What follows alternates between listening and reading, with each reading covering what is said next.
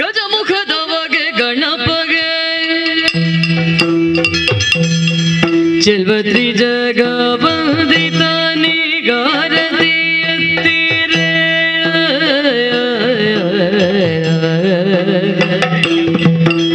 ಗಜಮುಖದವಗೆ ಗಣಪಗೆ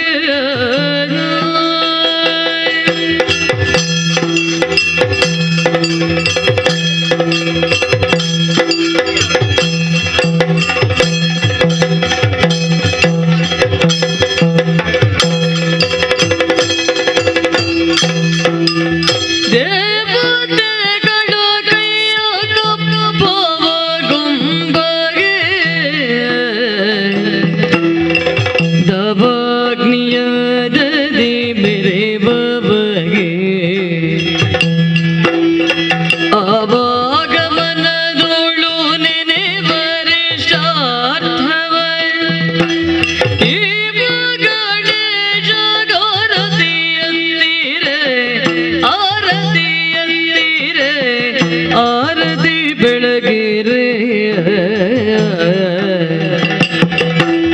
ಗಜಮುಖದ ಬಗೆ ಗಣಪಗೆ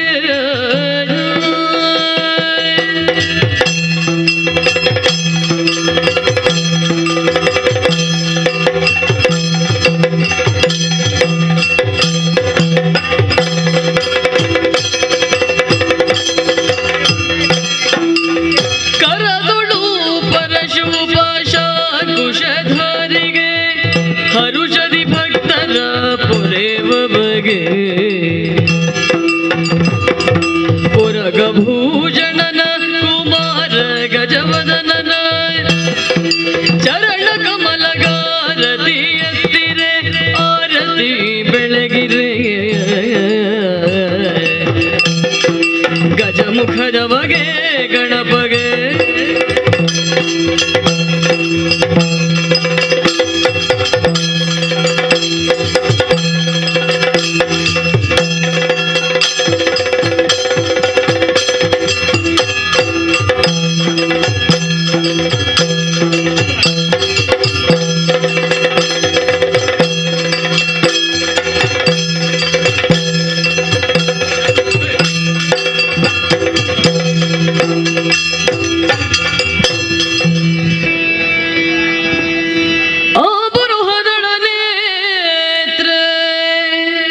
ಶ್ರೀ ದುರ್ಗಾಂಬಿಕೆಯ ಬಲಗೊಂಡು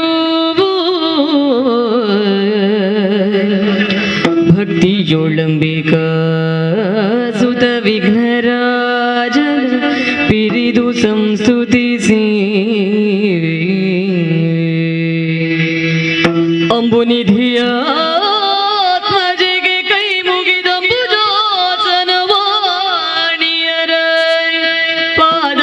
ಜಗೆ ಬೊಡ ಮಾಡುತ್ತ ವರ್ಣಿಪೆ ನೀ ಕಥಾಮೃತವ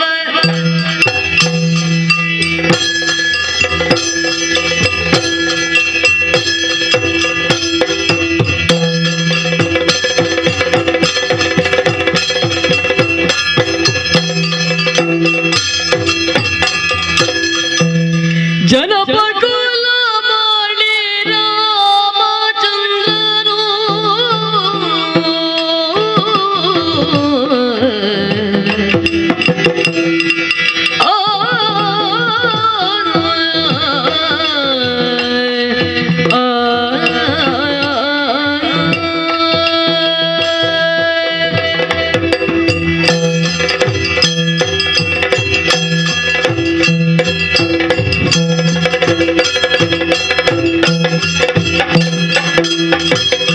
ಜನಪಕುಲ ಮಾಡಿ ರಾಮಚಂದ್ರನು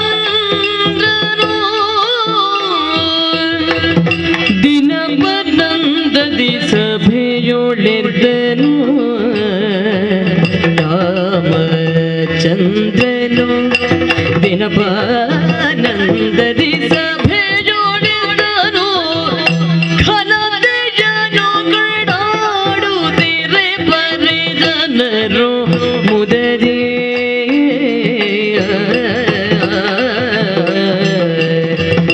ರಾಮ ರಾಮಚಂದ್ರನು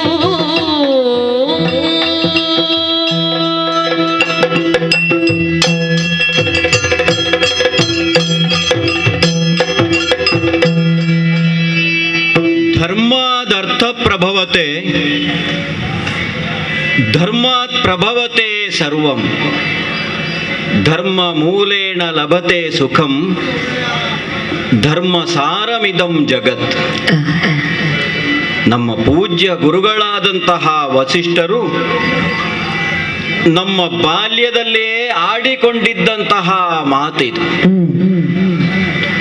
ಜಗತ್ತಿನಲ್ಲಿ ನಮಗೆ ಅರ್ಥ ಸಂಪಾದನೆ ಆಗುವುದಿದ್ರೂ ಧರ್ಮದಿಂದಲೇ ಸಂಪಾದನೆ ಆಗಬೇಕು. ಜಗತ್ತಿನಲ್ಲಿ ನಮಗೆ ಸುಖ ಸಿಗುವುದಿದ್ರೂ ಧರ್ಮ ಮೂಲದಿಂದಲೇ ಸಿಗಬೇಕು. ಮಾತ್ರವಲ್ಲ, ಧರ್ಮ ಸಾರಮಿದಂ ಜಗತ್. ಪ್ರಪಂಚದಲ್ಲಿ ಕಾಣುತ್ತಿರುವಂತಹ ಯಾವುದುಂಟು ಅದು ಪ್ರತಿಯೊಂದು ಧರ್ಮದ ಸಾರವೇ ಆಗಿರಬೇಕು. ಅಂತಹ ಬದುಕನ್ನು ಬದುಕು ಮಗು ಅಂತ ನನಗಾಡಿದ್ದವರು. ಹಾಗಾಗಿಯೇ ಇರಬೇಕು. ಋಷಿಗಳು, ಜ್ಞಾನಿಗಳು ಈ ರಾಮನನ್ನು ಕಂಡಾಗ ಒಂದು ಮಾತು ಹೇಳಿದರು, ರಾಮೋ ವಿಗ್ರಹವಾನ್ ಧರ್ಮ. ಅದು ಈ ರಾಮನ ಹೆಗ್ಗಳಿಕೆಯಲ್ಲ. ಪಾತ್ರೆ ಒಂದರಲ್ಲಿ ಅಮೃತವನ್ನು ನಾವು ತುಂಬಿಸಿದೆವು ಅಂತ ಆದರೆ ತುಂಬಿಸಿದಂತಹ ಅಮೃತದಿಂದಲಾಗಿ ಆ ಪಾತ್ರೆಗೂ ಒಂದು ಪಾತ್ರತ್ವ ಬರ್ತದೆ, ಮರ್ಯಾದೆ ಬರ್ತದೆ. ಅದರ ಅರ್ಥ ಪಾತ್ರೆ ದೊಡ್ಡದು ಅಂತಲ್ಲ. ಗುರುಗಳಾದಂತಹ ವಸಿಷ್ಠರಿರಬಹುದು, ಅಲ್ಲ, ಕೌಸಲ್ಯ ಸುಪ್ರಜಾ ರಾಮ ಪೂರ್ವ ಸಂಧ್ಯಾ ಪ್ರವರ್ತತೆ ಉತ್ತಿಷ್ಟ ನರಶಾರ್ದೂಲ ಕರ್ತವ್ಯಂ ದೈವಮಾಹನಿಕಂ. ಈ ಮಾತಿನ ಮೂಲದಿಂದಲೇ ನನ್ನನ್ನು ಎಚ್ಚರಿಸಿದ ಮತ್ತೊಬ್ಬ ಗುರುಗಳಾದ ವಿಶ್ವಾಮಿತ್ರರಿರಬಹುದು. ಅವರು ಆಡಿದ ಮಾತನ್ನು ಯಾವ ಕಾಲಕ್ಕಾದರೂ ಮರೆಯುವುದಕ್ಕುಂಟೆ. ಕರ್ತವ್ಯಂ ದೈವಮಾಹನಿಕಂ. ದೈವಕ್ಕೆ ಸಂಬಂಧಿಸಿದಂತಹ ಕರ್ತವ್ಯವನ್ನು ಮಾಡುವುದಕ್ಕೆ ನೀನು ಜಾಗೃತನಾಗು ರಾಮ, ಏಳು. ದೈವ ಬೇರೆಯಲ್ಲ, ಧರ್ಮ ಬೇರೆಯಲ್ಲ ಅಂತ ತಿಳಿದು ಇಲ್ಲಿಯವರೆಗೆ ಬಾಳಿ ಬದುಕಿದವನಿದ್ದೇನೆ. ನೀವು ಆಡ್ತೀರಿ, ಜನಪ ಕುಲಮಣಿ ರಾಮಚಂದ್ರನು ದಿನಪನಂದದಿ ಸಭೆಯೊಳಿದ್ದನು. ದಿನಪನಿಂದಲೇ ಪ್ರಾರಂಭವಾದಂತಹ ವಂಶ ನಮ್ಮದು. ಸೂಕ್ಷ್ಮವಾಗಿ ನೋಡಿದರೆ ತನ್ನ ಧರ್ಮವನ್ನು, ತನ್ನ ಋತವನ್ನು, ತನ್ನ ಕರ್ತವ್ಯವನ್ನು ಒಂದು ಕ್ಷಣಕ್ಕೂ ಮರೆತವನಲ್ಲ ಸೂರ್ಯ. ಪ್ರಖರವಾದಂತಹ ಬೆಳಕು ತನ್ನ ಮಡದಿಗೆ ತಡೆಯುವುದಕ್ಕೆ ಅಸಾಧ್ಯವಾದ ಹೊತ್ತಿನಲ್ಲಿ ಸೂರ್ಯನನ್ನು ಬಿಟ್ಟು ಅವಳ ಮಡದಿಯೇ ಹೊರಟಿದ್ದಾಳಂತೆ. ಆದರೂ ಕರ್ತವ್ಯ ವಿಮುಖನಾಗಲಿಲ್ಲ. ಈ ನೆಲೆಯಿಂದಲೇ ಧರ್ಮೋ ಹಿ ಪರಮೋ ಲೋಕೆ ಧರ್ಮೇ ಸತ್ಯಂ ಪ್ರತಿಷ್ಠಿತಂ. ಸಹೋದರನಾದಂತಹ ಭರತನಲ್ಲಿ ಚಿತ್ರಕೂಟದಲ್ಲಿ ಯಾವ ಮಾತನ್ನಾಡಿದನೋ ಅದನ್ನೇ ಸ್ಥಿರವಾಗಿ ಉಳಿಸಿಕೊಂಡು ಬಂದಿದ್ದೇನೆ. ಪಂಚವಟಿ ಪ್ರದೇಶ, ವನವಾಸ, ರಾವಣಾದಿಗಳ ಹನನ, ಮರಳಿ ಅಯೋಧ್ಯೆಗೆ ಬಂದು ನಿಜ ಪಟ್ಟಾಭಿಷೇಕ, ನನ್ನ ಪ್ರಜಾಜನರ ಜೊತೆಗೆ, ಮಡದಿಯಾದಂತಹ ಸೀತೆಯ ಜೊತೆಗೆ, ಅನುಜರಾದಂತಹ ಭರತ, ಲಕ್ಷ್ಮಣ, ಶತ್ರುಘ್ನರ ಜೊತೆಗೆ ಧರ್ಮಯುತವಾದಂತಹ ಜೀವನವನ್ನು ಸಾಗಿಸಿಕೊಂಡಿದ್ದೇನೆ. ಹೌದು, ಬಿಡಬೇಕಾಗಿ ಬಂತು. ರಾಜಾರಾಮನಾಗುವ ಧರ್ಮವನ್ನು ನಾನು ಪಾಲಿಸಬೇಕು ಅಂತ ಆದರೆ ಸೀತೆಯನ್ನು ಬಿಡಬೇಕಾದ ಅನಿವಾರ್ಯತೆ ನನಗೊದಗಿ ಬಂತು.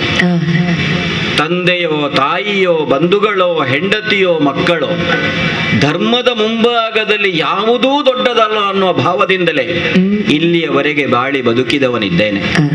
ಆ ನೆಲೆಯಿಂದಲೇ ಘನತೆಯನ್ನು ಕೊಂಡಾಡುವುದು. ಅದು ರಾಮನ ಘನತೆ ಅಲ್ಲ. ಘನತೆ ಅನ್ನೋದು ದೊಡ್ಡದಾಗಬೇಕು, ಘನತೆ ಅನ್ನೋದು ಹಿರಿದಾಗಬೇಕು. ಹಾಗಾದರೆ ನಮ್ಮ ಬದುಕಿಗೊಂದು ಘನತೆ ಒದಗಿ ಬರುವುದು ಯಾವುದರಿಂದ ಅಂತ ಕೇಳಿದರೆ ಧರ್ಮದಿಂದ. ನ್ಯಾಯೇನ ಮಾರ್ಗೇಣ ಪರಿಪಾಲಯಂತಾಂ. ನ್ಯಾಯ ಧರ್ಮ ಸತ್ಯ ಒಂದು ಇನ್ನೊಂದನ್ನು ಬಿಟ್ಟದ್ದಿಲ್ಲ ಅನ್ನುವ ಭಾವದಿಂದಲೇ ಪ್ರಜೆಗಳಿಗೆ ಪ್ರಿಯನಾಗಿ, ಮಾತ್ರವಲ್ಲ ಪ್ರಜೆಗಳಿಗೆ ಯಾವುದು ಬೇಕೋ ಅದನ್ನು ಕೊಡುತ್ತಾ ಸದಾಕಾಲ ನನ್ನೊಡನೆ ಸಹಕರಿಸುತ್ತಿರುವಂತಹ ಅನುಜರ ಜೊತೆಗೆ, ಮಂತ್ರಿಗಳ ಜೊತೆಗೆ, ಗುರುಗಳ ಜೊತೆಗೆ ಸುಖವಾಗಿ ರಾಜ್ಯಭಾರವನ್ನು ಮಾಡ್ತಾ ಇದ್ದೇನೆ. ನೀವೆಲ್ಲರೂ ನ್ಯಾಯ ಮಾರ್ಗವನ್ನು ತಪ್ಪುವುದಿಲ್ಲ, ಧರ್ಮ ಮಾರ್ಗದಲ್ಲೇ ನಡೀತಾ ಇದ್ದೀರಿ ಅಂತ ಆದರೆ ಆಳುವಂತಹ ಅರಸನಿಗೂ ಬಹಳ ಸುಲಭವೇ.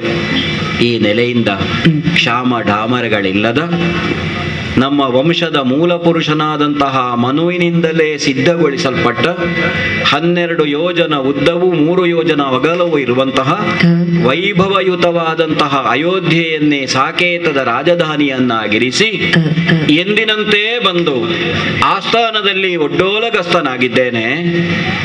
ಹಾಗೆಂದು ನಮಗೆ ಬಂದು ಸಮಸ್ಯೆಯನ್ನು ಹೇಳುವಂತಹ ಪ್ರಜೆಗಳಿಲ್ಲ ಅನ್ನುವುದು ನಮಗೆ ಅರಿವಿದೆ. ಆದರೆ ಯಥೋಚಿತ ಅಂತ ಒಂದು ಶಬ್ದ ಉಂಟು, ನಿತ್ಯವೂ ಆಗಬೇಕಾದ್ದು ಅಂತ. ಆ ನೆಲೆಯಿಂದಲೇ ಒಡ್ಡೋಲಗಸ್ತನಾಗಿದ್ದೇನೆ. ಪ್ರಜೆಗಳ ಸಂತೋಷವನ್ನು ನೋಡುತ್ತಾ ಅದರಿಂದಲೇ ನಾನು ಸಂತೋಷವನ್ನು ಉಣ್ಣುತ್ತಾ ನನ್ನವರ ಜೊತೆಗೆ ನೋಡೋಣ ರಾಜ್ಯಭಾರವನ್ನು ಮಾಡುತ್ತಾ ಇರ್ತೇನೆ. ಇಳಿದ ಪ್ರಶಾಂತ ತೇಜದಲ್ಲಿ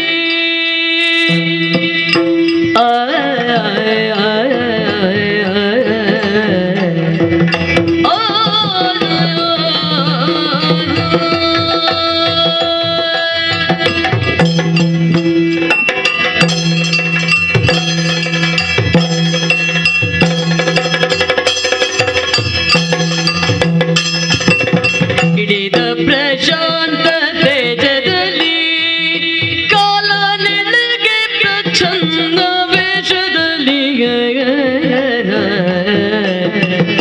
ಕಾಲ ನಿಳಗೆ ಪ್ರಚ್ಛನ್ನ ವೇಷದಲ್ಲಿ ಕಲಿಮಲಘರ ಕಮರೂಪ ಶ್ರೀರಾಮನ ಕಲಿಮಲಹರ ಕಮರೂಪ ಶ್ರೀರಾಮನ ನೆಲೆಯ ನೀಕ್ಷಿಸಲಲೆ ದೊಲೆದು ತನೈತರೆ ಇಳಿದ ಪ್ರಶಾಂತ ತೇಜದಲ್ಲಿ ಕಾಲ ನಿಳಗೆ ಪ್ರಚ್ಛನ್ನ ವೇಷದಲ್ಲಿ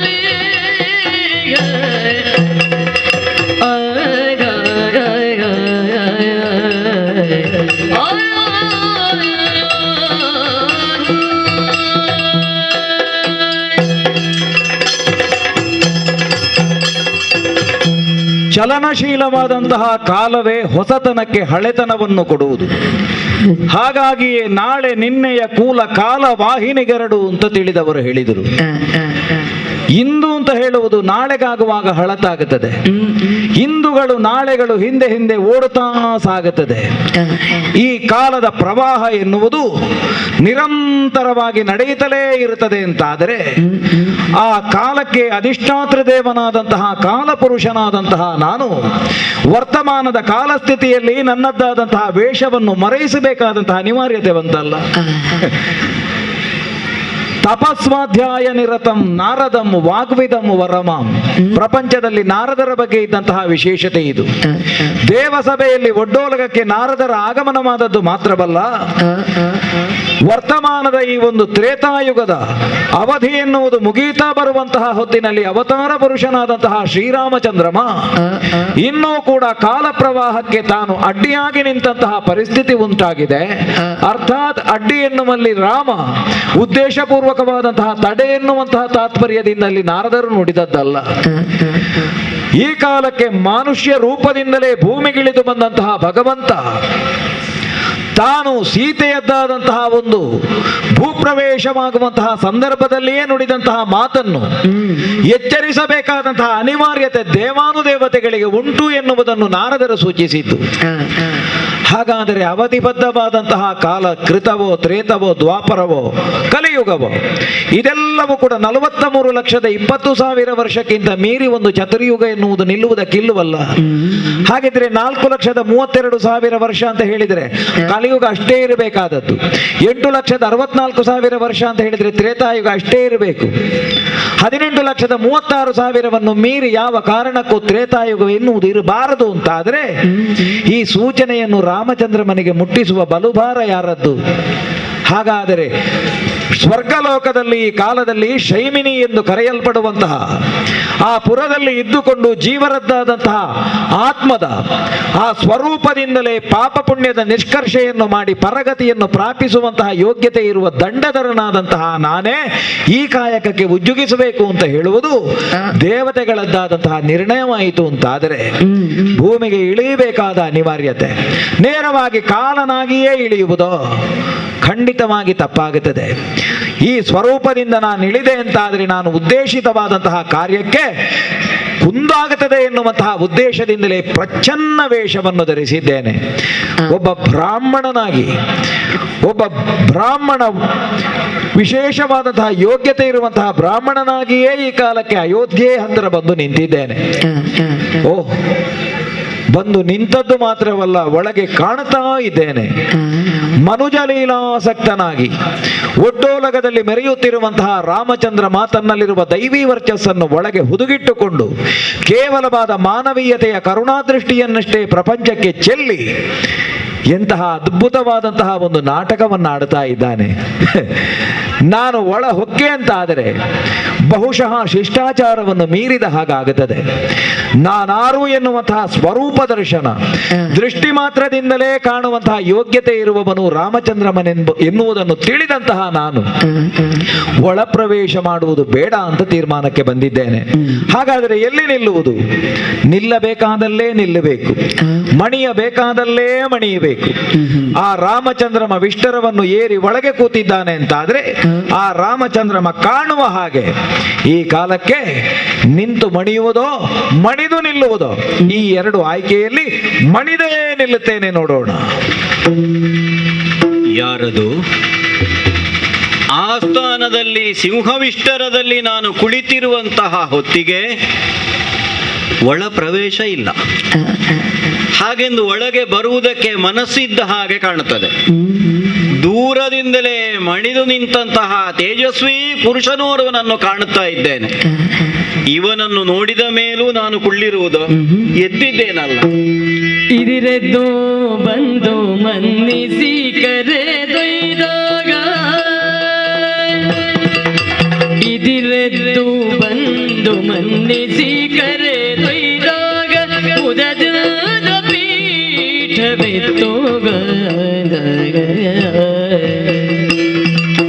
ಪದಕೆರ ಗುದಲಿಂದ ಧರ್ಮ ದೇವನ ನೀನು, ಪದಕೆರ ಗುದಲಿಂದ ಧರ್ಮ ದೇವನ ನೀ ಬಂದುದಕ್ಕೆ ದೋಷವಾಯ್ತು ಮಗ.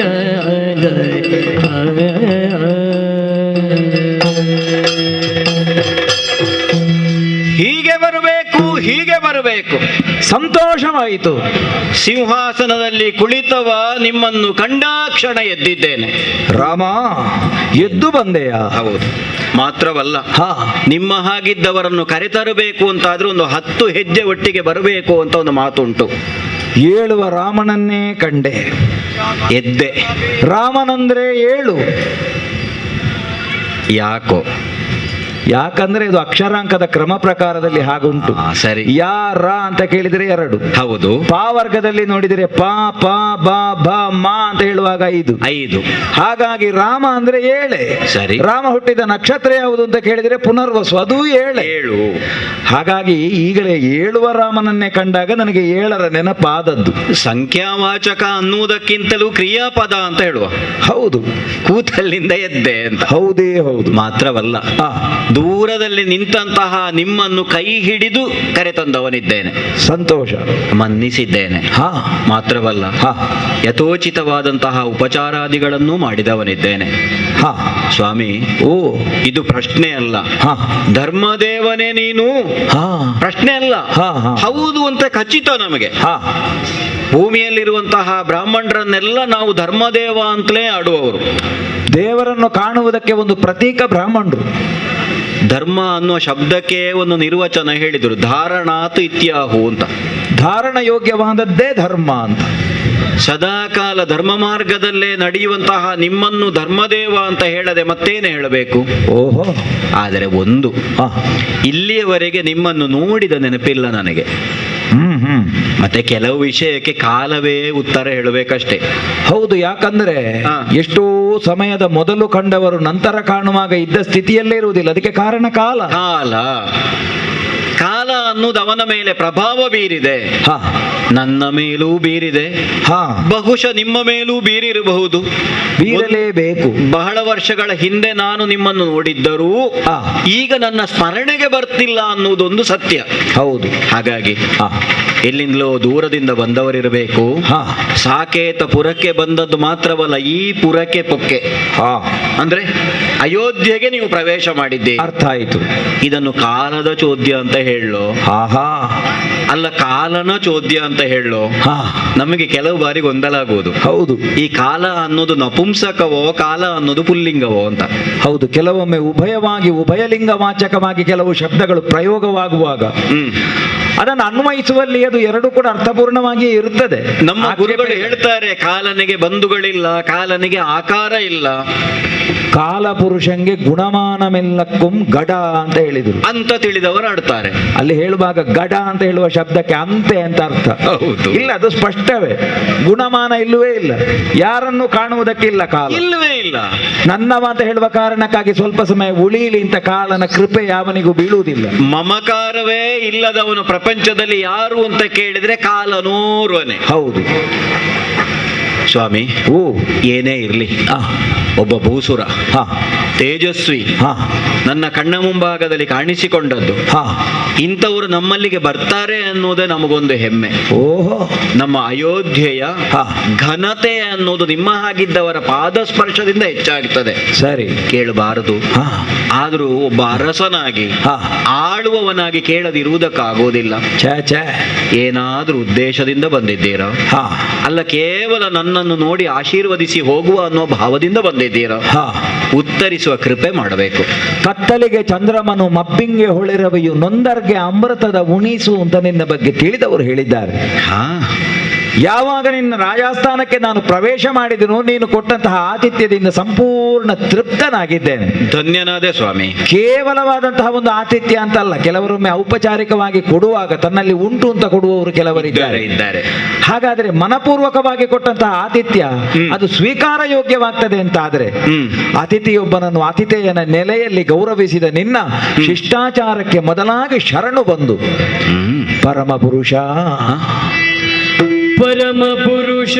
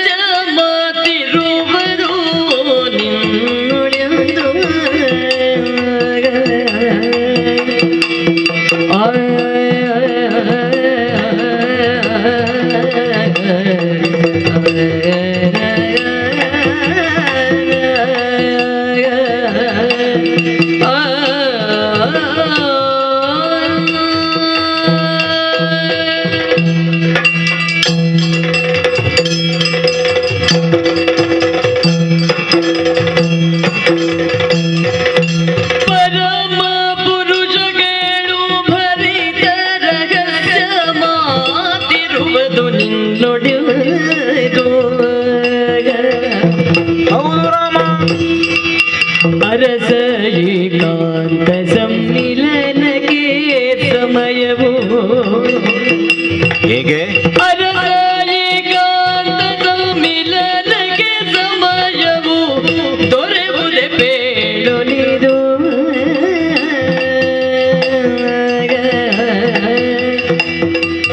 ಪರಮ ಪುರುಷ ಕೇಳು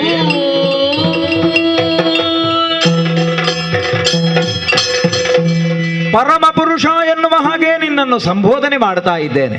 ಅದೇ ನನಗೆ ಆಶ್ಚರ್ಯವನ್ನು ತಂದಿದೆ. ರೂಢಿಯಲ್ಲಿ ಮನುಷ್ಯರಾದವರು ಸ್ತ್ರೀಲಿಂಗವಾಗಿ ಪುಲ್ಲಿಂಗವಾಗಿ ಎರಡು ಸ್ವರೂಪದಿಂದ ಜನನವನ್ನು ಕಾಣ್ತಾರೆ ಅಂತಾದರೆ, ಪುರುಷರಾದವರೆಲ್ಲರೂ ಪುರುಷತ್ವವನ್ನು ಹೊಂದುವಲ್ಲಿ ಪರಮ ಪುರುಷತ್ವವನ್ನು ಪಡೆಯುವಂತಹ ಯೋಗ್ಯತೆಯನ್ನು ಹೊಂದುತ್ತಾರೆ ಅಂತ ಹೇಳುವುದಕ್ಕಿಲ್ಲ. ಇಲ್ಲವೇ ಇಲ್ಲ. ಹಾಗಾದರೆ ಪರಮ ಪುರುಷನಾಗಿ ನೀನು ಪ್ರಪಂಚದಲ್ಲಿ ಕಂಡ ಬಗೆ ಹೇಗೋ ಪರಂಪರಾನುಗತವಾಗಿ ಬಂದಿರುವಂತಹ ಈ ವಂಶದಲ್ಲಿ ಮಾನವನ ಆದರ್ಶವಾದಂತಹ ನಡೆ ಎನ್ನುವುದು ಹೇಗಿರಬೇಕು ಎನ್ನುವುದನ್ನು ಜಗತ್ತಿಗೆ ತೋರಿಸಿಕೊಟ್ಟವ ನೀನು. ಕೆಲವರಿಗೆಲ್ಲ ಶತ್ರುತ್ವ ಎನ್ನುವುದು ಕೇವಲ ಒಂದು ಪೌರುಷದ ದ್ಯೋತಕವಾಗಿ ಕಾಣಿಸ್ತದೆ ಹೊರತು ಅನ್ಯಥಾ ಒಂದು ಸ್ವರೂಪಕ್ಕೆ ಬೇರೆ ಅರ್ಥ ಇರುವುದಿಲ್ಲ. ಶತ್ರು ಆದರೂ ಹೇಗೆ ಒಬ್ಬ ಆದರ್ಶ ಶತ್ರುವಾಗಿರಬೇಕು ಅಂತ ನಿನ್ನನ್ನು ನೋಡಿ ಪ್ರಪಂಚ ಕಲಿಯಬೇಕು.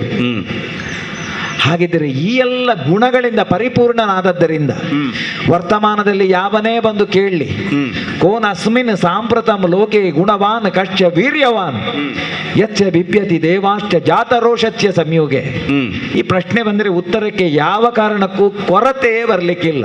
ಎಲ್ಲ ನಿಮ್ಮ ಹಾಗಿದ್ದವರ ಆಶೀರ್ವಾದದಿಂದಲ್ವೋ ಸ್ವಾಮಿ. ಇಕ್ಷ್ವಾಕು ವಂಶ ಪ್ರಭವೋ ರಾಮೋ ಜನೈ ಶ್ರುತ ಸಾಧು ಅಧೀನಾತ್ಮ ವಿಚಕ್ಷಣ ಸರ್ವಲೋಕ ಪ್ರಿಯ. ಈ ಎಲ್ಲ ಗುಣಗಳಿಂದ ಪರಿಪೂರ್ಣನಾದದ್ದರಿಂದ ನಿನ್ನನ್ನು ಪರಮ ಪುರುಷ ಅಂತ ನಾ ಹೇಳಿದ್ದು. ನಿಮ್ಮ ಹಾಗಿದ್ದ ದೊಡ್ಡವರು ಹೇಳುವಾಗ ಅದನ್ನು ಇಲ್ಲ ಅಂತ ಹೇಳುವುದಕ್ಕೆ ನಮಗೂ ಸಾಧ್ಯ ಇಲ್ಲ. ನಾನು ನನ್ನಿಂದ ಆದದ್ದಲ್ಲ, ಪರರಿಂದ ಪರರ ಕೊಡುಗೆಯಿಂದ ಆದದ್ದು ಎನ್ನುವುದೇ ದೊಡ್ಡವರ ಲಕ್ಷಣ. ರಾಮ ಸ್ವಾಮಿ, ಬ್ರಾಹ್ಮಣನಾಗಿ ನಿನ್ನ ಆಸ್ಥಾನ ಪ್ರವೇಶವನ್ನು ಮಾಡುವಲ್ಲಿ ನಿನ್ನಲ್ಲಿ ಮಾತಾಡಬೇಕು ಅಂತ ಇದ್ರೆ ಯಾಕೋ ಒಂದು ಬಗೆಯ ಹಿಂದು ಮುಂದೆ ನೋಡಬೇಕಾದಂತಹ ಪರಿಸ್ಥಿತಿ ನನಗೆ ಈ ಕಾಲಕ್ಕೆ ಬಂದೊದಗಿದೆ. ಯಾಕೋ? ವಿಚಾರ ಬೇರೆ ಏನೂ ಅಲ್ಲ. ಏನು ವಿಚಾರವೋ? ಲೋಕಾಂತವಾಗಿ ಮಾತನಾಡುವಾಗ ನಾವು ಯಾವುದನ್ನಾದರೂ ಮುಚ್ಚುಮರೆ ಮಾಡಲಿಕ್ಕಿಲ್ಲ, ಮಾಡಬಾರದು. ಹಲವಾರು ವಿಷಯಗಳನ್ನು ಮಾತಾಡುವಾಗ ಲೋಕಾಂತ ಸಾರ್ವತ್ರಿಕವಾಗಿ ಎಲ್ಲರಿಗೂ ಅನ್ವಯವಾಗುವಂತಹ ವಿಷಯವನ್ನು ನಾವು ಮುಕ್ತವಾಗಿ ಚರ್ಚೆ ಮಾಡುವಂತಹದ್ದು ಒಂದು ವಿಧಿ. ಆದರೆ ಏಕಾಂತ ಎನ್ನುವುದು ಕೆಲವೊಮ್ಮೆ ಬೇಕಾಗ್ತದೆ. ಏಕಾಂತ? ಹೌದು. ಯಾಕೆ ಅಂತ ಕೇಳಿದರೆ ಅಲ್ಲಿ ಯಾವ ಕಾರಣಕ್ಕೂ ನಮ್ಮ ಲೋಕಾಂತವಾದ ವಿಚಾರವನ್ನು ಮಾತಾಡುವುದಲ್ಲ. ಅಲ್ಲಿ ಮಾತಾಡುವಾಗ ನಾವು ಘನ ರಹಸ್ಯವಾದಂತಹ ಒಂದು ವಿಷಯ ಉಂಟು ಅಂತಾದರೆ, ಆವಾಗ ಉಳಿದವರಿಗೆ ಅಂತಹ ವಿಷಯ ತಿಳಿಯಿತು ಅಂತಾದರೆ ಅದರಿಂದ ಸಮಸ್ಯೆ ಉಂಟಾಗುವ ಸಾಧ್ಯತೆ ಉಂಟು. ರಾಮರಾಜ್ಯದಲ್ಲಿ ಇಂಥದ್ದೆಲ್ಲ ಉಂಟು ಅಂತ ಕೇಳಿದರೆ ಇಲ್ಲಿಯವರೆಗೇನು ಇಲ್ಲ. ಹಾಗೆಂದು ರಾಜಕಾರಣದಲ್ಲಿ ರಹಸ್ಯವನ್ನು ಉಳಿಸಿಕೊಳ್ಳಬೇಕಾದಂತಹ ಅಗತ್ಯತೆ ಇಲ್ಲ ಅಂತ ನೀನು ಕೂಡ ಆಕ್ಷೇಪ ಮಾಡಲಿಕ್ಕಿಲ್ವಲ್ಲ. ಕೆಲವೊಮ್ಮೆ ಬೇಕಾಗ್ತದೆ. ರಾಜಕಾರಣದಲ್ಲಿ ರಹಸ್ಯ ಬೇಕೇ ಬೇಕು ಕೆಲವು ಸಲ. ಈ ಕಾಲಕ್ಕೆ ನಾನು ಅದನ್ನೇ ಒತ್ತಿ ಹೇಳುವುದು. ಈ ಕಾಲಕ್ಕೆ ಅತ್ಯಂತ ಅಗತ್ಯವಾಗಿ ನನಗೆ ಕಂಡದ್ದೇನು ಅಂತ ಕೇಳಿದರೆ ಏನು? ನಿನ್ನಲ್ಲೇ ಏಕಾಂತವಾಗಿ ಮಾತಾಡಬೇಕಾದಂತಹ ಒಂದು ಸ್ಥಿತಿ ಬೇಕು. ಘನ ರಹಸ್ಯವಾದಂತಹ ಕಾರ್ಯವಾದದ್ದರಿಂದ, ರಹಸ್ಯ ಭರಿತವಾದಂತಹ ವಿಷಯವಾದದ್ದರಿಂದ. ಸ್ವಾಮಿ, ಏಕಾಂತವನ್ನು ಮರೆತು ಕೆಲವು ವರ್ಷ ಆಯಿತು ರಾಮ. ಹೌದು. ಏನಿದ್ರು ಲೋಕಾಂತ. ನನ್ನ ಪ್ರಜೆಗಳು, ನನ್ನ ಸಹೋದರರು, ನನ್ನವರು ಈ ಭಾವದಿಂದ ಆಸ್ಥಾನದಲ್ಲಿದ್ರು, ನಾನು ಮಂದಿರದೊಳಗಿದ್ರು ಏಕಾಂತ ಇಲ್ಲ. ಹೌದು. ತೆರೆದ ಬಾಗಿಲು. ರಾಮನ ಜೀವನ ಎನ್ನುವುದೇ ತೆರೆದ ಪುಸ್ತಕ ಅಂತ ಆಗಿದೆ. ಆದರೆ ನಿಮ್ಮಂತಹ ಜ್ಞಾನಿಗಳು ಬಂದು ಏಕಾಂತದಲ್ಲೇ ಮಾತಾಡಬೇಕು, ಅವಕಾಶ ಕಲ್ಪಿಸಬೇಕು ಅಂತ ಹೇಳಿದ್ರೆ ಇಲ್ಲ ಅಂತ ಹೇಳುವುದಕ್ಕುಂಟೆ. ಅಂತಹ ಸ್ಥಿತಿಯ ನಿರ್ಮಾಣ ಆಯಿತು ಅಂತ ಆದರೆ ನಾನು ಹೇಳಬೇಕಾದದ್ದನ್ನು ನಿರ್ಭಿಡೆಯಿಂದ ಹೇಳುವುದಕ್ಕೆ ಸಾಧ್ಯವಾಗ್ತದೆ ಅಂತ. ಅಂತೂ ಇವರಿಂದ ನನ್ನನ್ನು ದೂರ ಮಾಡಬೇಕು ಅಂತ ಉಂಟು ನಿಮಗೆ. ಏಕಾಂತ ಎನ್ನುವುದು ದೂರ ಮಾಡುವುದಕ್ಕಲ್ಲ. ಆತ್ಮಾನಂದ ಮತ್ತೆ ಲೋಕಾನಂದ ಅಂತ ಎರಡುಂಟು. ಅದು ಹೌದು. ಲೋಕಾನಂದವನ್ನು ಪಡೆಯಬೇಕಾದವ ಮೊದಲು ತಾನು ಆತ್ಮಾನಂದವನ್ನು ಪಡೆಯಬೇಕು. ಆತ್ಮಾನಂದವನ್ನು ಪಡೆದವನಿಗೆ ಲೋಕಾನಂದ ಕೊಡ್ಲಿಕ್ಕೆ ಅಸಾಧ್ಯ ಆಗ್ತದೆ. ಹಾಗಾದರೆ ಅಂತ ಆತ್ಮಾನಂದ ಬೇಕು ಅಂತಾದರೆ ಮೊದಲು ತಾನು ಏಕಾಂತವನ್ನೇ ಬಯಸಬೇಕಾಗ್ತದೆ. ಈ ಸ್ವರೂಪದಿಂದ ಕಲ್ಪಿಸಿಕೊಳ್ಳುವಾಗ ಇವರನ್ನು ಬಿಟ್ಟು ಹೋಗುವುದಕ್ಕೆ ಎನ್ನುವುದಕ್ಕಿಂತಲೂ ಇವರಿರುವ ನಿಜ ಸ್ಥಿತಿಯನ್ನು ಅರಿವಿಗೆ ತರುವುದಕ್ಕೋಸ್ಕರವಾಗಿ ಅಂತಲೇ ಹೇಳಬೇಕು.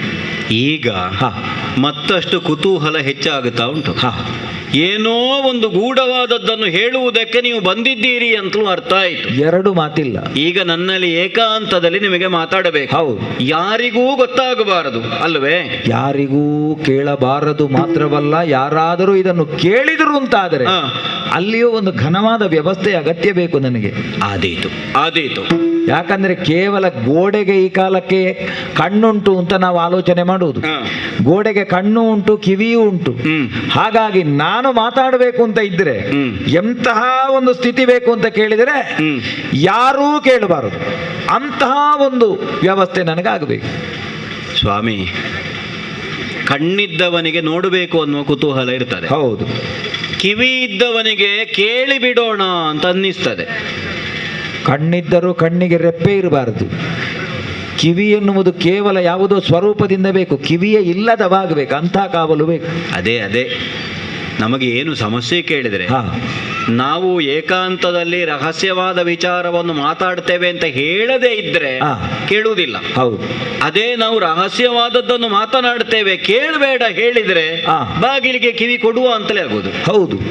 ಆ ನೆಲೆಯಿಂದ ನೀವು ಹೇಳೋ ಮಾತು ಕೇಳಿದ್ರೆ ನಾನೇ ಹೊರಗೆ ನಿಂತು ಕಾವಲು ಕಾದ್ರೇನು ಅಂತ ಅನ್ನಿಸ್ತದೆ. ಎಲ್ಲಿಯವರೆಗೆ ವ್ಯವಸ್ಥೆ ಆಗಬೇಕು ಅಂತ ಕೇಳಿದರೆ ಇದಕ್ಕೊಂದು ಸ್ಪಷ್ಟ ನಿರ್ದೇಶ ನಿನ್ನಿಂದಲೇ ಬರಬೇಕು. ನಿನಗೆ ಇಷ್ಟವಾದವನನ್ನು, ನಂಬಿಗಸ್ತನಾದವನನ್ನೇ ಅದಕ್ಕೆ ನೇಮಕ ಮಾಡಬೇಕು.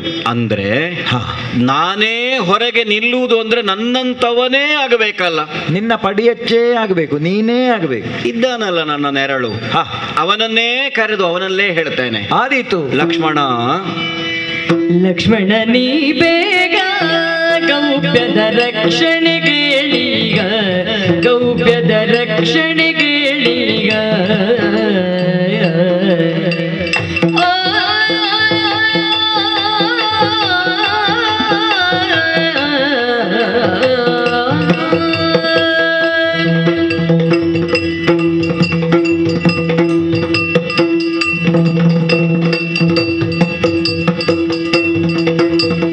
ಲಕ್ಷ್ಮಣ ನೀ ಬೇಗ ಗೌಪ್ಯದ ರಕ್ಷಣೆಗೇಳೀಗ, ಗೌಪ್ಯದ ರಕ್ಷಣೆಗೇಳೀಗ. ಶಿಕ್ಷೆ ಇದೆನು ತಲೆ ಭಾವಿಸು,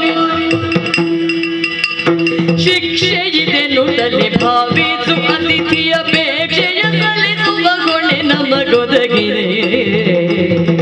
ಲಕ್ಷ್ಮಣ ನೀ ಬೇಗ ಗೌಪ್ಯದ ರಕ್ಷಣೆಗೇಳೀಗ, ಗೌಪ್ಯದ ರಕ್ಷಣೆಗೇಳೀಗ. ತಮ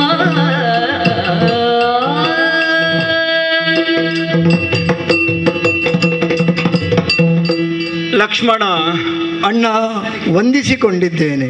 ಒಳ್ಳೇದಾಗಲಪ್ಪ. ಇದು ಯಾರೊಡನೆ ನಾನು ಸಂಭಾಷಣೆಯನ್ನು ಮಾಡ್ತಾ ಇದ್ದೇನೋ ಅದನ್ನು ನೀನು ನೋಡ್ತಾ ಇದ್ದೆ. ಹತ್ತಿರದಲ್ಲೇ ಇದ್ದು ಗಮನಿಸಿದವನು ನಾನು ಅಲ್ಲವೇ? ಯಾವತ್ತು ದೂರ ಇರುವವನು ಅಲ್ವಲ್ಲ ನಾನು. ನನ್ನ ನೆರಳೇ ನೀನು. ಯಾಕೆ ಅಯೋಧ್ಯೆಯ ಪ್ರಜೆಗಳು ಆಡ್ತಾರೆ, ರಾಮನ ಹೊರಗೆ ಚಲಿಸುವ ಪ್ರಾಣ ಲಕ್ಷ್ಮಣ ಅಂತ ಹಾಗೆಂದು ಹೇಳ್ತಾರೆ. ಹಾಗಿರುವಾಗ ನಿನ್ನನ್ನು ಬಿಟ್ಟು ನಾನಿಲ್ಲ, ನನ್ನನ್ನು ಬಿಟ್ಟು ನೀನಿಲ್ಲ, ಇರ್ಲಿಕ್ಕೂ ಸಾಧ್ಯವೂ ಇಲ್ಲ. ಆದರೂ ಸ್ವಲ್ಪ ಹೊತ್ತು ಬೇರಾಗುವಂತಹ ಒಂದು ಸನ್ನಿವೇಶವನ್ನು ಇವರು ತಂದು ಹಾಕಿದರು. ಯಾಕೋ ಬಂದವರು ನನ್ನಲ್ಲಿ ಹೇಳ್ತಾರೆ, ಏಕಾಂತದಲ್ಲಿ ರಹಸ್ಯವಾಗಿ ನಿನ್ನಲ್ಲಿ ಸಂಭಾಷಣೆಯನ್ನು ಮಾಡಬೇಕಾಗಿದೆ ರಾಮ. ನಿನ್ನಲ್ಲಿ ಮಾತನಾಡುವುದನ್ನು ಕಂಡೆ. ಹೌದು. ಈಗ ಏಕಾಂತ ಬೇಕಂತೆ. ಏಕಾಂತ ಔಪಚಾರಿಕವಾಗಿ ಕುಶಲೋಪರಿ ಬೇರೆ. ಯಾರೋ ಒಂದು ಗೂಢವಾದಂತಹ ರಹಸ್ಯವನ್ನು ನಮ್ಮಲ್ಲಿ ಹೇಳಬೇಕಾದ್ರೆ ಅಂತರಂಗ ಮಂದಿರದಲ್ಲಿ ಕುಳಿತು ಸಂಭಾಷಣೆ ಮಾಡುವುದು ಬೇರೆ. ಅರ್ಥಾತ್ ಏಕಾಂತದಲ್ಲಿ ಮುಚ್ಚಿದ ಕೋಣೆಯೊಳಗೆ ಮಾಡಬೇಕು. ಬಹಳ ವಿಶೇಷವಾಗಿ ಮಾತಾಡಿದರು. ಅಯೋಧ್ಯೆಯ ಅರಮನೆಯಲ್ಲಿ ಬಾಗಿಲು ಮುಚ್ಚದೆ ಅದೆಷ್ಟು ಸಮಯ ಆಯಿತು? ಅದೇ ಕೆಲವು ಸಾವಿರ ವರ್ಷ ಆಯಿತು. ಭರಿತ ರಹಸ್ಯದ ಮಾತಿರುವುದು ಅಂತ ಆಡ್ತಾರೆ. ಬಂದಂತಹ ಅತಿಥಿಗಳ ಅಪೇಕ್ಷೆಯನ್ನು ನಾವು ನೆರವೇರಿಸಬೇಕೋ ಬೇಡವೋ? ರಾಜನಾಗಿ ಅಲ್ವೇ? ನಿನ್ನ ಕರ್ತವ್ಯ ಅಲ್ವೇ? ಅತಿಥಿಯ ಅಪೇಕ್ಷೆ ಸಲ್ಲಿಸುವ ಹೊಣೆ ನಮಗೊದಗಿದೆ. ಯಾಕಂದ್ರೆ ನಿನ್ನನ್ನು ಬಿಟ್ಟು ನಾನು ಅಂತ ತಿಳಿಲಿಲ್ಲ ಇಲ್ಲಿಯವರೆಗೆ. ಸಹಜವಾಗಿ ನೀನಾಗ್ಲಿ, ಭರತನಾಗ್ಲಿ, ಶತ್ರುಘ್ನಾಗ್ಲಿ ಎಲ್ಲ ನನ್ನವರು. ನಾವು ಮಾಡ್ತಾ ಇದ್ದೇವೆ ಅನ್ನುವ ಭಾವದಿಂದಲೇ ಪ್ರತಿಯೊಂದನ್ನೂ ನಾನು ಮಾಡುವವನು. ಹಾಗಾಗಿಯೇ ನಿನ್ನ ಕಾರ್ಯದಲ್ಲಿ ಆನಂದವನ್ನು ಕಾಣುವವರು ನಾವು. ಒಂದು ಕೆಲಸ ಮಾಡ್ತೀವ ತಮ್ಮ, ಏನಾಗ್ಬೇಕಣ್ಣ? ಏಕಾಂತ ಮಂದಿರದ ಒಳಗೆ ನಾವು ಸಂಭಾಷಣೆಯನ್ನು ಮಾಡುವಾಗ ಬಾಗಿಲ ಹೊರಗೆ ನಿಂತು ಕಾವಲನ್ನು ಕಾಯುವ ಕೆಲಸ ನಿನ್ನದು. ಅರ್ಥಾತ್ ಹೊರಗೆ ನಿಂತು ಕಾಯಬೇಕು, ಒಳಗೆ ಒಬ್ಬನ ಪ್ರವೇಶ ಆಗಬಾರದು. ಅಂದ್ರೆ ನೀನು ಬಾಗಿಲಿಗೆ ಬೆನ್ನಾಗಬೇಕು. ಹೊರಗೆ ಬರುವ ದಾರಿಗೆ ಕಣ್ಣಾಗಬೇಕು. ನಿನ್ನ ಕೆಲಸ ಮಾಡುವುದು ಅಥವಾ ಸೇವೆ ಮಾಡುವುದು ಅದು ಹೊಸತೇನು ಅಲ್ಲಲ್ಲ ನನಗೆ. ಉಂಟು ಏನು? ಒಂದು ವೇಳೆ ಆಗುತ್ತದೆ ಅಂತ ಅಲ್ಲ, ಹ. ಒಂದು ರಾಜ ಶಾಸನ ಅಂತ ಆದ ಮೇಲೆ ಮತ್ತೆ ಅದಕ್ಕೊಂದು ವಿಧಿ ಮತ್ತೆ ನಿಷೇಧ ಎರಡು ಬೇಕು. ಇಲ್ಲಿ ಒಂದು ವೇಳೆ ನಿನ್ನಿಂದ ಸಾಧ್ಯವಾಗದಿದ್ದಲ್ಲಿ ಇದ್ದಲ್ಲಿ ಶಿಕ್ಷೆ ಇದೆ ಅನ್ನುವುದು ನಿನ್ನ ನೆನಪಲ್ಲಿ ಇರಲಿ. ಇದು ಹೊಸತು, ಹಾ, ಇದು ಹೊಸತು. ಅಣ್ಣ ಲಕ್ಷ್ಮಣ ಬಾ ಅಂತ ಕರೆಯುವಾಗ ಅಣ್ಣ ಅಂತ ಹೋಗೊಟ್ಟು ಬಂದೆ. ಹೌದು. ಈಗ ನೀನು ಹೇಳುವುದು ರಾಜ ಶಾಸನ ಅಂತ ಹೇಳಿದೆ ಅಲ್ವೇ? ಹೌದು. ಹಾಗಾಗಿ ಸ್ವಾಮಿ ಈಗ ನೀನು ಸ್ವಾಮಿ ನಿನ್ನ ಮಾತ ನಡೆಸುವೆ ಪ್ರೇಮದಿ ವಿಖ್ಯಾತ, ನಡೆಸುವೆ ಪ್ರೇಮದಿ ವಿಖ್ಯಾತ.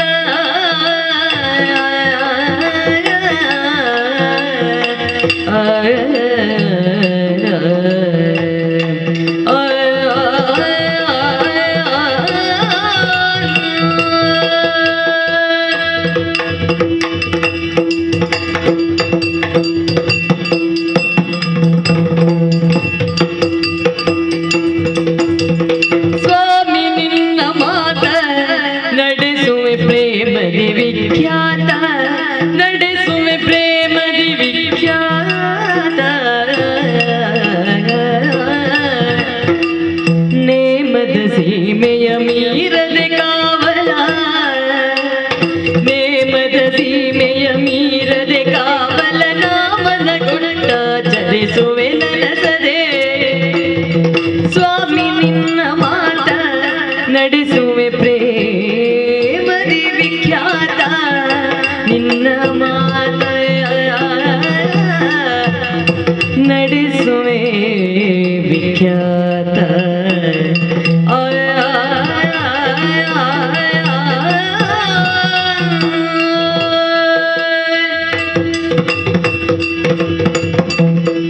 ಇದು ಈಗ ಮಹಾಸ್ವಾಮಿಯ ಆಜ್ಞೆ.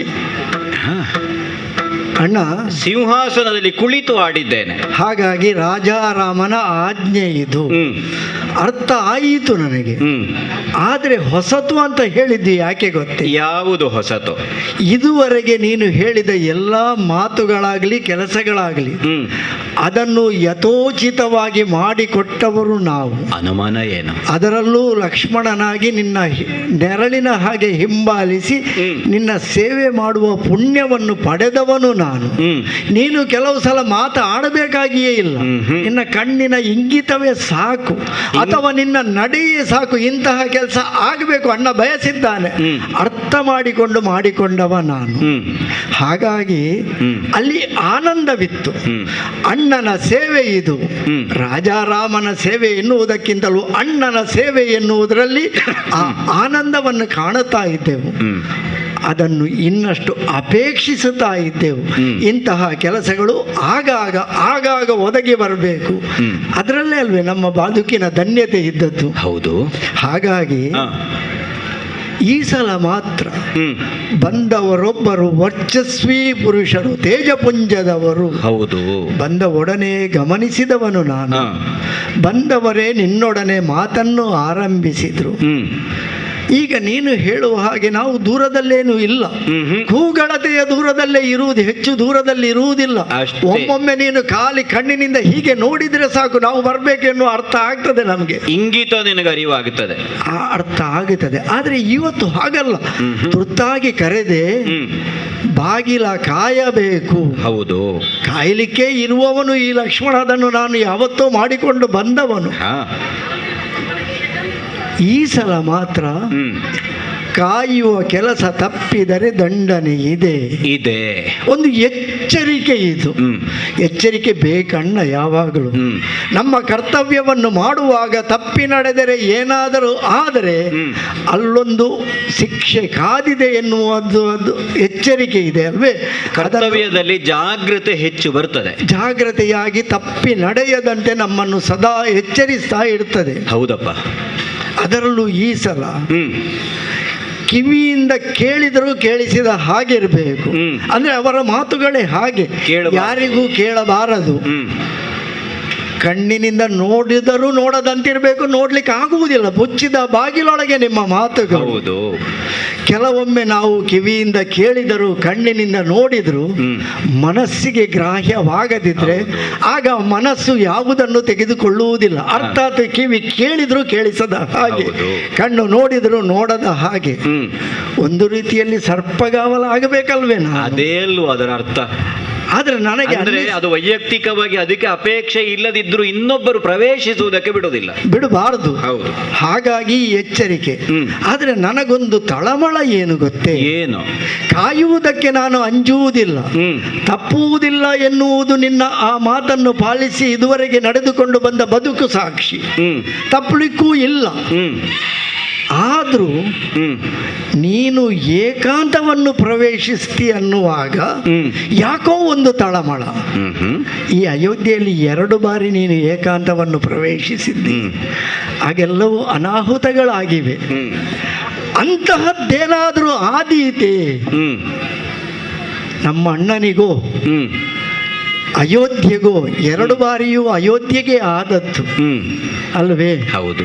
ಹಾಗಾಗಿ ಆ ಒಂದು ಮನಸ್ಸಿನೊಳಗಿನ ಎಚ್ಚರಿಕೆ, ಅಂತಹ ಎಚ್ಚರಿಕೆಯನ್ನು ಇಟ್ಟುಕೊಂಡು ನೀನು ಹೇಳಿದ ಮಾತನ್ನು ಹೊರಗೆ ಬಾಗಿಲಲ್ಲಿ ಕಾವಲು ನಿಂತು ಸರ್ಪಗಾವಲಾಗಿ ಯಾರು ಬರದ ಹಾಗೆ ಕಾಯ್ತೇನೆ ಅಣ್ಣ, ಕಾಯ್ತೇನೆ. ತಮ್ಮ ಅಣ್ಣ, ಭವಿಷ್ಯವನ್ನು ಬಗೆದು ನೋಡುವುದಕ್ಕೆ ನಾವೇನು ಜ್ಞಾನಿಗಳಲ್ಲ ಅಲ್ವೇ ಅಲ್ಲ. ಆ ನೆಲೆಯಿಂದ ಅತಿಥಿಗಳ ಅಪೇಕ್ಷೆಯನ್ನು ಈಡೇರಿಸುವುದಕ್ಕಾಗಿ ನೀನು ಕಾಯಬೇಕು.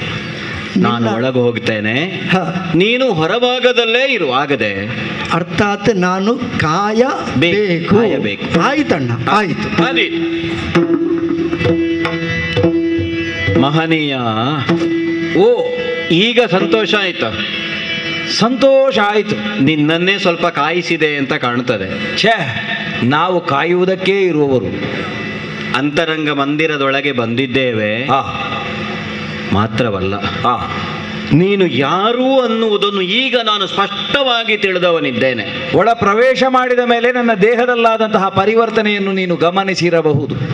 ಈಗ ಬಂದವನು ಸಂದೇಶವನ್ನು ತಂದಿದ್ದೇನೆ, ರಹಸ್ಯ ಮಾತು ಅಂತ ಆಡಿದೆ. ಹೌದು. ಮಾಡಬೇಕಾದ್ದೇನೋ ಗೊತ್ತೇ? ಏನು? ಏನನ್ನೂ ಭಾವಿಸದೆ, ಭಾವಿಸದೆ ಮಯ ದೋಷವ ಸೂಚಿಸು ದೇವರ ರಹಸ್ಯವನ್ನು.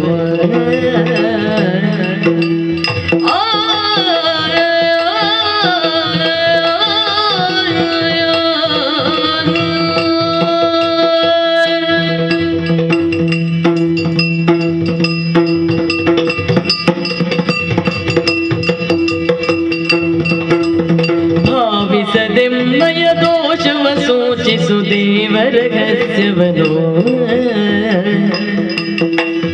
ಈವರೆಗೂ ನಗದ ಸಂದರ್ಶನದಿ ಪ್ರಭಾವಿತನಾಗಿಗೆನು. ಭಾವಿಸದೆಮ್ಮಯ ದೋಷವ ಸೂಚಿಸು ದೇವರ ರಹಸ್ಯವನು.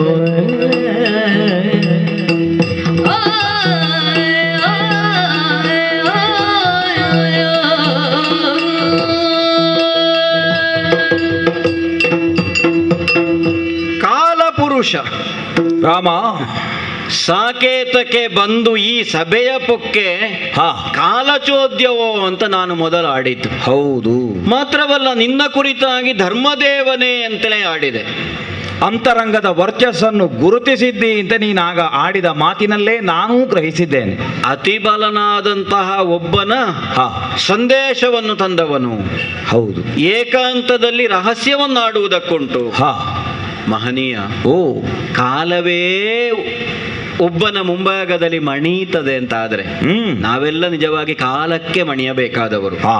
ಆದ್ರೆ ಸಭೆಯಲ್ಲಿ ನೀನೇ ನನಗೆ ಮಣಿದು ನಿಂತದ್ದನ್ನು ನೋಡಿ ಏನೋ ಒಂದು ಚೋದ್ಯ ಅಂತ ಅನ್ನಿಸಿದ್ದಂತೂ ಸತ್ಯ.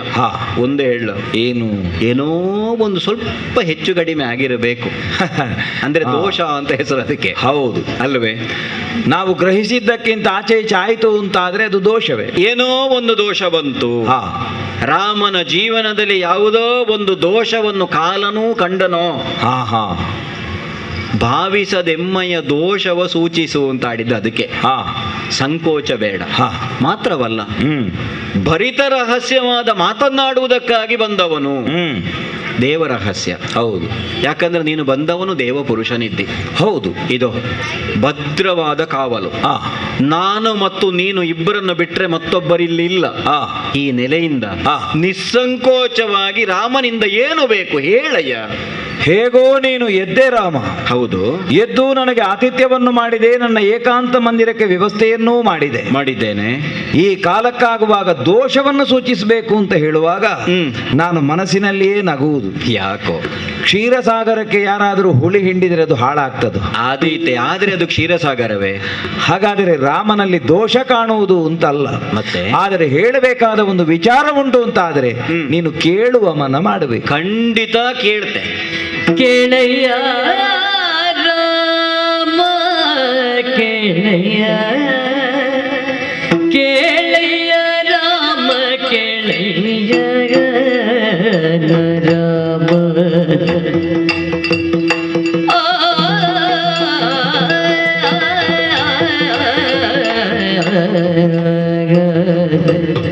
ರಾಮ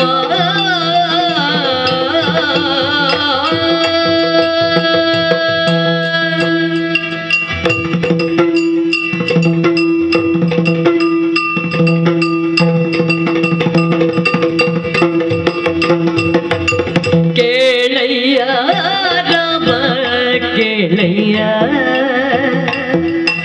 ಲೀಲ ಮನುಷ್ಯನಾಗಿ ಅವತಾರಗೈದೆ.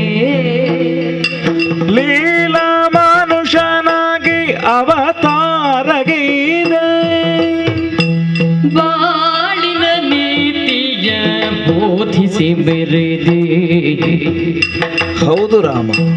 ಬಾಳಿನ ನೀತಿಯ ಬೋಧಿಸಿ ಮೆರೆದೆ ರಾಮ. ರಾಮ ರಾಮ ನಾಗವಾಸಿಗಡ ಹುಯ್ಯಲ ಕೇಳಿ ಬಂದೆ. ಹೇಗೆ? ನಾಗವಾಸಿಗಳ ಹುಯ್ಯಲ ಕೇಳಿ ಬಂದೆ. ಲೋಕ ಕಂಟಕ ರಾವಣಾದ್ಯರ ಕೊಂದೆ.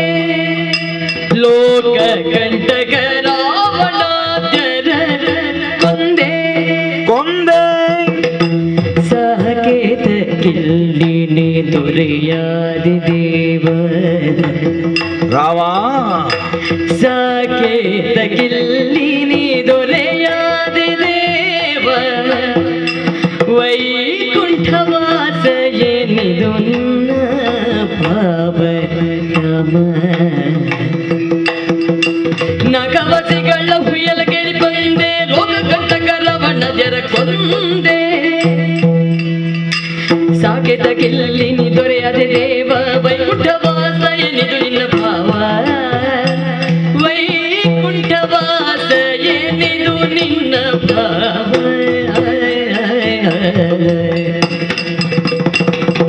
ಕೇಳಯ್ಯ ರಾಮ ಕೇಳಯ್ಯ, ಲೀಲ ಮನುಜನಾಗಿ ಅವತಾರಗೈದೆ.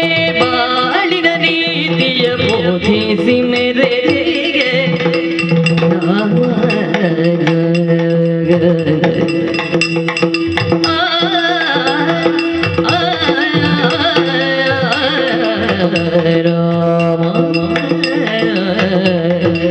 ಕೇಳಯ್ಯ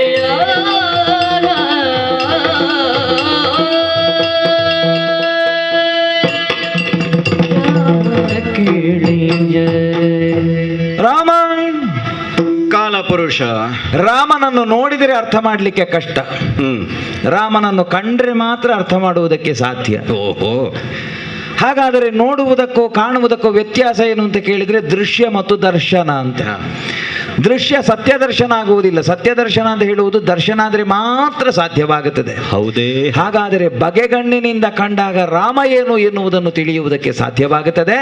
ಕಾಲಪುರುಷನಾದಂತಹ ನಾನು ಮಣಿಯುವುದರಲ್ಲಿ ಅರ್ಥ ಉಂಟು ರಾಮ. ಯಾಕಂದ್ರೆ ಕಾಲನಿಗೂ ನೀನು ಕಾಲ. ಹೌದೇ? ಹೌದು.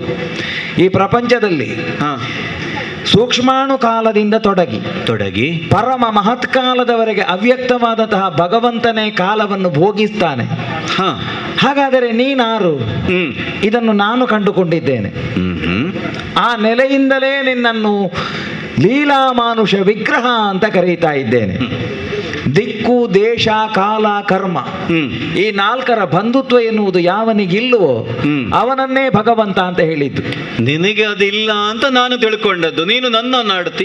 ನನಗೆ ಇಲ್ಲ ಅಂತ ಹೇಳುವುದಕ್ಕಿಂತಲೂ ನಿನ್ನ ವ್ಯಾಪ್ತಿಯ ಒಳಗೆ ನಾವಿರುವವರು ಅಂತ ಅರ್ಥ. ಓಹೋ, ಭೌಮ ವ್ಯಾಪ್ತಿಯನ್ನು ಮೀರಿದಂತಹ ಅಚಿಂತ್ಯ ಶಕ್ತಿ ನಮಗಿರಬಹುದು. ಜೀವನಾದವನ ಪರಗತಿಯನ್ನು ನಿರ್ಣಯಿಸುವಂತಹ ದಂಡಧರ ನಾನಾಗಿರಬಹುದು. ಹಾಗಿದ್ದರೂ ಕೂಡ ಕಾಲನಿಗೂ ಕಾಲನಾದಂತಹ ನೀನು ಈ ಕಾಲದಲ್ಲಿ ಧರ್ಮವನ್ನು ಉಳಿಸುವುದಕ್ಕೆ ಬೇಕಾಗಿಯೇ ದಿವ್ಯವಾದಂತಹ ಪರಂಧಾಮದಿಂದ ಕೆಳಗಿಳಿದು ಬಂದ ಭಗವಂತ ಎನ್ನುವುದನ್ನು ನಾನು ಮರೆಯಲಿಕ್ಕಿಲ್ವಲ್ಲ. ಓಹೋ, ಹಾಗಾದರೆ ಪ್ರಪಂಚಕ್ಕೆ ಭಗವಂತನ ಅವತರಣೆ ಎನ್ನುವುದು ಯಾಕಾಗುತ್ತದೆ? ಕಾಲದ ಆದಿಯಿಂದ ಯೋಗಿಗಳು, ಋಷಿಮುನಿಗಳು, ಸಾಧು ಸಂತರು ಒಂದು ಮುಹೂರ್ತ ಕಾಲವಾದರೂ ಕೂಡ ಭಗವಂತನ ದರ್ಶನಾಪೇಕ್ಷಿಗಳಾಗಿ ಒಂದು ಪ್ರಶಾಂತವಾದ ಸ್ಥಳದಲ್ಲಿ ಬಂದು ಧ್ಯಾನಮಗ್ನರಾಗ್ತಾರೆ ಅಂತಾದರೆ ಅಂತಹ ಭಗವದ್ಭಕ್ತರ ಅಭೀಷ್ಟಗಳನ್ನು ಈಡೇರಿಸುವುದಕ್ಕೆ ಬೇಕಾಗಿಯೇ ದಿವ್ಯವಾದ ಪರಂಧಾಮದಿಂದ ಕೆಳಗಿಳಿದು ಬರುವುದೇ ಅವತರಣ. ನಮ್ಮದ್ದೆಲ್ಲ ಜನ್ಮ ಗ್ರಹಣ. ಯಾಕಂತ ಕೇಳಿದರೆ ಅದೊಂದು ಗ್ರಹಣವೇ. ನಾವು ಈ ಭೂಮಿಗೆ ಬರುವುದು ಜರಾಯುಜರಾಗಿ ತಾಯಿಯ ಹೊಟ್ಟೆಯಿಂದ. ತಾಯಿಯ ಹೊಟ್ಟೆಯಿಂದಲೇ ನೀನು ಬಂದ ಹೌದು ಅಂತ ಆದರೂ ಬರುವುದಕ್ಕಿಂತ ಮೊದಲು ನೀನು ಎಲ್ಲಿದ್ದೆ ಅಂತ ಕೇಳುವ ಪ್ರಶ್ನೆಗೆ ನಿನ್ನಲ್ಲಿ ಉತ್ತರ ಉಂಟು. ಆಮೇಲೆ ಏನಾಗುತ್ತೇನೆ ಎನ್ನುವುದಕ್ಕೂ ನಿನ್ನಲ್ಲಿ ಉತ್ತರ ಉಂಟು. ಹಾಗಾದರೆ ಜಗತ್ತಿನಲ್ಲಿರುವ ಜರಾಯುಜರಾದಂತಹ ಸಾಮಾನ್ಯ ಜೀವರಿಗೂ ನಿನಗೂ ಇರುವಂತಹ ವ್ಯತ್ಯಾಸವನ್ನು ಕಲ್ಪಿಸಿಕೊಳ್ಳುವಾಗ ನಿನ್ನ ಮಹತ್ವಕ್ಕೆ ಅರ್ಥ ಆಗ್ತದೆ. ರಾವಣಾದಿಗಳನ್ನು ಕೊಲ್ಲುವುದಕ್ಕೆ ಬೇಕಾಗಿ ರಾಮಾವತಾರದಿಂದ ಈ ಕಾಲಕ್ಕೆ ನೀನು ಇಳಿದು ಬಂದಿದ್ದಿ ಎನ್ನುವುದು ಎಲ್ಲರಿಗೂ ಗೊತ್ತಿರುವಂತಹದ್ದೇ. ನಮ್ಮಂಥವರೆಲ್ಲ ಇದನ್ನು ತರ್ಕಿಸಿಕೊಂಡದ್ದೂ ಹೌದು. ಈ ಕಾಲಕ್ಕೆ ರಾವಣಾದಿಗಳ ಸಂಹಾರ ಆಯಿತು ಅಂತಾದರೆ ರಾಮ ಏನು ಎನ್ನುವುದನ್ನು ಜಗತ್ತಿಗೆ ನೀನು ತೋರಿಸಿಕೊಟ್ಟ ಹಾಗೂ ಆಯಿತು. ರಾಮನಾಳುತ್ತಿರುವಂತಹ ನಾಡು ಕೈಲಾಸವಲ್ಲದೇ ಇದ್ದರೂ ಕೂಡ ಅದು ಸರ್ವಮಂಗಳಕ್ಕೆ ಆಶ್ರಯವಾಗಿದೆ. ರಾಮನಾಳುತ್ತಿರುವಂತಹ ನಾಡದು ಸತ್ಯಲೋಕ ಅಲ್ಲದೇ ಇದ್ದರೂ ಕೂಡ ಸರಸ್ವತಿ ವಿಲಾಸಾಸ್ಪದವಾಗಿದೆ. ರಾಮನಾಳುತ್ತಿರುವಂತಹ ನಾಡು ಅದು ವೈಕುಂಠವಲ್ಲದೇ ಇದ್ದರೂ ಕೂಡ ಲಕ್ಷ್ಮೀ ಮನೋಹರವಾಗಿದೆ. ಹಾಗಾಗಿ ವೈಕುಂಠವಲ್ಲಭ ಅಂತ ನಿನ್ನನ್ನು ಕರೆದು ಈ ಸಾಕೇತ ಮಾಸಕ್ಕೆ ನೀನು ಸೀಮಿತಗೊಂಡ್ರೆ ಸಾಕೆ ಅಂತ ನಿನ್ನಲ್ಲಿ ಕೇಳುವುದು. ಸಾಕು ಏತಕ್ಕೆ ಇನ್ನೇಕೆ? ಹಾಗೆ ಹೌದು, ಸಾಕೇತಕ್ಕಿಲ್ಲಿ ನೀ ದೊರೆಯಾದ ದೇವ. ಸಾಕು ಏತಕ್ಕೆ ದೊರೆಯಾದೆ ಒಂದು ಅರ್ಥ ಹಾಗೂ ಹೌದು. ಹಾಗಿದ್ರೆ ಇಳಿದು ಬಂದಂತಹ ಉದ್ದೇಶ ಪೂರ್ಣ ಆಯಿತು ಅಂತ ಆದ ಮೇಲೆ ಇನ್ನೂ ಈ ವ್ಯಾಪ್ತಿಯಲ್ಲೇ ಉಳಿಯುವುದಕ್ಕೆ ಏನ್ ಅರ್ಥ ಅಂತ ನಾನು ಕೇಳಬೇಕಾಗಿ ಬರುತ್ತದೆ. ಅದಕ್ಕಿಂತಲೂ ಹೆಚ್ಚಾಗಿ ಇನ್ನೊಂದು ವಿಚಾರವನ್ನು ಉಲ್ಲೇಖಿಸಲೇಬೇಕು ರಾಮ. ಅದ್ಯಾವುದು? ಸೀತಾಮಾತೆ ಈ ಕಾಲಕ್ಕೆ ಏನಾಗಿದ್ದಾರೆ? ಭೂಮಿಜೆ ಈಗ ಹೋಗಿ ಆಗಿದೆ ಅಲ್ಲ. ಭೂಮಿಜೆ ಸೀತೆ ಹೋಗಿಗಡೆ ನಿಜಕ್ಕೆ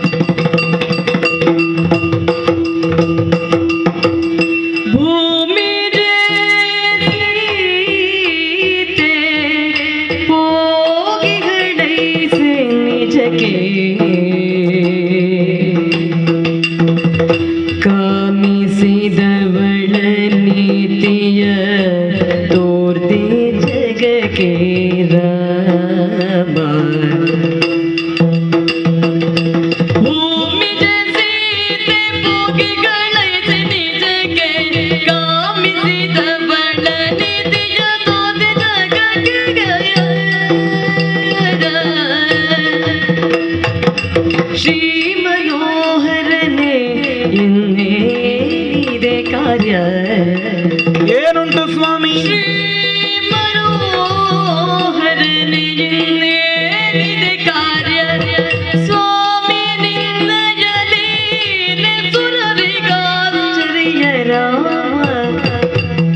ನಿನ್ನಯ ಲೀಲೆ ಸುರರಿಗಾಶ್ಚರ್ಯ ಕೇಳೆಯ ರಾಮ ಕೇಳೆಯ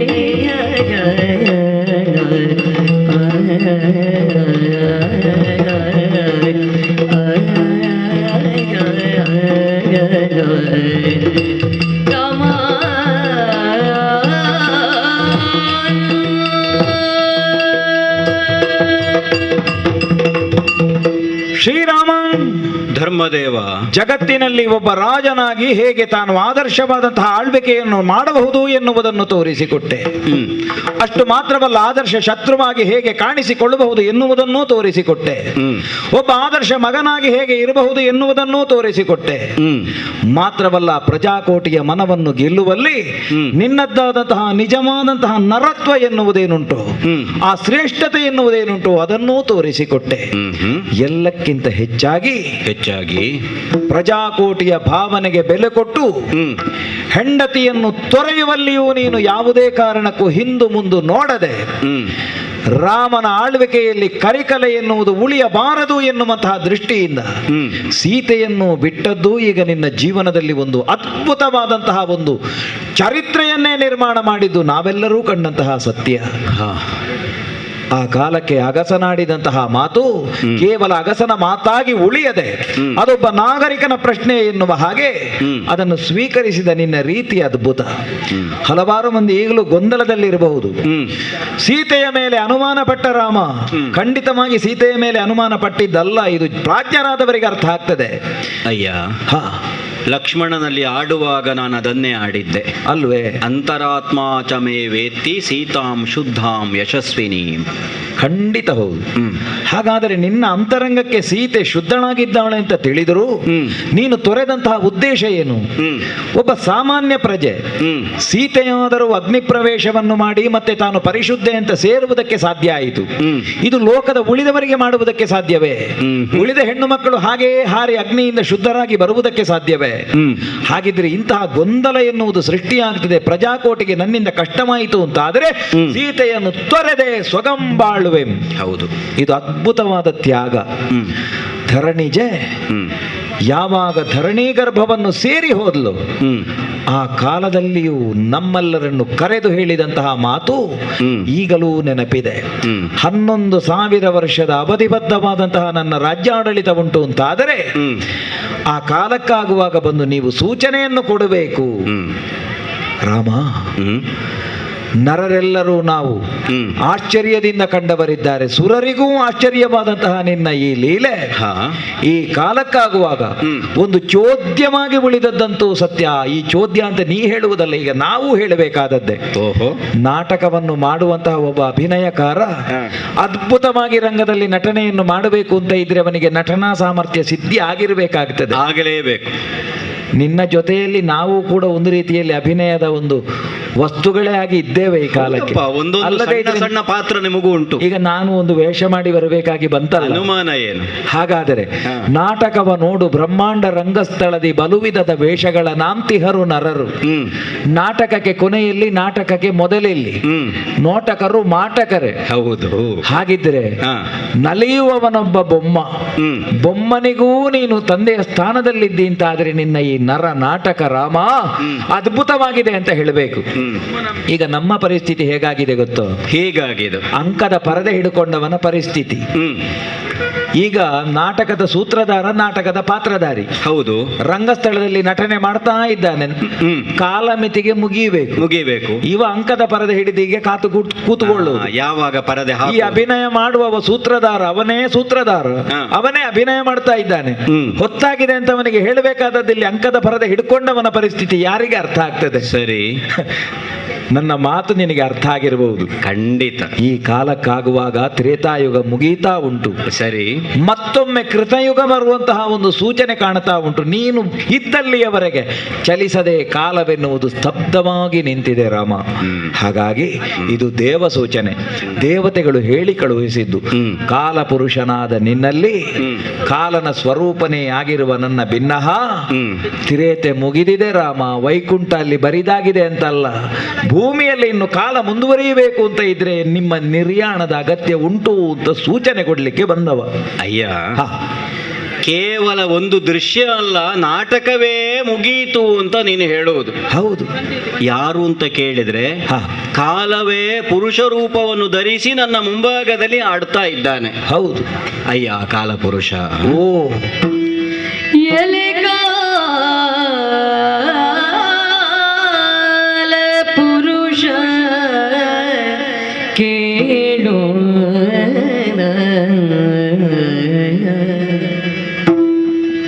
ಎಲೆ ಕಾಲ ಪುರುಷ ಕೇಳು ಈ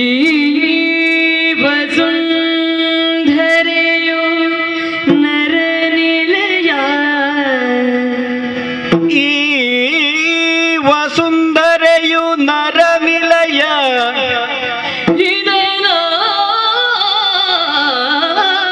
ಶ್ರೀತಿ ದುರುಳರನು ಸದೆ ಪಡಿದೆ ಇದನ್ನಾಶ್ರಯಿಸಿ ದುರುಳರನು ಸದೆಬಡಿದೆ. ನೆಲೆಗೊಂಡ ಪರಿಸರದ ಸಂಸ್ಕಾರ, ನೆಲೆಗೊಂಡ ಪರಿಸರದ ಸಂಸ್ಕಾರವೆಂದನೆ ಸೆರೆ ಬಿಡಿರುವುದೇನು ಕಾಲ ಪುರುಷ ಕೇಳು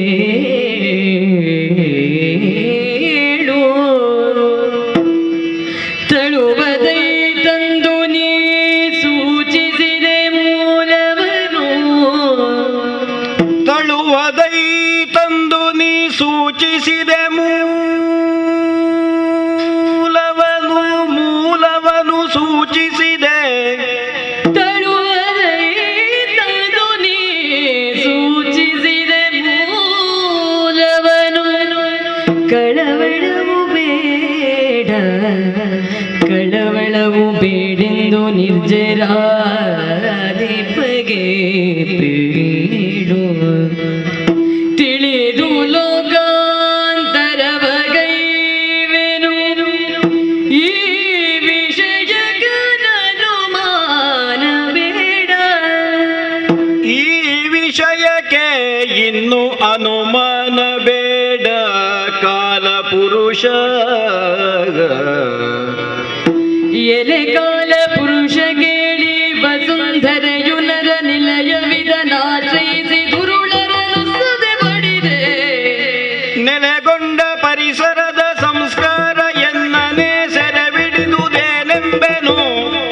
ತಳುವದೈ ತಂದು ನೀ ಸೂಚಿಸಿದೆ ಮೂಲವನು. ಕಳವಳವು ಬೇಡೆಂದು ನಿರ್ಜರಾಧಿಪಗೆ ಬೇಡೋ ತಿಳಿದು ಲೋಕಾಂತರವಗೈವೆ ನೀ ವಿಷಯಕ್ಕಿನ್ನನುಮಾನ ಬೇಡೆಂದೆನು. ತಿಳಿದು ಲೋಕಾಂತರವಗೈವೆನು ಈ ವಿಷಯಕ್ಕಿನ್ನನುಮಾನ ಬೇಡೆಂದೆನು. ಎಲೆ ಕಾಲ ಪುರುಷ ಕೇಳು ಕೇಳು ಕೇಳು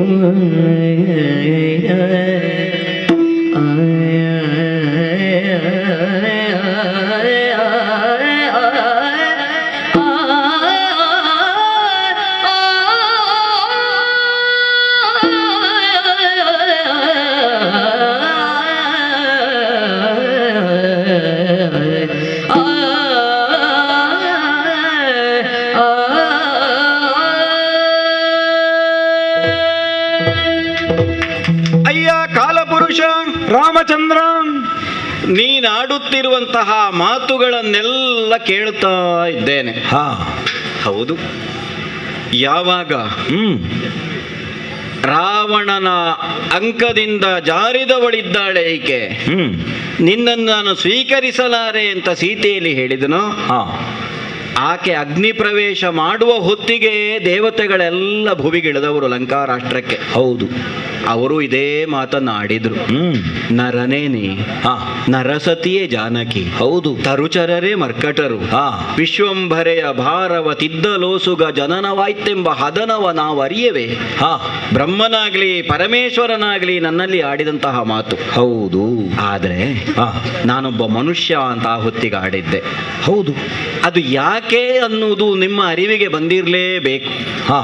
ದಶರಥ ಕೌಸಲ್ಯರ ಪುತ್ರನಾಗಿರುವಂತಹ ನಾನು ಒಬ್ಬ ಮನುಷ್ಯನಿದ್ದೇನೆ, ದಶರಥಾತ್ಮಜನಿದ್ದೇನೆ ಅಂತಲೇ ದೇವತೆಗಳಲ್ಲಾದರೂ ನಾನು ಆಡಿದ್ದು.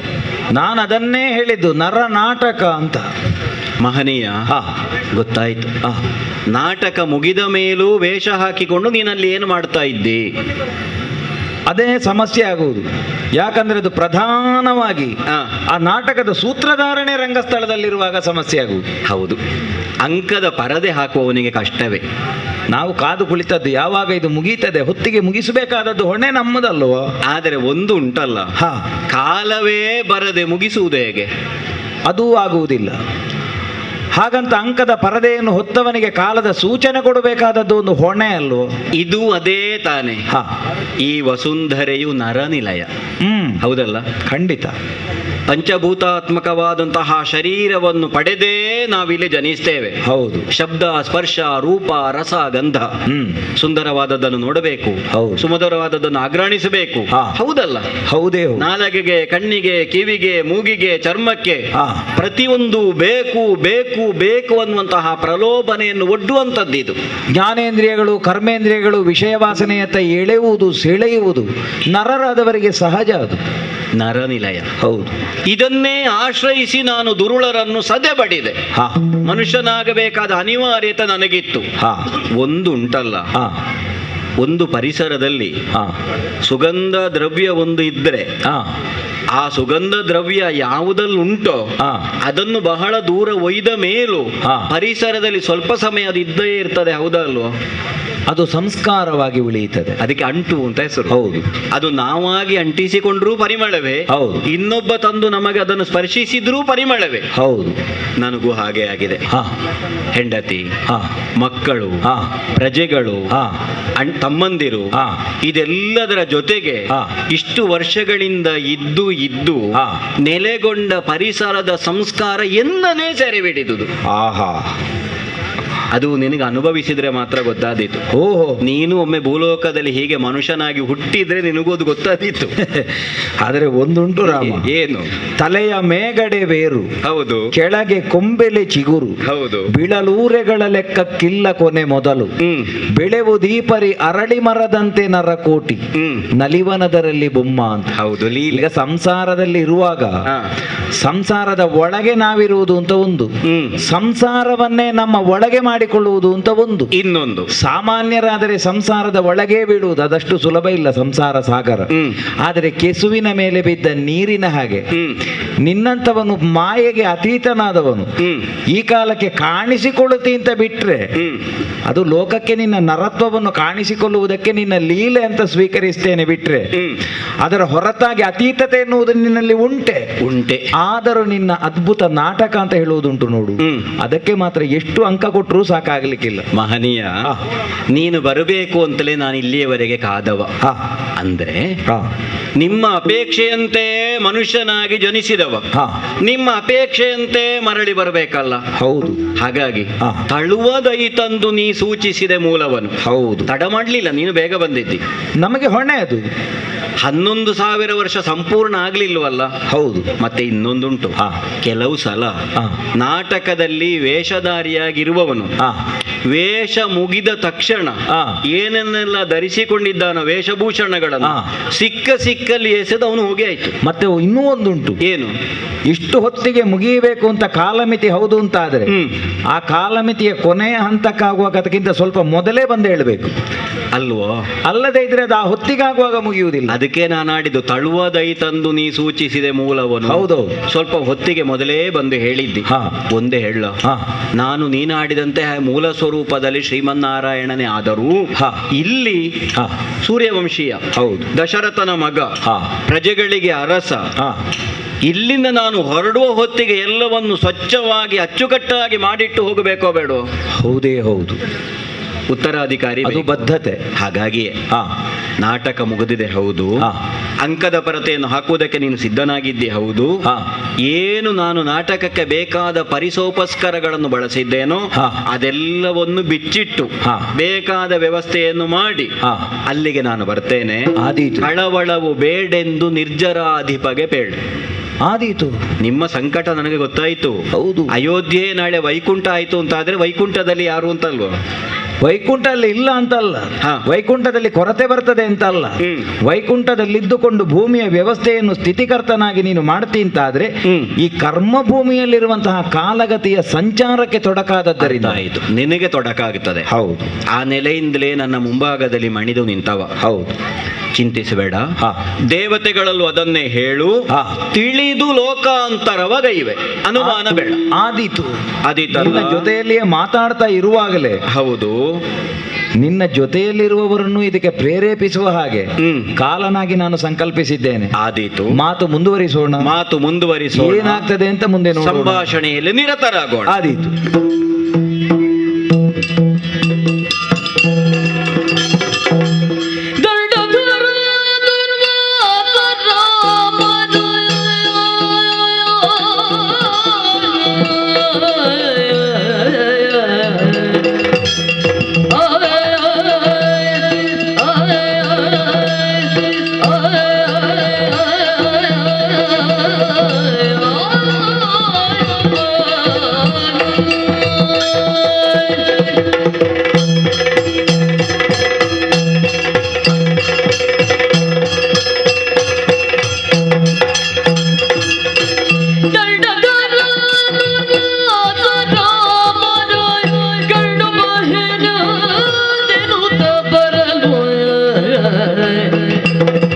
ರಾಮನ ಕಂಡು ಬಗೆನುದೆನುದ ಬರಲು ಉತ್ತರದ ಚಟಿ ಜೊತೆ ಜ್ವಲಿಸಿ ಪ್ರಚಂಡ ಮುನಿಯು ದುರ್ವಾಸ ಮುನಿಯು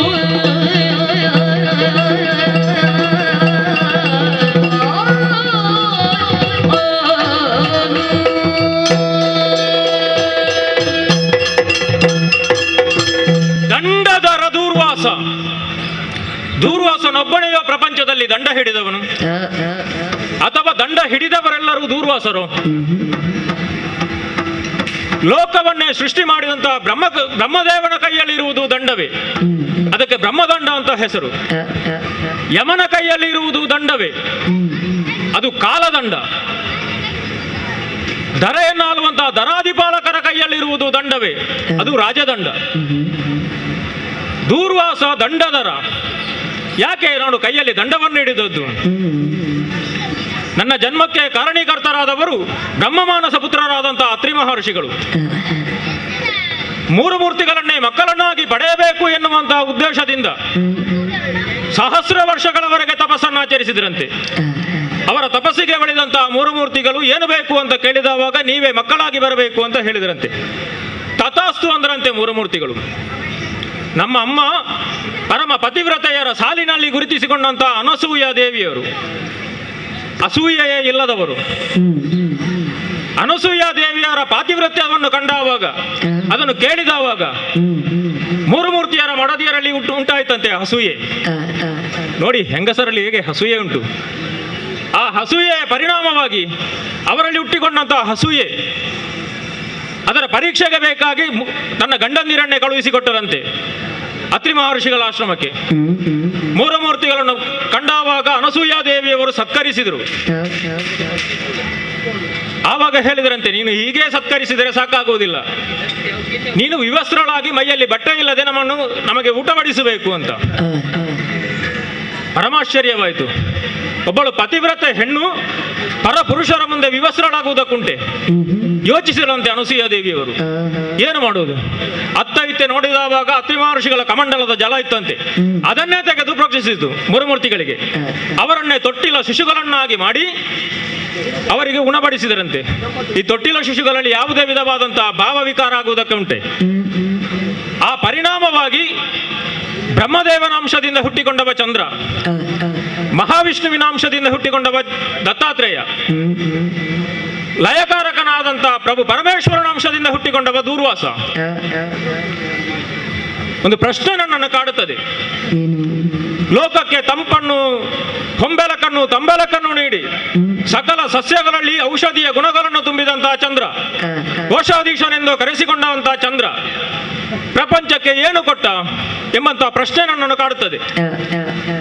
ತನ್ನ ಔಷಧಿಯ ಗುಣಗಳಿಂದಾಗಿ, ಆ ಸಸ್ಯಗಳಿಂದಾಗಿ ಔಷಧಿಯ ಸತ್ವಗಳನ್ನು ಸೇವಿಸಿಕೊಂಡಂತಹ ಮನುಷ್ಯರು ಅದೇ ಹೊಂಬೆಲಕಿನಲ್ಲಿ, ಆ ತಂಬೆಲಕಿನಲ್ಲಿ ಲೋಕಕ್ಕೆ ಮಾರಕವಾಗಿ ಮಾಡಬಾರದೇ ಇದ್ದಂತಹ ಕೃತ್ಯವನ್ನು ಮಾಡುವುದಕ್ಕೆ ಹೊರಟರಲ್ಲ. ಹಾಗಾದ್ರೆ ಪ್ರಪಂಚಕ್ಕೆ ಚಂದ್ರ ಏನು ಕೊಟ್ಟ ಅಂತ ಪ್ರಶ್ನೆ ಕಾಡುತ್ತದೆ. ಒಬ್ಬ ದತ್ತಾತ್ರೇಯ ಪ್ರಪಂಚ ಮುಖದಲ್ಲಿ ಆಧ್ಯಾತ್ಮವನ್ನು ಪ್ರಸಾರ ಮಾಡುವುದಕ್ಕೆ ಹೊರಟ. ಆದರೆ ಲೋಕದ ಮುಂದೆ ತಾನೇ ಒಂದು ವಸ್ತುವಾಗಿ, ಜನರ ಬಾಯಿಗೆ ಆಹಾರವಾಗಿ ಇಂದು ಅತಂತ್ರವಾದಂತಹ ಸ್ಥಿತಿಯಲ್ಲಿದ್ದಾನೆ ದತ್ತಾತ್ರೇಯ. ಅಂದ್ರೆ ದತ್ತಾತ್ರೇಯನು ಏನು ಕೊಟ್ಟ ಅಂತ ನನಗೆ ಅನಿಸ್ತದೆ. ಹಾಗಾದ್ರೆ ಇದಕ್ಕೆ ಭಿನ್ನವಾದಂತಹ ಮೂರನೆಯದ್ದಾದಂತಹ ದಾರಿಯನ್ನು ನಾನು ಕಂಡುಕೊಂಡದ್ದು. ಈ ಪ್ರಪಂಚ ದಂಡನೆಗೆ ಒಳಗಾಗಬೇಕು. ದಂಡ ಅಲ್ಲದೆ ಈ ಪ್ರಪಂಚವನ್ನು ತಿದ್ದುವುದಕ್ಕೆ ಸಾಧ್ಯ ಇಲ್ಲ ಎನ್ನುವ ಕಾರಣಕ್ಕಾಗಿ ನಾನು ಕೈಯಲ್ಲಿ ದಂಡವನ್ನು ಹಿಡ್ಕೊಂಡೆ. ಆ ಕಾರಣದಿಂದಲಾಗಿ ದಂಡದರ ದೂರ್ವಾಸ.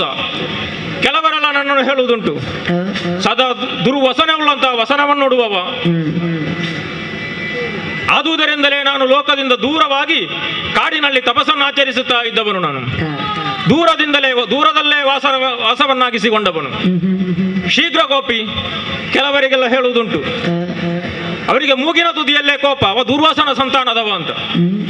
ಆ ಕುರಿತಾಗಿ ನಾನು ಹೆಚ್ಚು ತಲೆಕೆಡಿಸಿಕೊಂಡವನಲ್ಲ. ಅಂತರ್ಮುಖಿಯಾಗಿದ್ದೆ, ಈಗ ಬಹಿರ್ಮುಖನಾಗಿದ್ದೇನೆ. ಇಂದೊಮ್ಮೆ ಅಂತರ್ಮುಖಿಯಾಗಿದ್ದೆ ನಾನು. ಆ ಸಂದರ್ಭದಲ್ಲಿ ಬಹಿರ್ಮುಖನಾದವಾಗ ನನ್ನ ಕೈಗೊಂದು ಮಂದಾರ ಮಾಲೆ ಸಿಕ್ಕಿತು, ಒಂದು ಉತ್ತಮವಾದಂತಹ ಮಾಲೆ ಸಿಕ್ಕಿತು. ಯಾಕೆ ಈ ಮಾಲೆ? ಇದನ್ನು ಕೊಟ್ಟವನು ಮಹಾವಿಷ್ಣು. ನನ್ನ ಕೈಗೆ ಯಾಕೆ ಕೊಟ್ಟ ಅಂತ ನನಗೆ ಅರ್ಥ ಆಗ್ಲಿಲ್ಲ. ಇದನ್ನು ಪ್ರಪಂಚದಲ್ಲಿ ಶ್ರೇಷ್ಠ ಯಾರು ಅಂತ ಗುರುತಿಸಿ ಬ್ರಹ್ಮಲೋಕಕ್ಕೆ ನಾ ಹೋದ್ರೆ ಬ್ರಹ್ಮದೇವ ಹೇಳಿದ, ಇದರ ಅಗತ್ಯ ನನಗಿಲ್ಲ, ನೀನು ಬೇರೆ ಯಾರಿಗೆ ಬೇಕಾದರೂ ಕೊಡಬಹುದು ಅಂತ.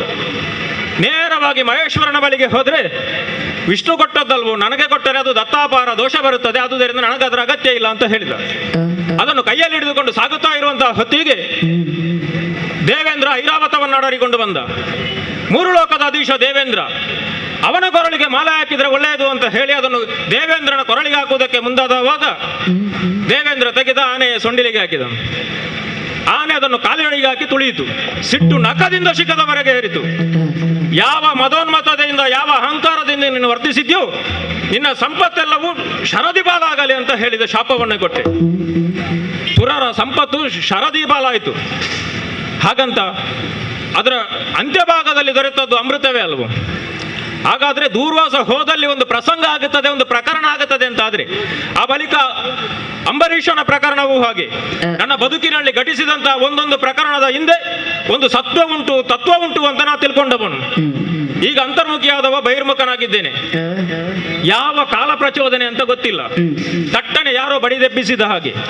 ಎಷ್ಟು ಕಾಲ ಆಯಿತು ಅಂತ ಗೊತ್ತಿಲ್ಲ. ಎಷ್ಟು ಕಾಲ ಆಯಿತು ಅಂತ ಗೊತ್ತಾಗಬೇಕು ಅಂತ ಆದ್ರೆ ಕಾಲನೇ ನನ್ನ ಬಳಿಯಲ್ಲಿ ಇರಬೇಕಲ್ಲ. ಕಾಲನಿಲ್ಲದೆ ಕಾಲ ಎಷ್ಟಾಯ್ತು ಅಂತ ನಾ ಹೇಳುವುದು ಹೇಗೆ? ಆದುದರಿಂದಲೇ ಕುಳಿತಲ್ಲಿಂದ ಎದ್ದಿದ್ದೇನೆ. ಕಾಲನು ನಾನು ಒಂದಾಗುವುದಕ್ಕಿಲ್ಲ. ನಾ ಹೋದಲ್ಲಿ ಕಾಲನೂ ಎದ್ದು ಹೋಗಬೇಕಾದಂತಹ ಸ್ಥಿತಿ ನಿರ್ಮಾಣ ಆಗುತ್ತದೆ. ಆ ಸ್ಥಿತಿಯನ್ನು ನಿರ್ಮಾಣಗೊಳಿಸುವವನು ನಾನು. ಆದುದರಿಂದ ಈಗ ಎದ್ದಾವಾಗ ಮೇಲೆ ಕಂಡದ್ದು ಆಕಾಶ, ನೀಲವಾದಂತಹ ಬಣ್ಣ. ಆ ಬಣ್ಣವೇ ಮೂರ್ತಿವೆತ್ತವಾಗಿ ಒಂದು ರೂಪವೇ ಆಗಿ ನಿಂತಿದೆಯಲ್ಲ, ಅದು ಇರುವುದು ಅಯೋಧ್ಯೆಯಲ್ಲಿ ಅಂತ ನಾನು ಕಂಡುಕೊಂಡಿದ್ದೇನೆ. ಅವನೇ ರಾಮರೂಪದಿಂದ, ರಾಮನಾಮಕದಿಂದ ಪ್ರಪಂಚ ಮುಖದಲ್ಲಿ ಕಾಣಿಸಿಕೊಂಡಿದ್ದೇನೆ ಅಂತ ನಾನು ತಿಳ್ಕೊಂಡಿದ್ದೇನೆ. ಒಮ್ಮೆ ರಾಮನನ್ನು ಕಾಣಬೇಕು ಅಂತ ಮನಸ್ಸಾಗಿದೆ. ರಾಮನನ್ನು ಕಂಡು ಮಾತಾಡಿಸಬೇಕು ಅಂತ ಮನಸ್ಸಾಗಿದೆ. ಆದುದರಿಂದಲೇ ನೇರವಾಗಿ ಅಯೋಧ್ಯೆಯ ಕಡೆಗೆ ಬಂದ್ರೆ ಯಾವುದೋ ಒಂದು ಪ್ರಶಾಂತವಾದಂತಹ ತೇಜ ಅಯೋಧ್ಯೆಯ ತುಂಬೆಲ್ಲ ವ್ಯಾಪಿಸಿದೆ. ಏನಿದರ ಮರ್ಮ? ಹಾಗಾದ್ರೆ ರಾಮನ ಆಡಳಿತದಲ್ಲಿ, ರಾಮನ ಆ ಆಡಳಿತದ ವೈಖರಿಯಿಂದ ಇಡೀ ರಾಜ್ಯವೇ ರಾಮರಾಜ್ಯವಾಗಿ ಕಂಗೊಳಿಸಿದರ ಪರಿಣಾಮ ಇರಬೇಕು. ಇದು ಪ್ರಶಾಂತವಾದಂತಹ ತೇಜ ಈ ರೀತಿಯಾಗಿ ಗುರುತಿಸಿಕೊಳ್ಳುವುದಕ್ಕೆ ಕಾರಣ ಇದು ಅಯೋಧ್ಯೆಯ ಹೊರಗೆ ಮಾತ್ರವೋ ಅಲ್ಲ, ಒಳಗೂ ಉಂಟು. ಹಾಗಾದ್ರೆ ಇದರ ಮೂಲ ಎಲ್ಲಿ? ಈ ಪ್ರಶಾಂತವಾದಂತಹ ತೇಜ ಕಾಣಿಸಿಕೊಳ್ಬೇಕು ಅಂತಾದ್ರೆ ಏನು? ಇದರ ಮೂಲವನ್ನು ಹುಡುಕಬೇಕು. ರಾಮನನ್ನು ಕಂಡು ಮಾತಾಡಿಸಬೇಕು. ನೇರವಾಗಿ ಒಳ ನಡೆಯುತ್ತೇನಂತೆ. ಕೈ ಮುಗಿದ್ದೇನೆ. ಯಾರೋ ನೀನು? ವಿನಯದಿ ಲಕ್ಷ್ಮಣ ನಮಿಸಿ ಕೈ ಮುಗಿದು ವಿನಯದಿ ಲಕ್ಷ್ಮಣ ನಮಿಸಿ ಕೈ ಮುಗಿದು ಘನತ ಬೋಧನೆ ವಿಶ್ರಮಿಸೆಂದನೊಲಿರುವ ಘನತ ಬೋಧನೆ ವಿಶ್ರಮಿಸೆಂದನೊಲಿರುವ ವಿನಯದಿ ಲಕ್ಷ್ಮಣ ನಮಿಸಿ ಕೈ ಮುಗಿದು ಘನತ ಬೋಧನೆ ವಿಶ್ರಮಿಸೆಂದನೊಲಿರುವ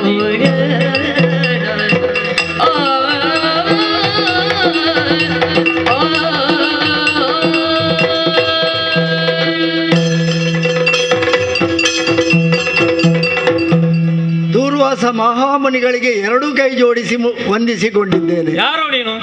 ಕೇವಲ ವಂದಿಸಿಕೊಂಡದ್ದಲ್ಲ, ವಿನಯದಿಂದ. ನನ್ನ ಗುರ್ತಾಗ್ಲಿಲ್ವೇ? ರಾಮಾನುಜ ನಾನು. ಲಕ್ಷ್ಮಣ? ಲಕ್ಷ್ಮಣ. ಒಳ್ಳೆಯದು, ಬರಬೇಕು. ಉಚಿತಾಸನವನ್ನು ಒದಗಿಸಿದ್ದೇನೆ. ನೀ ಹೇಳಿ ಬಂದದ್ದಲ್ಲ, ನಾನಾಗಿ ಬಂದದ್ದು. ಕರೆದ್ರೆ ಬರುವವರು ಖಂಡಿತ ಅಲ್ಲ ನೀವು. ಆದ್ರೂ ಬಂದವರನ್ನು ಸತ್ಕರಿಸಬೇಕಾದುದು ನಮ್ಮ ಧರ್ಮ. ಹಾಗಾಗಿ ನೀವು ಬರುವುದನ್ನು ಕಂಡ ಕೂಡಲೇ ಎದ್ದು ಬಂದು ಮೊದಲಾಗಿ ನಿಮಗೆ ನಮಸ್ಕರಿಸಿ ಅಡ್ಡ ಬಿದ್ದು ಉಚಿತಾಸನದ ವ್ಯವಸ್ಥೆಯನ್ನು ಮಾಡಿದ್ದೇನೆ. ಬಹಳ ದೂರದಿಂದ ಬಂದವರ ಹಾಗೆ ಕಾಣುತ್ತೀರಿ, ಯಾವಾಗಲೂ ದೂರವಾಗಿಯೇ ವಾಸವಾಗಿರುವವರು ನೀವು. ಹಾಗಾಗಿ ಆ ಏದಿಸಿರು ಬಿಡುತ್ತಾ ಬರುವವರ ನಿಮ್ಮನ್ನು ಒಮ್ಮೆ ಕುಳ್ಳಿರಿಸಿ ಒಂದಷ್ಟು ಹೊತ್ತು ನಿಮ್ಮಲ್ಲಿ ಉಪಚರಿಸುವ ಒಂದು ಮನಸ್ಸು ಮಾಡಿದ್ದೇನೆ. ಬರಬೇಕು, ಹೀಗೆ ಬರಬೇಕು. ರಾಮಾನುಜ, ನನ್ನ ದಾರಿಗೆ ಅಡ್ಡವಾಗಿ ನಿಂತವನು ನೀನು. ಖಂಡಿತ ಅಲ್ಲ, ನಾನು ನಿನ್ನನ್ನು ಹುಡುಕಿಕೊಂಡು ಬಂದದ್ದಲ್ಲ. ಮತ್ತೆ ನನಗೆ ಬೇಕಾದದ್ದು ಅವ, ಆ ಪುಂಡರೀಕಾಕ್ಷ. ಎಲ್ಲರೂ ಬರುವುದು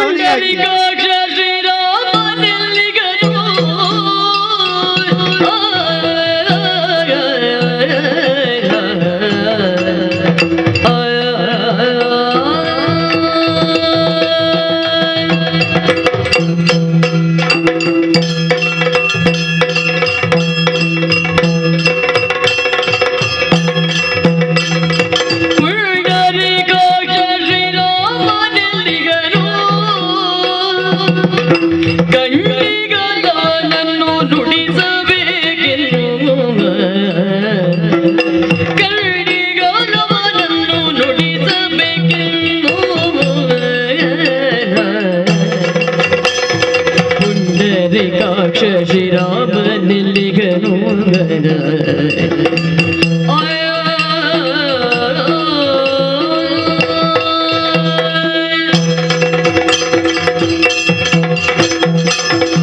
ನಿನಗೆ ಇಷ್ಟು ವಿನಯ ಉಂಟಲ್ಲ? ನಾ ಕೇಳಿದ್ದೇನೆ ರಾಮಾನುಜ ಲಕ್ಷ್ಮಣ, ಅಯೋಧ್ಯೆಯಲ್ಲಿ ಒಂದು ಬುಸುಗುಟ್ಟುವ ಸರ್ಪ ಅಂದ್ರೆ ನೀನು ಅಂತ. ಸ್ವಭಾವ ಹಾಗೆ. ರಾಮ ಕಾಡಿಗೆ ಹೋಗುವುದಕ್ಕೆ ಹೊರಟು ನಿಂತಾವಾಗ ಕೈಕೆ ಹೇಳಿದಂತ ಮಾತನ್ನು ಕೇಳಿ ಕೈಕೆಯಲ್ಲಿ ಹೇಳಿದನಂತೆ, ಏಸು ಗುಣಾಡ್ಯಲೆ ಈಸು ಚಿಂತೆಗಳೇಕೆ, ಏಸು ಗುಣಾಡ್ಯಲೆ ನಾ ಕಾಡಿಗೆ ಹೋಗುವುದಕ್ಕೆ ನಿನಗೆ ಇಷ್ಟು ಚಿಂತೆ ಯಾಕೆ ಅಂತ ರಾಮ ಹೇಳಿದರೆ, ನೀನು ಹೊರಗಡೆ ಕೈಯಲ್ಲಿ ಕತ್ತಿ ಹಿಡಿದು ಕೊಡವಿ ಕೈಕೆಗೆ ಮಾರಿ ಹೋಯಿತೆ, ಕೈಕೆಯ ತಲೆ ಕಡಿಬೇಕು, ದಶರಥನ ಕೈಕಾಲು ಕಟ್ಟಿದ ಒಂದು ಸೆರೆಮನೆಯಲ್ಲಿ ಇಡಬೇಕು, ಏನೆಲ್ಲ ಮಾತಾಡಿದ್ಯಂತೆ ನೀನು. ಸ್ವಲ್ಪ ಕೋಪ ಬರುವುದು ಬೇಗ, ಆದ್ರೆ ಈ ಸಲ ಅದೆಲ್ಲ ಬಿಟ್ಟಿದ್ದೇನೆ. ನಿನಗೆ ಇಷ್ಟು ವಿನಯ ಬರ್ತದಲ್ಲ? ಇದು ಹೊಸತು ನನಗೆ. ನಿಮ್ಮಂತಹವರನ್ನು ಕಂಡಾಗ ಈ ರೀತಿಯೇ ವರ್ತಿಸಬೇಕು, ಇದು ರಾಮನ ಆಜ್ಞೆ. ಈಗ ನಾನಾಗಿ ಮಾತನಾಡುವುದಲ್ಲ, ಇಲ್ಲಿ ರಾಮನ ಪರವಾಗಿ ಪ್ರತಿನಿಧಿಯಾಗಿ ಮಾತನಾಡುವುದು. ಹೌದು, ನೀನು ರಾಮನ ಎಂತದ್ದು ಬಹಿಷ್ಠರ ಪ್ರಾಣ, ರಾಮನ ಹೊರಗಿನ ಪ್ರಾಣ ನೀನು. ರಾಮನ ನೆರಳು, ನೆರಳಿಗೆ ಅದಕ್ಕೆ ಸ್ವಂತಿಕೆ ಎನ್ನುವಂತದ್ದಿಲ್ಲ, ಯಾವತ್ತೂ ಇರಬಾರ್ದು. ನೆರಳಿಗೆ ಸ್ವಂತಿಕೆ ಇಲ್ಲ, ಅದನ್ನು ಬಯಸಿದವನು ನಾನಲ್ಲ. ನಿನಗೆ ನಿನ್ನದೇ ಆದಂತಹ ಸ್ವಂತಿಕೆ ಎನ್ನುವಂತದ್ದಿಲ್ಲ, ನೀನು ರಾಮನನ್ನು ಹಿಂಬಾಲಿಸುತ್ತಾ ಹೋದವನು. ರಾಮ ಎಲ್ಲಿರುತ್ತಾನೋ ಅಲ್ಲಿ ಲಕ್ಷ್ಮಣನಿದ್ದಾನೆ. ರಾಮನ ಹೆಸರಿನೊಂದಿಗೆ ನನ್ನ ಹೆಸರು ಜೋಡಿಸಿಕೊಂಡಿದೆ ನೋಡಿ, ಅದುವೇ ಸಾಕು ನನ್ನ ಬದುಕಿಗೆ. ಒಳ್ಳೆಯದು. ನಾನು ನಿನ್ನನ್ನು ಕಾಣುವುದಕ್ಕೋ ನಿನ್ನ ಆತಿಥ್ಯವನ್ನು ಸ್ವೀಕರಿಸುವುದಕ್ಕೋ ವಿಶ್ರಮಿಸುವುದಕ್ಕೋ ಬಂದವನಲ್ಲ. ಅಲ್ಲ, ಅದು ನನಗೂ ಗೊತ್ತು. ಇಲ್ಲಿ ಬರುವವರೆಲ್ಲರೂ ಲಕ್ಷ್ಮಣನನ್ನು ಕಾಣಬೇಕು ಅಥವಾ ಭರತ ಶತ್ರುಘ್ನರನ್ನು ಕಾಣಬೇಕು. ಖಂಡಿತ ಬರುವುದಿಲ್ಲ. ಬರುವುದೆಲ್ಲವೂ ಅವನನ್ನು ಕಾಣಲಿಕ್ಕೆ. ಪ್ರಭು ಶ್ರೀರಾಮಚಂದ್ರಮ, ರಾಜಾರಾಮ, ಪರಮ ಪುರುಷ, ಅವನನ್ನು ಕಾಣಬೇಕಂತಲೇ ಬರುವುದೆಲ್ಲರೂ. ನಿನ್ನ ಕಣ್ಣು ನೋಡಿದರೆ ಸುಖ ಇಲ್ಲ. ಯಾಕೆ? ನೀನು ಸರ್ಪದ ಕಣ್ಣಲ್ವ ನಿನ್ನದು? ಹಾಗೆ ಕಾಣ್ತದ ನಿಮಗೆ? ಹೌದು. ಅವ ಪುಂಡರೀಕಾಕ್ಷ, ಅವನ ಕಣ್ಣು ಕಾಣಬೇಕು. ತಾವ ತಾವರೆಗೂ ಸೂರ್ಯನಿಗೂ ಸಂಬಂಧ ಎಂತದ್ದು? ಆದರೆ ಸೂರ್ಯನ ಕಿರಣ ಬಿದ್ದಾವಾಗ ತಾವರೆ ಅರಳುತ್ತದೆ. ಅದು ಅರಳುವುದೇ ಅದೇ ಸೂರ್ಯನ ರಶ್ಮಿ. ಹಾಗಂತ ಸೂರ್ಯನಿದ್ದ ಕಡೆಗೆ ಮಾತ್ರ ಅದು ಮುಖ ಮಾಡಿ ಅರಳುವುದಲ್ಲ, ತನ್ನ ದಸ ದಿಸೆಗೂ ತನ್ನ ದಳವನ್ನು ಪಸರಿಸುತ್ತದೆ. ಅದು ಸಹಜ ಸ್ವಭಾವ ಅದರದು. ರಾಮನ ಕಣ್ಣು ಅಂದ್ರೆ ಹಾಗೆ, ಅವನು ಕಾಣುವಾಗಲೇ ಒಂದು ವಿಶೇಷತೆ ಉಂಟು ಆ ಕಣ್ಣಿನಲ್ಲಿ. ಅಂತಹ ಪುಂಡರೀಕಾಕ್ಷನೆಲ್ಲಿಯನು ವಿಶೇಷತೆ ಮಾತ್ರ ಅಲ್ಲ, ಅಲ್ಲಿ ಸೆಳೆತ ಕೂಡ ಉಂಟು. ಅಲ್ಲಿ ಅವನನ್ನು ಕಂಡರೆ ಯಾವತನನ್ನು ಕಂಡರೆ ಮತ್ತೊಬ್ಬನನ್ನು ಕಾಣಬೇಕು ಅಂತ ಅನಿಸುವುದಿಲ್ವೋ, ಯಾರನ್ನು ಕಂಡರೆ ನಮ್ಮ ಕಣ್ಣು ಮನಗಲೆಲ್ಲ ತನಿಯುತ್ತದೋ ಅಂತ ಪುಂಡರೀಕಾಕ್ಷನೆಲ್ಲಿಯನು ಅವು ಬೇಕು ನನಗೆ. ಈಗ ರಾಮನನ್ನು ಕಂಡರೆ ಮತ್ತೊಬ್ಬರನ್ನು ಕಾಣಬೇಕು ಅಂತ ಅನಿಸುವುದಿಲ್ಲ ನಾನು. ಅವನನ್ನು ಕಂಡರೆ ಬೇರೊಬ್ಬರನ್ನು ಕಾಣಬೇಕು ಅಂತಲೂ ಆಗುವುದಿಲ್ಲ. ಆದುದರಿಂದ ಹೇಳ್ತೇನೆ, ಅವ ಎಲ್ಲಿದ್ದಾನೆ ತೋರಿಸೋಣ ನಾನು. ಈಗ ರಾಮನನ್ನು ಕಾಣಲಿಕ್ಕೆ ಅಲ್ಲ ಬಂದದ್ದು ನೀವು, ಸ್ವಲ್ಪ ವಿಶ್ರಾಂತಿ ತೆಗೆದುಕೊಂಡು ಮತ್ತೆ ಕಂಡ್ರೆ ಹೇಗೆ? ಅಂದ್ರೆ ಕಾರಣ ಇದೆ ಅದಕ್ಕೆ. ಏನು? ಯಾರನು ಬಿಡಬಾರದು ಬೇಡಿಗನು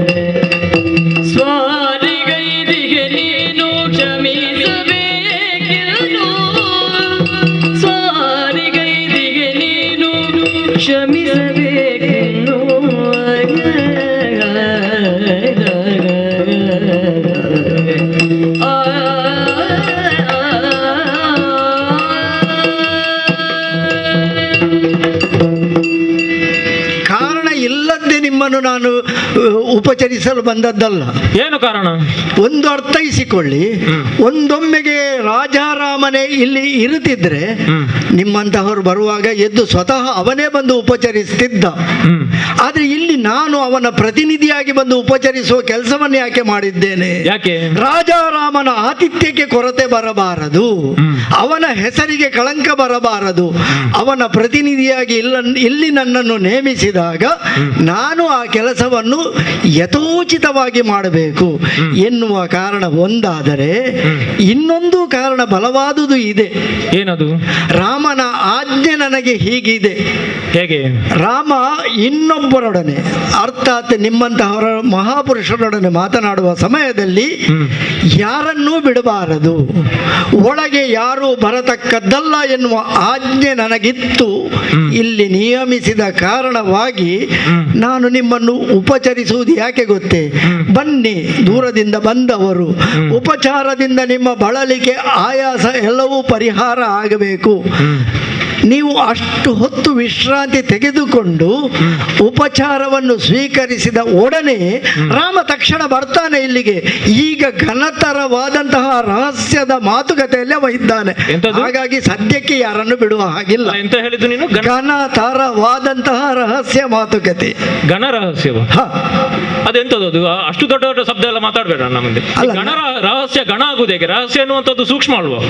ರಾಮನೇ ಹೇಳಿದ ಮಾತು, ನನಗೆ ಅಷ್ಟು ಅರ್ಥೈಸಿಕೊಳ್ಳುವ ಶಕ್ತಿ ಇಲ್ಲ. ಆದರೂ ರಾಮ ಘನ ರಹಸ್ಯದ ಕಾರ್ಯದಲ್ಲಿ ಏಕಾಂತದಲ್ಲಿ ಇದ್ದೇನೆ, ಯಾರು ಬಾರದ ಹಾಗೆ ನೋಡಿಕೋ ಎನ್ನುವಾಗ ಅಷ್ಟೇ ನನ್ನ ಕೆಲಸ. ಈಗ ಯಾರನ್ನೂ ಬಿಡಬಾರದು ಅಂತ ಹೇಳಿದ್ದಾನೆ. ದೂರ್ವಾಸರು ಬಂದರು ಬಿಡಬಾರದು ಅಂತ ಹೇಳಿದ್ದಾನ? ಅಲ್ಲ, ನೀವು ಬರ್ತೀರೆನ್ನುವ ಕಲ್ಪನೆ ಆಗ ಇರಲಿಲ್ಲ. ಈ ಯಾರನ್ನೂ ಎನ್ನುವಾಗ ಅಲ್ಲಿ ಯಾರು ಎನ್ನುವಂತಹ ವಿಂಗಡಣೆ ಆಗಿರಲಿಲ್ಲ. ಇಂಥವರು ಬಂದ್ರೆ ಬರಬಹುದು, ಇಂಥವರು ಬಂದ್ರೆ ಬಿಡಬಹುದು. ಅಲ್ಲಿ ರಾಮನದ್ದಾದಂತಹ ಮಾತು ಯಾವುದಿಲ್ಲ. ಯಾರನ್ನು, ಆ ಯಾರನ್ನು ಹೇಳುವಾಗ ನನ್ನ ಅರ್ಥದಲ್ಲಿ ನಿಮ್ಮನ್ನು ಸೇರಿಸಿ. ಈಗ ನನ್ನನ್ನು ತಡೆಯುತ್ತೇನೆ ನೀನು? ಅಲ್ಲ, ರಾಮನ ಮಾತಿಗೋಸ್ಕರ ನಾನು ತಡೆಯುವುದಲ್ಲ, ಉಪಚಾರವನ್ನು ಮಾಡುವುದು. ನೀವು ಅಷ್ಟು ಅವಸರದಲ್ಲಿ ಮಾತಾಡುವ ಮುಂದೆ ಬುಸುಗುಟ್ಟುದು ಬೇಡ. ಬನ್ನಿ, ಯಾವ ರಹಸ್ಯವು ಉಳಿದಿತೋ, ಈಗ ರಹಸ್ಯ ಯಾವುದಾದ್ರೂ ಉಳಿದಿದ್ರೆ ಅದು ದೂರ್ವಾಸನ ಮುಂದೆಯೋ? ದೂರ್ವಾಸನ ಮುಂದೆ ರಹಸ್ಯ ಉಳಿಯದೇ ಇದ್ದದ್ದುಂಟು? ಅಲ್ಲ, ನಿಮ್ಮ ಮುಂದೆ ಯಾವುದು ಉಳಿಲಿಕ್ಕಿಲ್ಲ. ನಿಮ್ಮನ್ನು ಅರ್ಥೈಸಿಕೊಂಡಿದ್ದೇನೆ. ಯಾಕೆ ಇದು ನಾನು ಹೊಸತೆ ನಿಮ್ಮ ಬಗ್ಗೆ ಕೇಳುವುದು. ಸಮುದ್ರ ಮಥನದ ಕಥೆಯನ್ನೇ ಕೇಳಿದ್ದೇನೆ. ಗೊತ್ತಾಗ ನನಗೆ ಯಾಕೆ? ಹಾಗೆ ಅಲ್ಲೋಲ ಕಲ್ಲೋಲ ಮಾಡುವ ಶಕ್ತಿ ನಿಮಗಿರುವಾಗ ನಿಮ್ಮಂತಹವರನ್ನು ಹೇಗೆ ಸತ್ಕರಿಸಬೇಕು? ಹಾಗಾಗಿ ನಾನು ಆರಂಭದಲ್ಲಿ ಹೇಳಿದ್ದು ನನ್ನ ಸ್ವಭಾವ ಇದಲ್ಲ, ಬದಲಿಸಿಕೊಂಡಿದ್ದೇನೆ ನಿಮಗಾಗಿ, ರಾಮನಿಗಾಗಿ, ನಮ್ಮ ಅಯೋಧ್ಯೆಗಾಗಿ. ಬನ್ನಿ, ತುಸು ಬೇಕಿದ್ರೆ ನಾನು ವ್ಯವಸ್ಥೆ ಮಾಡ್ತೇನೆ. ಇಲ್ಲಿ ಲವಕುಶರಿದ್ದಾರೆ, ರಾಮಾಯಣದ ಕಥೆಯನ್ನು ಬಹಳ ಸೊಗಸಾಗಿ ಹೇಳ್ತಾರೆ, ಎಷ್ಟು ಚೆನ್ನಾಗಿ ಹಾಡ್ತಾರೆ. ಏನು ರಾಮಾಯಣದ ಕಥೆ ನನಗೆ ಗೊತ್ತಿಲ್ಲ ಅಂತ ಭಾವಿಸಿದ್ಯೇನು ನೀನು?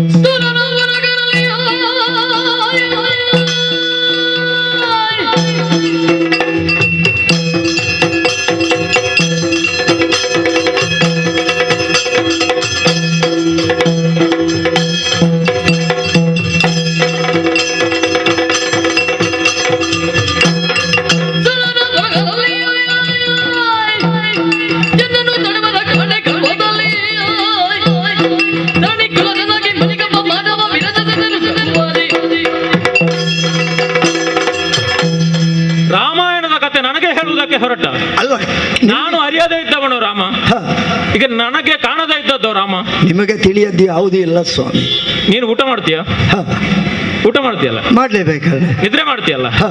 ಇದನ್ನು ಮಾಡದೇ ಇದ್ದಂತಹ ಒಂದು ವರ್ಗ ಉಂಟು, ಸುರರು ಮೇಲೆ. ಹೌದು, ಅನಿಮಿಷರು. ಅನಿಮಿಷರು. ಅವರ ಬಳಿಗೆ ನಾವು ಹೋದರೆ ಅವರು ನನ್ನನ್ನು ತಡೆಯುವುದಿಲ್ಲ. ದೂರ್ವಾಸರು ಅವರು ಕಾಲಿಗೆ ಬೀಳುವುದೇ. ನಾನು ಕಾಲಿಗೆ ಬಿದ್ದಿದ್ದೇನೆ ನಿಮ್ಮದು. ಅವರು ಎಲ್ಲಿಯೂ ನನಗೆ ಯಾವುದೇ ವಿಧವಾದಂತಹ ತಡೆಯನ್ನು ಅವರು ಒಡ್ಡಿದವರಿಲ್ಲ. ನಾನು ತಡೆ ಒಡ್ಡುವುದಿಲ್ಲ. ಸೂರರ ನರ ಉರಗರು, ನರರು ಬಿಡು, ಉರಗರಿದ್ದಾರಲ್ಲ, ಪಾತಾಳಕ್ಕೆ ನಾ ಇಳಿದರೆ, ಉರಗಲೋಕಕ್ಕೆ ನಾ ಹೋದ್ರೆ ಸರ್ಪಗಳು ತಲೆ ಎತ್ತುವುದಿಲ್ಲ ನನ್ನ ಮುಂದೆ, ತಲೆ ಅಡಿಗೆ ಹಾಕುವುದಿಲ್ಲ. ಆದುದರಿಂದ ದೂರ್ವಾಸನ ಕೋಪದ ಮುಂದೆ, ದೂರ್ವಾಸನ ಮಾತಿನ ಮುಂದೆ ದೂರ್ವಾಸರು ಬಂದ್ರು ನಮ್ಮದು ಇಲ್ಲ ಅಂತಲೇ ಹೇಳುವುದವರು. ಯಾರದು ನಡೀಲಿಕ್ಕಿಲ್ಲ, ಅದು ಗೊತ್ತಿದೆ. ನರರ ವಿಷಯ ಬಿಡು, ಒಬ್ಬ ಅಂಬರೀಷನ ಕಥೆಯನ್ನು ತೆಗೆದುಕೊಂಡರೆ ಏನು ಪ್ರಕರಣ ಆಯಿತು. ಅಂಬರೀಷನ ಮುಂದೆ ಅವನಿಗೆ ಶ್ರೀಮನ್ನಾರಾಯಣ ದರ್ಶನ ಆಗಬೇಕು ಅಂತಾದ್ರೆ, ಕಾಣಿಸಬೇಕು ಅಂತಾದ್ರೆ ಕಾರಣ ಆದದ್ದು ಯಾರು? ಆದ್ರೆ ಅಲ್ಲಿ ಒಳಿತಾಯ್ತಲ್ಲವೇ, ಸಾಕ್ಷಾತ್ ಶ್ರೀಮನ್ನಾರಾಯಣನ ದರ್ಶನ ಅವನಿಗೆ ಆಯ್ತಲ್ಲ. ಅದು ದೂರ್ವಾಸನಿಂದ ಆ ಶಕ್ತಿ ನಿಮಗಿದೆ. ಆದುದರಿಂದ ನನ್ನನ್ನು ತಡೆಯಬೇಡ, ಸುರನರೋಗರ ಮಧ್ಯದಿ ನನ್ನನ್ನು ತಡೆಯುವವರು ಪ್ರಪಂಚದಲ್ಲಿ ಯಾರೂ ಇಲ್ಲ. ಆದುದರಿಂದ ಹೇಳ್ತಾ ಇದ್ದೇನೆ, ದಾರಿ ಬಿಟ್ಟು ಅತ್ತ ಸಾರು. ಅವನು ಎಲ್ಲಿದ್ದಾನೆ, ಹೇಗಿದ್ದಾನೆ ಎಂಬುದನ್ನು ಅರಿಯದೇ ಇದ್ದವನು ನಾನು ಅಲ್ಲ. ಆದುದರಿಂದ ಹೇಳ್ತಾ ಇದ್ದೇನೆ, ನಾ ದಾರಿಗೆ ಅಡ್ಡವಾಗಿ ನಿಲ್ಲಬೇಡ. ಸರಿ ಅತ್ತ? ಅಡ್ಡ ಅಲ್ಲ, ಇದು ವಿಶ್ರಾಂತಿಗೋಸ್ಕರ ಕೋರಿಕೆ ನನ್ನದು. ಅದರಲ್ಲಿ ಇನ್ನೂ ಒಂದು ಮಾತಿದೆ ಗೊತ್ತೇ? ನೀನು ಸರಿದು ಹೋಗುವುದಿಲ್ವ?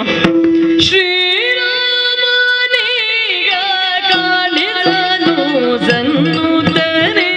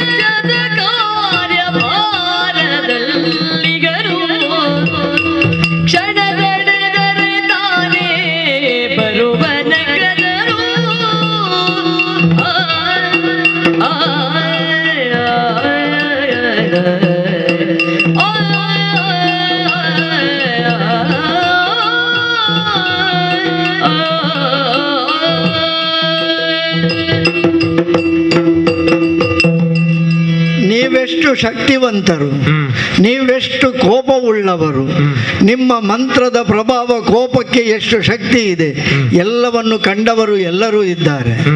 ಹಾಗಾಗಿ ತಡೆಯುವ ಶಕ್ತಿ ನಿಮ್ಮನ್ನು ಯಾರಿಗೂ ಇಲ್ಲ. ನನ್ನದು ತಡೆಯುವ ಪ್ರಯತ್ನ ಅಲ್ಲ, ರಾಮನ ಆಜ್ಞೆಯಂತೆ ವಿಶ್ರಮಿಸಿ ನಿಮಗೆ ಉಪಚರಿಸುವ ವ್ಯವಸ್ಥೆ. ಹಾಗೂ ಒಂದು ವೇಳೆ ನಿಮಗೆ ರಾಮನೇ ಬೇಕು ಅಂತಾದರೆ ತಕ್ಷಣಕ್ಕೆ ರಾಮ ಇಲ್ಲಿಲ್ಲ. ಮತ್ತೆ ಅವ ಏಕಾಂತದಲ್ಲಿದ್ದಾನೆ. ಅಂತಹ ಏಕಾಂತದಲ್ಲಿರುವ ಹೊತ್ತು ಇನ್ನೇನು ಕೆಲವೇ ಕ್ಷಣಗಳಲ್ಲಿ ಮಾತು ಮುಗಿಸಿ ಹೊರ ಬರುತ್ತಾನೆ. ಬಂದ್ರೆ ನಾನು ಹೇಳಬೇಕಾಗಿ ಇಲ್ಲ, ನೀವು ಬಂದಿದ್ದೀರಿ ಎನ್ನುವ ವರ್ತಮಾನ ಅಥವಾ ಅವನಿಗೆ ನಿಮ್ಮ ನೋಟ ಕಂಡ್ರೆ ಸಾಕು, ಓಡೋಡಿ ಬಂದು ನಿಮ್ಮ ಪಾದಕ್ಕೆ ಬೀಳುತ್ತಾನೆ. ಅದು ರಾಜಾರಾಮನ ವ್ಯಕ್ತಿತ್ವ. ಆದರೆ ತಕ್ಷಣಕ್ಕೆ ರಾಮ ನಿಮಗೆ ಇಲ್ಲ ಎನ್ನುವಾಗ ಆ ರಾಮನ ಬದಲಿಗೆ ಪ್ರತಿನಿಧಿಯಾಗಿ ನಾನೇನ ಮಾಡಬಹುದು ಎನ್ನುವುದ ಒಂದು ಪ್ರಯತ್ನವಷ್ಟೇ ಮಾಡುವುದು. ಯಾಕೆ ಇದು ನನ್ನ ಸೌಭಾಗ್ಯ, ಇದು ಸ್ವಾಮಿ, ನಿಮ್ಮಂತಹವರನ್ನು ಕರೆದು ಉಪಚರಿಸುವುದು, ನಿಮಗೆ ಆತಿಥ್ಯವನ್ನು ನೀಡುವುದು, ರಾಮನ ಪರವಾಗಿ ನಾಳೆ ನೀವು ರಾಮನ ಬಳಿ ಹೊಗಳಿದ್ರೆ ಲಕ್ಷ್ಮಣನ ವ್ಯಕ್ತಿತ್ವಕ್ಕೆ ಎತ್ತರಕ್ಕೆ ಏರ್ತದೆ ಅಂತಲ್ಲ, ಲಕ್ಷ್ಮಣ ಎಷ್ಟು ಒಳ್ಳೆಯ ಸೇವಕ ಎನ್ನುವುದನ್ನು ನೀವು ನಮ್ಮ ರಾಮನಿಗೆ ಹೇಳಿದ ಹಾಗೆ ಆಗುತ್ತದೆ. ಅದಕ್ಕಾಗಿ ಒಂದು ಪ್ರಯತ್ನ ನಿಮಗೆ ಹಾಗೇನಾದ್ರೂ ಹೇಳಲಿಕ್ಕೆ ಇದೆ ಆದರೆ ನನ್ನಲ್ಲಿ ಹೇಳಬಹುದು. ನಾನು ಮತ್ತೆ ಅದನ್ನು ಹೇಳ್ತೇನೆ ರಾಮನಿಗೆ. ನಿನ್ನಲ್ಲಿ ಹೇಳಿದರೆ ನಾನು ಹೇಳ್ತೇನೆ. ಈಗ ನಿನ್ನಲ್ಲಿ ಹೇಳಿ ನೀನು ರಾಮನಲ್ಲಿ ಹೇಳುವುದಕ್ಕೆ ಏನು ಅಂತ ಅಲ್ಲ, ಯಾಕೆ ಹೇಳಿದೆ ಗೊತ್ತೇ? ಈಗ ಅವಸರ ಅಂತ ಇದ್ರೆ ನೀವು ಮಹಾಮುನಿಗಳು, ನೀವು ರೌದ್ರ ವಿಗಡ ಮುನಿಗಳು, ನೀವು ನಿಮ್ಮನ್ನು ತಡೆಯುವುದಲ್ಲ. ನೀವು ಅವಸರವಾಗಿ ಇಲ್ಲಿ ಬಂದು ಇನ್ನೊಂದು ಕಡೆಗೆ ಹೋಗುವ ಸಂಕಲ್ಪವನ್ನು ಮಾಡಿರಬಹುದು. ಅಂತಹ ಅವಸರ ಏನಾದ್ರಿದ್ರೆ ನಿಮ್ಮ ಮಾತು ನನ್ನ ಬಳಿ ಹೇಳಿದ್ರೆ ಖಂಡಿತವಾಗಿ ರಾಮನ ಬಳಿಗೆ ಮುಟ್ತದೆ. ನೀನು ರಾಮ ಹೇಳಿದಂತ ಆ ಆಜ್ಞೆಯನ್ನು ನೀನು ಪಾಲಿಸಿದ್ಯೋ? ಮತ್ತೆ ಈಗ ಪಾಲಿಸುವ ಪ್ರಯತ್ನವನ್ನು ಮೊದಲು ಪಾಲಿಸಿದ್ಯೋ? ನೀನು ಮಾಡಿದ್ದೇನೆ. ರಾಮ ನಿನಗೊಂದು ಕರ್ತವ್ಯವನ್ನು ಹೇಳಿದನಂತೆ, ಮಾಯಾಮೃಗವನ್ನು ಕಂಡಾಗ ಯಾವುದೇ ಕಾರಣಕ್ಕೂ ಆಶ್ರಮವನ್ನು ಬಿಟ್ಟು ನೀನು ಬರಬೇಡ. ಹೌದು, ಹೇಳಿದ ಮಾತು. ಮಾಯಾಮೃಗ ಕಂಡಾಗ ಸೀತೆಯ ರಕ್ಷಣೆಗೆ ನೀನು ಇರುವಂತ, ನೀನು ಸೀತೆಯನ್ನು ಬಿಟ್ಟು ಹೋಗ್ಲಿಲ್ವಾ? ರಾವಣ ಸೀತೆಯನ್ನು ಅಪಹರಿಸುವುದಕ್ಕೆ ಕಾರಣ ಯಾರು? ಸೀತೆಯನ್ನು ಬಿಟ್ಟದ್ದರಿಂದಲ್ವಾ? ನೀನು ರಾಮನ ಆಜ್ಞೆಯನ್ನು ಉಲ್ಲಂಘಿಸಲಿಲ್ಲ. ರಾಮನ ಆಜ್ಞೆ ಉಲ್ಲಂಘನೆ ಮಾಡಬೇಕಾಗಿ ಬಂತು ಯಾವಾಗ? ಹಾಗಾದ್ರೆ ಈಗ ಯಾಕೆ ಆಗುವುದು? ಸಾಕ್ಷಾತ್ ಲೋಕಮಾತೆಯೇ ಅಪವಾದವನ್ನು ಹೊರಿಸಿದಾಗ ಅಲ್ಲಿಯೂ ಉಲ್ಲಂಘನೆ ಮಾಡುವ ಹೊತ್ತಿನಲ್ಲಿ ನನ್ನದಾದಂತಹ ಕರ್ತವ್ಯ 3 ಗೆರೆಗಳನ್ನು ಎಳೆದಿದ್ದೇನೆ. ಆ ಕರ್ತವ್ಯವನ್ನು ಮಾಡಿದ್ದೇನೆ. ಯಾಕೆ ಅಷ್ಟೊಂದು ಜಾಗೃತಾವಸ್ಥೆ ನನ್ನಲ್ಲಿತ್ತು. ಲೋಕಮಾತೆಗೆ ನಾನಿಲ್ಲದ ಹೊತ್ತು, ರಾಮನೂ ಇಲ್ಲದ ಹೊತ್ತು ಏನೂ ಆಗಬಾರದು. ಆದ್ರೂ ಪ್ರಭು ಶ್ರೀರಾಮನ ಆಜ್ಞೆಗಾಗಿ ಅಲ್ಲಿ ಇದ್ದವ ಆವತ್ತು ಹೆಣ್ಣೊಬ್ಬಳನ್ನು ಕಾಡಿನಲ್ಲಿ ಏಕಾಂಗಿಯಾಗಿ ಬಿಟ್ಟು ನೀವು ಹೋಗಿದ್ದಿ. ಈಗ ಇಲ್ಲಿ ಅಂತದ್ದೇನು ಇಲ್ವಲ್ಲ, ಇದು ಅರಮನೆ ಒಳಗಡಲ್ವಾ? ಅರಮನೆ ಒಳಗೊಬ್ಬ ಋಷಿ ಅನ್ನುವಂಥದ್ದು ಗೊತ್ತಲ್ವ? ಈಗ ಅಯೋಧ್ಯೆಯಲ್ಲಿ ಅಂತ ರಹಸ್ಯ ಎಂತದ್ದು? ಅಯೋಧ್ಯೆಯಲ್ಲಿ ಅದು ಬಹಿರಂಗಗೊಳ್ಳದೇ ಇದ್ದಂತ ರಹಸ್ಯ ಉಂಟು. ಏಕಾಂತದಲ್ಲಿ ದಶರಥನು ಅಂತರಂಗದಿ ಸುಮಿತ್ರರು ಮಾತಾಡಿದಲ್ವ, ಸುಮಂತ್ರರು, ಅದು ಗೊತ್ತಾಗಿ ರಾಮ ಕಾಡಿಗೆ ಹೋದದ್ದು ಹಾಗೆ ಅಲ್ವಾ? ಅಲ್ಲಿ ಅಲ್ಲೋಲ ಕಲ್ಲೋಲ ಆಯ್ತು. ಅಯೋಧ್ಯೆಯಲ್ಲಿ ಎಂತದ್ದು ಅಂತರಂಗ? ಆದ್ರೂ ಅಷ್ಟು ದೊಡ್ಡ ಜನ ನಾನಲ್ಲ. ಅದನ್ನು ತಿಳ್ಕೊಳ್ಳುವಂತಹ ದೊಡ್ಡ ಜನ ನಾನು ಆಗ್ತಿದ್ರೆ ರಾಮನ ಜೊತೆಗೆ ನಾನು ಅಲ್ಲಿ ಇರ್ತಿದ್ದೆ. ಹಾಗಾಗಿ ನನಗೆ ಬಾಗಿಲು ಕಾಯುವ ಕೆಲಸ. ಇಲ್ಲಿ ಸರ್ಪಗಾವಲಾಗಿ ನಿಂತವ ನಾನು. ಆ ಕಾವಲಿನ ಕೆಲಸವನ್ನು ಎಷ್ಟು ಸಾಧ್ಯವೋ ಅಷ್ಟು ಮಾಡುವ ಪ್ರಯತ್ನ ನಂದು. ಜೊತೆಗೆ ರಾಮನ ಆತಿಥ್ಯ ನಿಮಗೆ ದಕ್ಕದೇ ಇರಬಾರ್ದು. ನೀವು ನಾಳೆ ಹೇಳಬಾರ್ದು ಅಲ್ಲಿವರೆಗೆ ಹೋದೆ ಯಾರು ಉಪಚರಿಸಲಿಲ್ಲ. ಆ ಮಾತು ರಾಮನಿಗೆ ಬರಬಾರ್ದು, ಅದು ನನಗಲ್ಲ, ರಾಮನಿಗೆ ಬರುವುದು. ಹಾಗಾಗಿ ಉಪಚರಿಸುವ ಪ್ರಯತ್ನ ಇದು. ನೀವು ಸ್ವಲ್ಪ ಹೊತ್ತು, ಒಂದಷ್ಟು ಹೊತ್ತು. ಈಗ ಬಿಡುವುದಿಲ್ವ ನೀನು?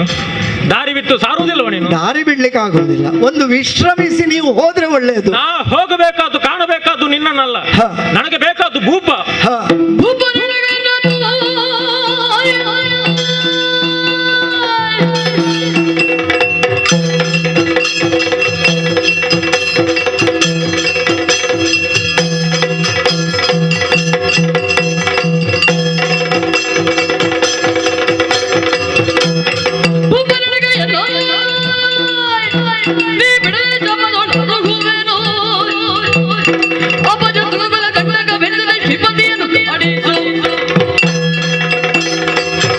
ನಿನ್ನ ಮಾತು ಕೇಳುವಾಗ ಪೂರ್ತಿ ಗೊತ್ತಾಗುತ್ತದೆ ನನಗೆ. ಏನು ಸ್ವಾಮಿ, ನೀನು ಮಂಗಗಳ ಸಾಹಸ ಪೂರ್ತಿ ಮಾಡಿದ್ಯಂತ.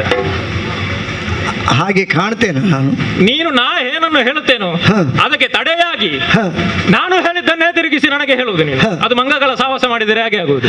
ಮಂಗಗಳ ಕೈಗೆ ಏನಾದ್ರೂ ನಾವು ಎಸೆದೆವು ಅಂತ ಆದ್ರೆ ತಿರುಗಿ ಮಂಗಗಳು ಅದರ ಕೈಗೆ ಸಿಕ್ಕಿತು, ತಿರುಗಿ ಅದು ನಮಗೆ ಎಸೆಯುದು. ನನಗಿಲ್ಲಿ ಆಗಬೇಕಾದದ್ದು ಏನು ಗೊತ್ತೇ?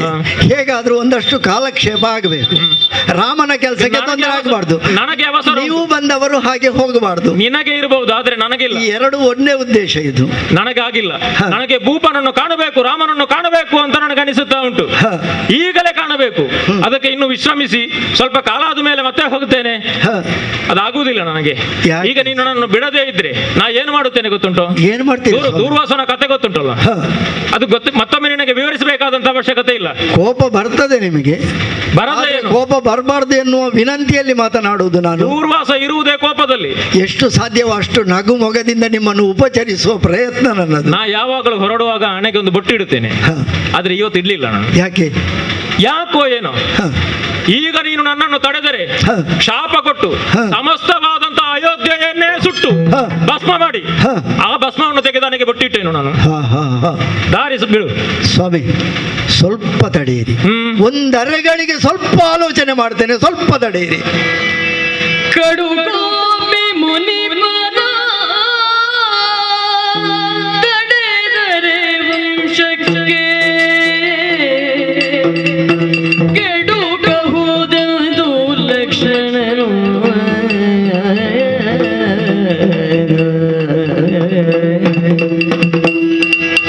ಒಡಗೂಡಿ ದುರ್ವಾಸನನು ದಾನದಿ ಬೇಗ ನಡೆದರೆ ರಾಘವನೆಡೆಗೆ ಲಕ್ಷ್ಮಣನು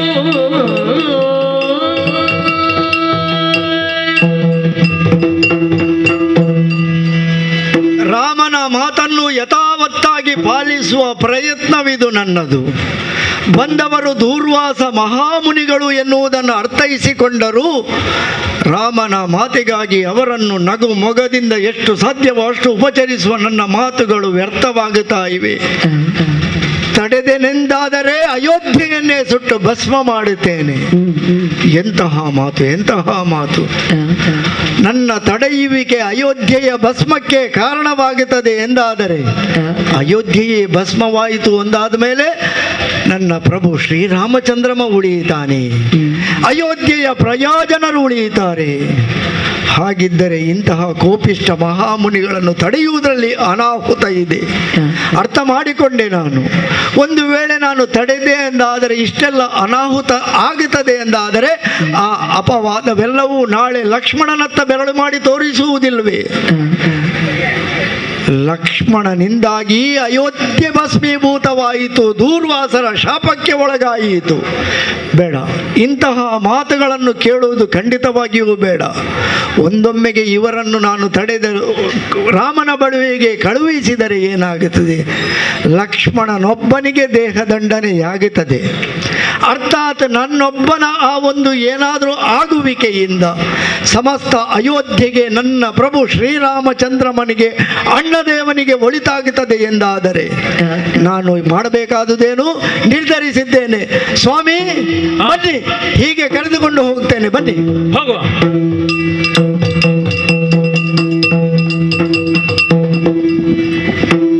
ಅಣ್ಣದೇವ, ಅಮ್ಮ, ಬಂದವರು ದೂರ್ವಾಸ ಮಹಾಮುನಿಗಳು.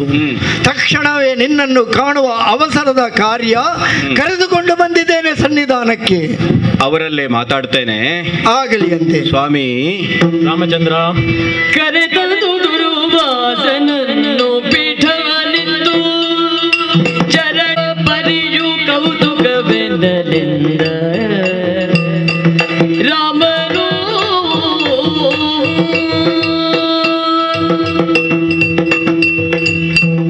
ದುರ್ವಾಸ ಮಹರ್ಷಿಗಳು ರಾಮಚಂದ್ರ, ಅಯೋಧ್ಯೆಯ ಒಳಗೆ ಪ್ರವೇಶ ಮಾಡಿ ಆಗಿದೆ. ಹೌದು. ಆದ್ರೆ ಈ ಹೊತ್ತು ರಾಮನ ಅಂತರಂಗವನ್ನು ಪ್ರವೇಶ ಮಾಡಿದ್ದೀರಿ. ನಿಜ. ಅಂದ್ರೆ ಅಂತರಂಗ ಭವನದ ಒಳಗೆ ಬಂದಿದ್ದೀರಿ ಅಂತ. ಸ್ವಾಮಿ, ನಿಮ್ಮ ಹಾಗಿದ್ದವರು ನಮ್ಮ ಅಂತರಂಗದಲ್ಲಿ ಇರ್ತೀರಿ ಅನ್ನುವುದಕ್ಕಾಗಿ ಅಲ್ವ ಕಾಲ ಕಾಲಕ್ಕೆ ಮಳೆ ಬೆಳೆ ಆಗುವುದು. ಅವಧೂತ ಪರಂಪರೆ ನಿಮ್ಮದು. ಹೌದು. ನನಗೆ ಯಾವುದು ಬೇಕು ಅಂತ ಇಲ್ಲ, ನಿರ್ಬಂಧ ಇಲ್ಲ, ಹಾಗಂತ ಬೇಡದೇ ಇದ್ದದ್ದು ಒಂದು ಇಲ್ಲ, ವಿಧಿ ನಿಷೇಧ ನಿಮ್ಮಲ್ಲಿಲ್ಲ. ಇಂಥದ್ದನ್ನೇ ಮಾಡಬೇಕು ಅಂತಲೂ ಇಲ್ಲ, ಇಂಥದ್ದನ್ನು ಮಾಡಬಾರದು ಅಂತಲೂ ಇಲ್ಲ. ಆದರೆ ಒಂದುಂಟು, ನಿಮ್ಮ ಹಾಗಿದ್ದ ಮಹರ್ಷಿಗಳು ನಮ್ಮ ಬಳಿಗೆ ಬಂದದ್ದಕ್ಕಾಗಿ ನಮ್ಮ ಜನ್ಮ ಪಾವನ ಆಯಿತು. ಯಾಕಂದ್ರೆ ಇಲ್ಲಿಯವರೆಗೆ ನಿಮ್ಮನ್ನು ನೋಡಿ ನಿಮ್ಮ ಆಶೀರ್ವಾದವನ್ನು ಪಡೆದವನಲ್ಲ ರಾಮ. ಸರಿ, ನಾ ಕೇಳಿದ್ದೇನೆ, ಅನೇಕ ಮಂದಿಗಳನ್ನು ನೀನು ಕಂಡಿದ್ದೀಯಂತೆ. ವನವಾಸದ ಕಾಲದಲ್ಲಿ ನಾನಾಗಿ ಕೆಲವು ಮಹರ್ಷಿಗಳ ಬಳಿಗೆ ಹೋದದ್ದುಂಟು. ಆ, ಅಯೋಧ್ಯೆಯಲ್ಲಿ ಇರುವಾಗ ಕೆಲವರು ತಾವಾಗಿ ನನ್ನ ಬಳಿಗೆ ಬಂದು ನನಗೆ ಅನುಗ್ರಹ ಮಾಡಿದ್ದುಂಟು. ಆದ್ರೆ ನಿಮ್ಮ ಹಾಗಿದ್ದವರ ಒಂದು ಅನುಗ್ರಹ ಕೊನೆಯವರೆಗೂ ರಾಮನಿಗೆ ಆಗ್ಲಿಲ್ವಲ್ಲ. ಹಾಗಂತ ಅಯೋಧ್ಯೆಗೆ ನಾ ಬಂದದ್ದು ಇದು ಹೊಸತೇನು ಅಲ್ಲ. ಅದು ಹೌದಂತೆ. ಆ, ರಾಮನನ್ನು ನೋಡಿದ್ದಿಲ್ಲ ಆಹಾ, ಸ್ವಾಮಿ. ಬಂದದ್ದು ಹ್ಮ್, ಕೌತುಕ ಅಂತ ಹೇಳೋ. ಆ, ಯಾಕಂದ್ರೆ ನಾನು ಆಗಲೇ ಆಡಿದೆ, ವಿಧಿ ನಿಷೇಧ ಇಲ್ಲ ಅಂತ. ಹ್ಮ್, ಬರಬಾರದು ಅಂತ ಹೇಳಲಿಕ್ಕೆ ನಾವು ಯಾರು, ಬರಬೇಕು ಅಂತ ಹೇಳುವುದಕ್ಕೆ ನಾವು ಯಾರು? ಹೌದು. ಎರಡೂ ಕೈಗಳನ್ನು ಮುಗಿದಿದ್ದೇನೆ. ಸರಿ, ಯಥೋಚಿತವಾಗಿ ನಿಮಗೆ ಬೇಕಾದ ಸತ್ಕಾರಗಳನ್ನು ಮಾಡಿದವನಿದ್ದೇನೆ. ನಿಮ್ಮದ್ದಾದಂತಹ ಒಂದು ಅಪೇಕ್ಷೆ ಉಂಟು ಅಂತ ಆದ್ರೆ ಮೈಯೆಲ್ಲ ಕಿವಿಯಾಗಿ ಅದನ್ನು ಕೇಳ್ತೇನೆ. ರಘುರಾಮ, ರಘುರಾಮ ಕೇಳು ಸಾವಿರ ವರ್ಷ ಶಪದಲ್ಲಿ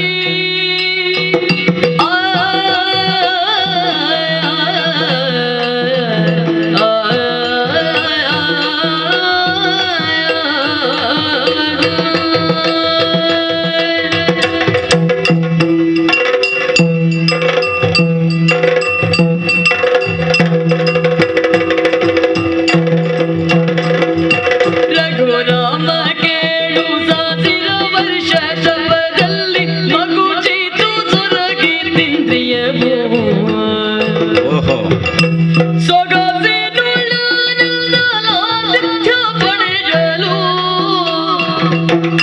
ಸೊಗಸಿನೊಳ್ಳಿನಿಂದಲಾತಿಥ್ಯ ಪಡೆಯಲು ಹೋಗುವುದಾಗಿ ಪುರಕ್ಕೆನ್ನಲು ರಘುರಾಮ ಕೇಳು ಸಾವಿರ ವರ್ಷ ತಪದಲ್ಲಿ ಮಗುಚಿತು ಸುರಗಿ ತಿಂದಿಯವು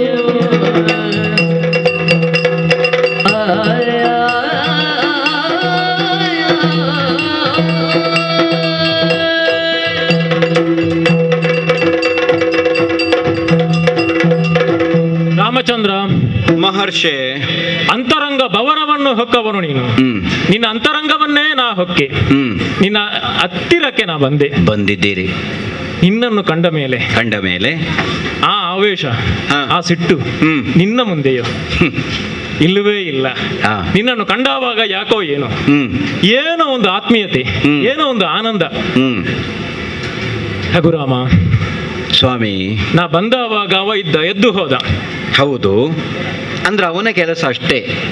ಬಾಗಿಲಲ್ಲಿ ನಿಲ್ಲು ಅಂತ ಹೇಳಿದರೆ ನಿಲ್ಲುತ್ತಾನೆ, ಬರಬೇಕು ಅಂತ ಹೇಳಿದರೆ ಬರ್ತಾನೆ. ಮಾತುಕತೆಯನ್ನು ಕೇಳುವುದಕ್ಕೆ ಒಂದು ಕ್ಷಣ ನಿಲ್ಲುವುದಿಲ್ಲ ಅವನು. ಹೌದಲ್ಲ? ಹೌದೇ ಹೌದು. ನಾ 1000 ವರ್ಷಗಳವರೆಗೆ ತಪಸ್ಸನ್ನಾಚರಿಸಿದೆ ಅಂತ ಇಲ್ಲಿಗೆ ಬಂದವಾಗ ಗೊತ್ತಾದದ್ದು ನನಗೆ. ನಿಮ್ಮ ಹಾಗಿದ್ದವರಿಗೆ ಹಾಗೆ ಒಮ್ಮೊಮ್ಮೆ ತಪಸ್ಸಿಗೆ ಕುಳಿತರೆ ಪ್ರಪಂಚ ಏನಾಗಿದೆ ಅಂತಲೇ ಗೊತ್ತಾಗುವುದಿಲ್ಲ ನನಗೆ. ನೀವು ಆಲೋಚನೆ ಮಾಡಿದ್ರಲ್ವ ಕಾಲ.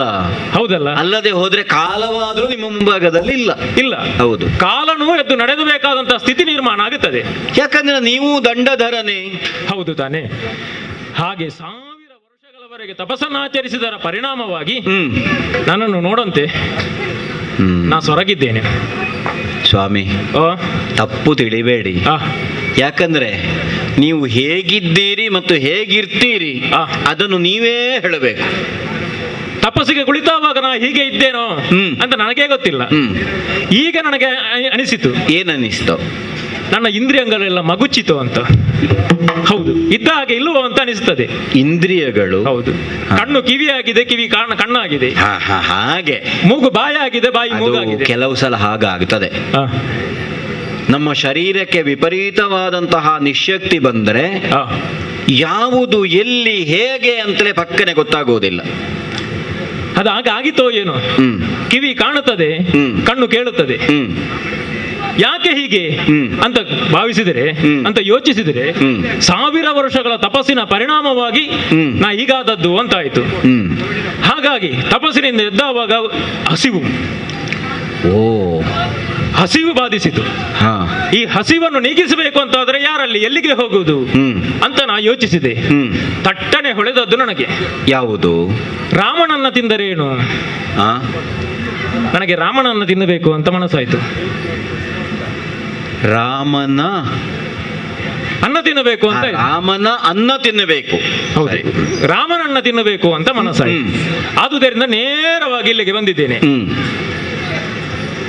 ನನಗೆ ಸೊಗಸಿನಿಂದ ಬಡಿಸುವವರಾಗಬೇಕು, ಸೊಗಸಿನಿಂದ ಆತಿಥ್ಯ ನೀಡಬೇಕು. ಕೆಲವರೆಲ್ಲ ಬಡಿಸುತ್ತಾರೆ ಎಂತದ್ದು ಗೊತ್ತುಂಟು? ಹೌದು, ಕಂಡ್ರೆ ಆಗುವುದಿಲ್ಲ ಅಂತವರು ಸುಮ್ಮನೆ ತಾಗಿಸಿದ ಹಾಗೆ ಮಾಡುವುದು. ಮತ್ತೆ ಊಟ ಬೇಗ ಮುಗೀತದ ಆಗುವುದಿಲ್ಲ. ನನ್ನ ಹಸಿವು ಎನ್ನುವಂಥದ್ದು ಇದೆಯಲ್ಲ, ಅದೊಂದು ಯುಗದ ಹಸಿವು, ಅದು ತೀರದ ಹಸಿವು. ನಾನು ಊಟಕ್ಕೆ ಕುಳಿತೆ ಅಂತ ಆದ್ರೆ 1000 ವರ್ಷದನ್ನು ಒಮ್ಮೆಗೆ ತಿಂದೇನು. ಅದು ಅರ್ಥ ಆಯ್ತು, ನಿಮ್ಮದು 1000ದ ಹಸಿವಲ್ವೋ? ಹೌದು, 1000ದ ಹಸಿವು. ಹೌದು. ಹಾಗಂತ 1000 ವರ್ಷದವರೆಗೆ ಊಟ ಮಾಡೋದೇನೋ ಕುಳಿತೇನು, ಅದೂ ಗೊತ್ತು. ಆದುದರಿಂದ ನನಗೆ ಸೊಗಸಿನಿಂದ ಒಂದು ಆತಿಥ್ಯ ನೀಡಬೇಕು. ಆದುದರಿಂದ ನಿನ್ನ ಬಳಿಗೆ ಬಂದಿದ್ದೇನೆ. ಹೇಗೆ ಸಿಗಬಹುದೋ ಅಲ್ಲ ಬೇರೆ ವ್ಯವಸ್ಥೆ ಏನಾದ್ರೂ ಆಗಬೇಕು? ಮಹರ್ಷಿ, ಇಷ್ಟನ್ನು ನೀವು ಕೇಳಿದ್ದೇ ನಮ್ಮ ಭಾಗ್ಯ ಅಂತ ನಾವು ತಿಳ್ಕೊಳ್ತೇವೆ. ತಮ್ಮನಲ್ಲಿ ಒಂದು ಮಾತು ಹೇಳ್ತೇನೆ ಆದೀತ. ಅಲ್ಲ, ನನಗೆ ಹೇಗೂ ಆದೀತು, ನೀವು ಆದೀತು, ವ್ಯವಸ್ಥೆ ಆದ್ರೆ ನಾನು ಯಾಕೆ ಆಡಿದ್ದು ಕೇಳಿದ್ರೆ, ನಿಮ್ಮ ಹಾಗಿದ್ದವರು ಬಂದಾಗ ದಂಪತಿಗಳು ಅಥವಾ ಸಪತ್ನೀಕನಾಗಿ ಬಡಿಸಬೇಕು ಅನ್ನೋದು ನಮ್ಮದೊಂದು ನಿಯಮ. ನನ್ನ ಸ್ಥಿತಿ ಏನು ಅನ್ನೋದನ್ನು ನೀವು ತಿಳಿಯದವರಲ್ಲ, ಅದಲ್ಲ ಒಂದು. ಇನ್ನೊಂದು, ನಾನು ತಮ್ಮನಲ್ಲಿ ಹೇಳಿದೆ ಅಂತಾದ್ರೆ ನಾನು ಮಾಡಿದ್ದು ಬೇರೆ ಅವನು ಮಾಡಿದ್ದು ಬೇರೆ ಅಂತ ಆಗೋದಿಲ್ಲ. ನಾನು ಹೇಳಿ ಮಾಡಿದ್ದು, ಹೌದಲ್ಲ? ಹಾಗಾಗಿ ಅವನನ್ನೇ ಕರೆದು ಅವನಲ್ಲೇ ನಿಮಗೆ ಸುಗ್ರಾಸ ಭೋಜನವನ್ನು ವ್ಯವಸ್ಥೆ ಮಾಡುವುದಕ್ಕೆ ಆಡ್ತೇನೆ ಆದೀತೆ.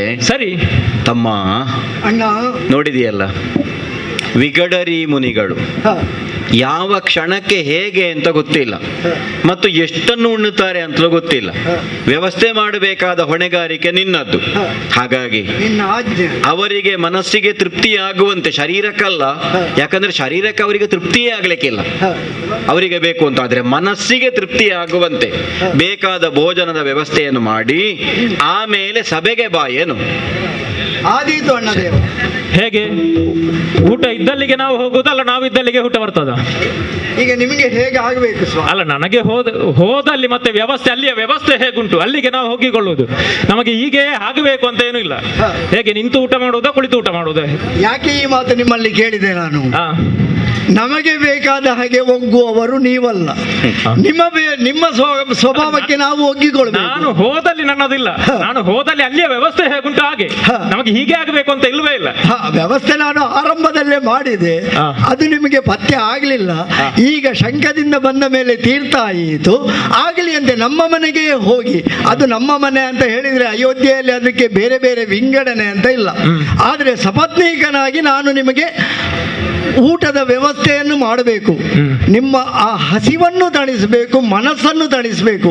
ಇದು ರಾಮನ ಮಾತು ಆದರೂ ಆಜ್ಞೆ ನನಗೆ. ಹಾಗಾಗಿ ನಿಮ್ಮನ್ನು ಕರೆದು ಉಪಚರಿಸಿದ್ದೇನೆ. ಹೀಗೆ ಬರಬೇಕು. ವ್ಯವಸ್ಥೆಯನ್ನು ಮಾಡಿದ್ದೇನೆ, ಆಸನದ ವ್ಯವಸ್ಥೆಯಾಗಿದೆ. ಪತ್ನಿ ಸಹಿತನಾಗಿ ಹಸ್ತೋದಕವನ್ನಿಟ್ಟಿದ್ದೇನೆ. ಬೇಕು ಬೇಕಾದದ್ದೆಲ್ಲವನ್ನು ಬಡಿಸಿದ್ದೇನೆ. ಸ್ವೀಕರಿಸಬೇಕು ಸ್ವಾಮಿ, ಸ್ವೀಕರಿಸಬೇಕು.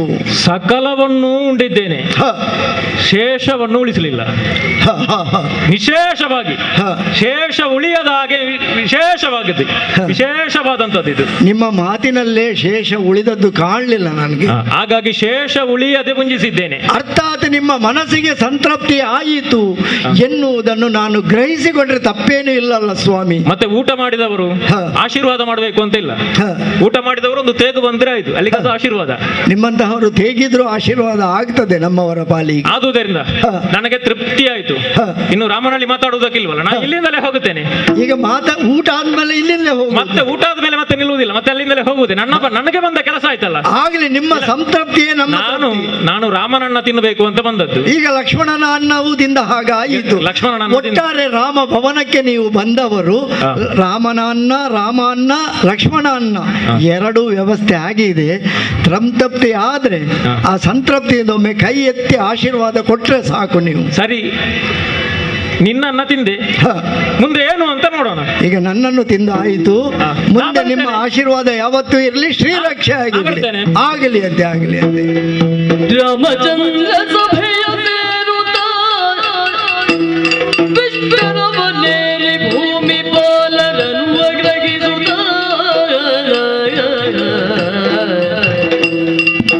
ಆ ಮುನೀಶನನ್ನು ಬೊಗಿಸಿನೇ ಭವನು ಮುರಿದರೆಲ್ಲರೂ ಊರ್ಮಿಳ ಮನೋಧಿ ಶಶಿಯ ಪ್ರೇಮದಿಂದ ಕರೆದು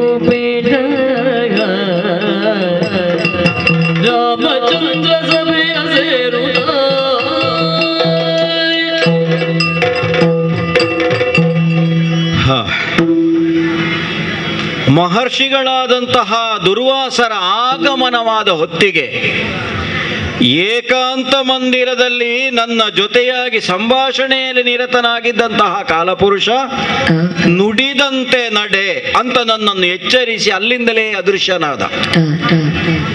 ನನ್ನ ಜೀವನದಲ್ಲಿ ಇಲ್ಲಿಯವರೆಗೆ ಅದನ್ನು ಎಚ್ಚರಿಸಬೇಕಾದ ಪ್ರಕರಣವೇ ಬರಲಿಲ್ಲ. ರಾಮೋ ದ್ವಿರ್ನಾಭಿಭಾಷತೆ, ಹೇಳಿದ ಮಾತನ್ನು ಯಾವ ಹೊತ್ತಿಗೂ ತಪ್ಪಿ ನಡೆದವ ನಾನಲ್ಲ. ಆದರೂ ಲಕ್ಷ್ಮಣನೇ ಹೀಗೆ ಮಾಡಿದ ಅಲ್ವಾ? ಸಭೆಯನ್ನೇನೋ ಸೇರಿದ್ದೇನೆ, ಮಂತ್ರಿಗಳಾಗಲಿ, ಪುರೋಹಿತರಾಗಲಿ, ಪ್ರಜಾಜನರಾಗಲಿ, ಸಾಮಂತರಾಗಲಿ ತಮ್ಮ ತಮ್ಮ ಆಸನಗಳಲ್ಲಿ ಆಸೀನರಾದವರ ಮುಖದಲ್ಲಿ ಪ್ರಶ್ನೆಯೇ ಎದ್ದು ಕಾಣ್ತಾ ಇದೆ. ಭವಿಷ್ಯದಲ್ಲಿ ರಾಮ ಈ ಪ್ರಕರಣದಲ್ಲಿ ಹೇಗೆ ವರ್ತಿಸ್ತಾ ಇದ್ದಾನೆ? ಸರಿ, ಮಾಡಿದ್ದು ಅಪರಾಧವೇ, ಒಳಗೆ ಪ್ರವೇಶಿಸುವುದಕ್ಕೆ ನಿಷೇಧ, ಯಾರನ್ನೂ ನೀನು ಒಳಗೆ ಬಿಡಬಾರದು, ಬಂದವರಿಗೆ ಶಿಕ್ಷೆ ಇದೆ ಅಂತ ನಾನು ಲಕ್ಷ್ಮಣನಲ್ಲಿ ಎಚ್ಚರಿಸಿದರೂ ಲಕ್ಷ್ಮಣನೇ ಮೊದಲಾಗಿ ಪ್ರವೇಶಿಸಿ ಹಿಂದಿನಿಂದ ದುರ್ವಾಸರನ್ನು ಕರೆತಂದಿದ್ದಾನೆ. ಒಬ್ಬ ಅರಸನಾಗಿ ಆತನನ್ನು ಪ್ರಶ್ನಿಸಲೇಬೇಕಾಗಿದೆ. ಆ ನೆಲೆಯಿಂದಲೇ ನನ್ನ ಮುಂಭಾಗದಲ್ಲಿ ಕೈಕಟ್ಟಿ ನಿಂತಹ ಲಕ್ಷ್ಮಣನಲ್ಲಿ ವಿಚಾರಿಸಬೇಕಾಗಿದೆ. ತಮ್ಮ, ಅಣ್ಣದೇವ, ಯಾವುದನ್ನು ನೀನು ತಪ್ಪಿದ್ದು ಗೊತ್ತೇ ನಿನಗೆ? ಎಲ್ಲಿ ತಪ್ಪಿದೆ ಅಣ್ಣ? ನೀತಿ ತಪ್ಪಿ ನಡೆದೆ ಲಕ್ಷ್ಮಣ,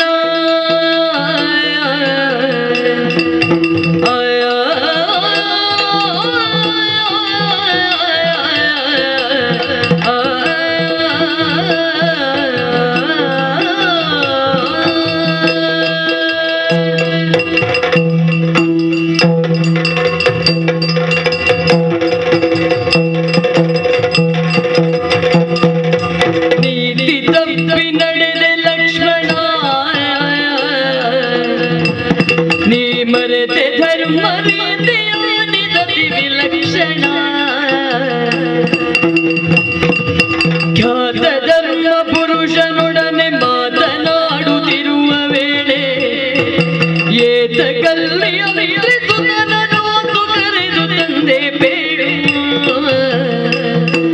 ನೀತಿ ತಪ್ಪಿ ನಡೆದೆ ಲಕ್ಷ್ಮಣ,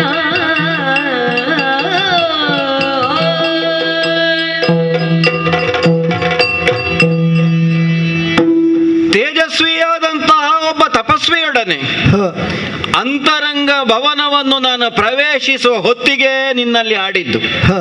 ಅತಿಥಿಯ ಅಪೇಕ್ಷೆಯನ್ನು ಸಲ್ಲಿಸುವ ಹೊಣೆ ನಮಗೊದಗಿದೆ. ಸರಿಯೇ ಸರಿ. ಬಾಗಿಲ ಬಳಿಯಲ್ಲಿ ಭದ್ರವಾದಂತಹ ಕಾವಲನ್ನು ಮಾಡು, ಇಲ್ಲದೆ ಹೋದ್ರೆ ಶಿಕ್ಷೆ ಇದೆ ಅಂತ. ಆ ಕೆಲಸವನ್ನು ಯಥೋಚಿತವಾಗಿ ನಿರ್ವಹಿಸಲು ಪ್ರಯತ್ನಿಸಿದವನು. ತಮ್ಮ, ಅಣ್ಣ, ಪ್ರತ್ಯಕ್ಷ ಅಂತ ಒಂದು ಉಂಟು, ಕಣ್ಣ ಮುಂಭಾಗದಲ್ಲೇ ಗೋಚರಿಸ್ತಾ ಇದೆ. ನಾನಾಡಿದಂತಹ ಆಜ್ಞೆಗೆ ಬದ್ಧನಾಗಿ ನೀನು ನಡೆದದ್ದಿಲ್ಲ ಸ್ವಾಮಿ ಅಂತ ನೀನು ನನ್ನನ್ನು ಆಡಿದ್ದು. ಅಪರಾಧಿ ಸ್ಥಾನದಲ್ಲಿ ನಾನಿದ್ದೇನೆ. ಚಕ್ರವರ್ತಿಯಾದಂತಹ ರಾಮನಾಡಿದ ಮಾತನ್ನು ಈಡೇರಿಸುವುದಕ್ಕೆ ತಾನು ಬದ್ಧನಿದ್ದೇನೆ. ಈ ಭಾವದಿಂದ ನೀನು ಅಂತರಂಗ ಭವನದ ಮುಂಭಾಗದಲ್ಲಿ ನಿಂತವ. ಬಂದವನು ಯಾರು ಅಂತ ಗೊತ್ತೋ ನಿನಗೆ? ಸಾಕ್ಷಾತ್ ಕಾಲಪುರುಷನೇ ನನ್ನೊಡನೆ ಸಂಭಾಷಣೆಗಾಗಿ ಬಂದವನಿದ್ದ. ಕಾಲಪುರುಷನೇ ನಿನ್ನೊಡನೆ ಸಂಭಾಷಿಸಿ ಖ್ಯಾತ ಧರ್ಮ ಪುರುಷ. ಅವನು ಧರ್ಮನೂ ಹೌದು, ಕಾಲನೂ ಹೌದು, ವೈವಸ್ವತನೂ ಹೌದು, ಮಾತ್ರವಲ್ಲ ಕೀನಾಶನೂ ಹೌದು. ತಿಳಿದುಕೊಳ್ಳುವುದಷ್ಟು ವ್ಯಕ್ತಿತ್ವದ ಮತಿವಂತಿಕೆ ಬೆಳೆದಿರಲಿಲ್ಲ ಅಣ್ಣ. ಅಂತವನೇ ನನ್ನೊಡನೆ ಸಂಭಾಷಣೆ ಮಾಡುತ್ತಿರುವ ಹೊತ್ತಿಗೆ ಏಕಾಂತಕ್ಕೆ ಭಂಗವನ್ನು ತಂದವನು ಯಾರು ಅಂತ ಕೇಳಿದ್ರೆ ನನ್ನ ಅನುಜನಾದ, ನನ್ನ ಸಹೋದರನಾದ ಲಕ್ಷ್ಮಣ. ಆ ಅಪರಾಧಿ ಭಾವ ನನ್ನನ್ನು ಕಾಡುತ್ತಾ ಇದೆ ಅಣ್ಣ. ಒಂದು ಕೇಳಣ್ಣ. ಮುಂಭಾಗದಲ್ಲಿ ಬಂದವರು ದುರ್ವಾಸ ಮಹರ್ಷಿಗಳು. ವಿನಯದಿಂದ ಮಾತನಾಡಿ ಕ್ಷಣಕಾಲ ತಡೆಯಿರಿ ಅಂತ ನಿನಗೆ ಹೇಳಬಹುದಿತ್ತು, ಮಾಡಿದೆ. ಅಥವಾ ನಿನ್ನನ್ನು ಧಿಕ್ಕರಿಸಿ ಅವರು ಬರುವ ಹೊತ್ತಿಗೆ ನೀನು ಒಳಗೆ ಬಾರದೆ ಅವರೇ ಪ್ರವೇಶಿಸುವ ಹಾಗೂ ಮಾಡಬಹುದಿತ್ತು. ಅದನ್ನು ಮಾಡದೆ ಒಳಗೆ ಬಂದವರಿಗೆ ಶಿಕ್ಷೆ ಅಂತ ಗೊತ್ತಿದ್ದು ಅತ್ರಿಸೂತನನ್ನು ಓತು ಮೊದಲಾಗಿ ನೀನೇ ಇಲ್ಲಿಗೆ ಕರೆತಂದೆ. ಇದಕ್ಕೆ ಹಿನ್ನೆಲೆಯಲ್ಲಿ ಏನಾದ್ರೂ ನಿನ್ನ ಸಮರ್ಥನೆ ಅನ್ನೋದಿದ್ರೆ ಹೇಳು. ಅಣ್ಣ, ಏನು? ಅಪರಾಧಿ ಸ್ಥಾನದಲ್ಲಿ ಕೈಕಟ್ಟಿ ನಿಂತವ ನಾನು. ಹ್ಮ್ ತಪ್ಪು ನನ್ನದು ಎನ್ನುವುದು ವಿದಿತವಾಗಿದೆ. ಆ ತಪ್ಪಿಗೊಂದು ಸಮರ್ಥನೆ ಅಂತ ಹೇಳಿಕೊಳ್ಳುವುದಲ್ಲ, ಆದರೆ ನಾನು ವರ್ತಿಸಿದಕ್ಕೊಂದು ಕಾರಣ ಬೇಕಲ್ಲ. ಕೇಳ್ಬೇಕಣ್ಣ ಮಾತು. ಅಣ್ಣ ಲಾಲಿಸೋ ಎಂದ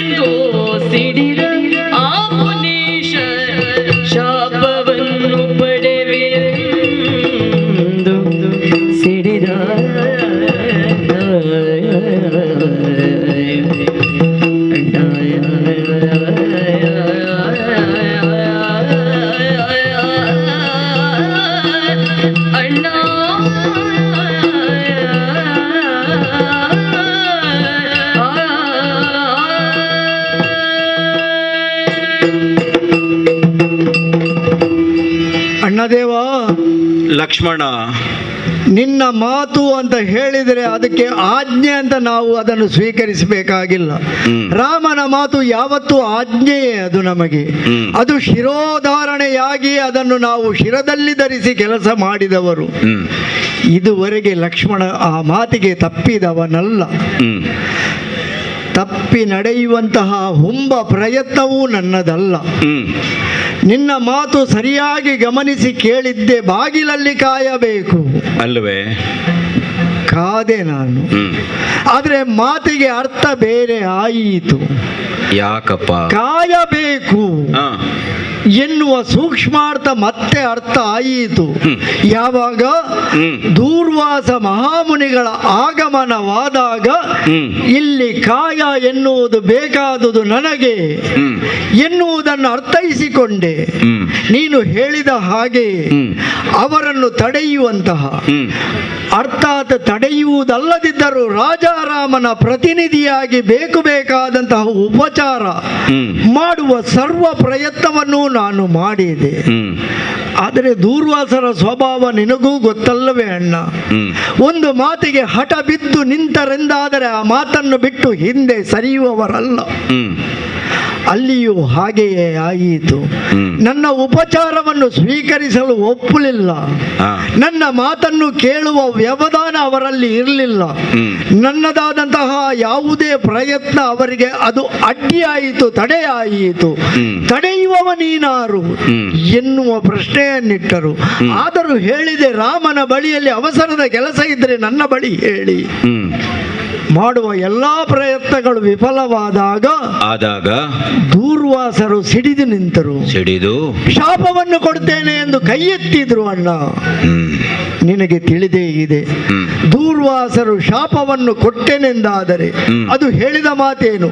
ಅಯೋಧ್ಯೆಯನ್ನೇ ಭಸ್ಮೀಭೂತವನ್ನಾಗಿ ಮಾಡುತ್ತೇನೆ. ಅಯೋಧ್ಯೆ ಭಸ್ಮವಾದ ಮೇಲೆ ಮತ್ತೆ ನನ್ನದೇನು ಉಳಿದಿದೆ ಅಣ್ಣ?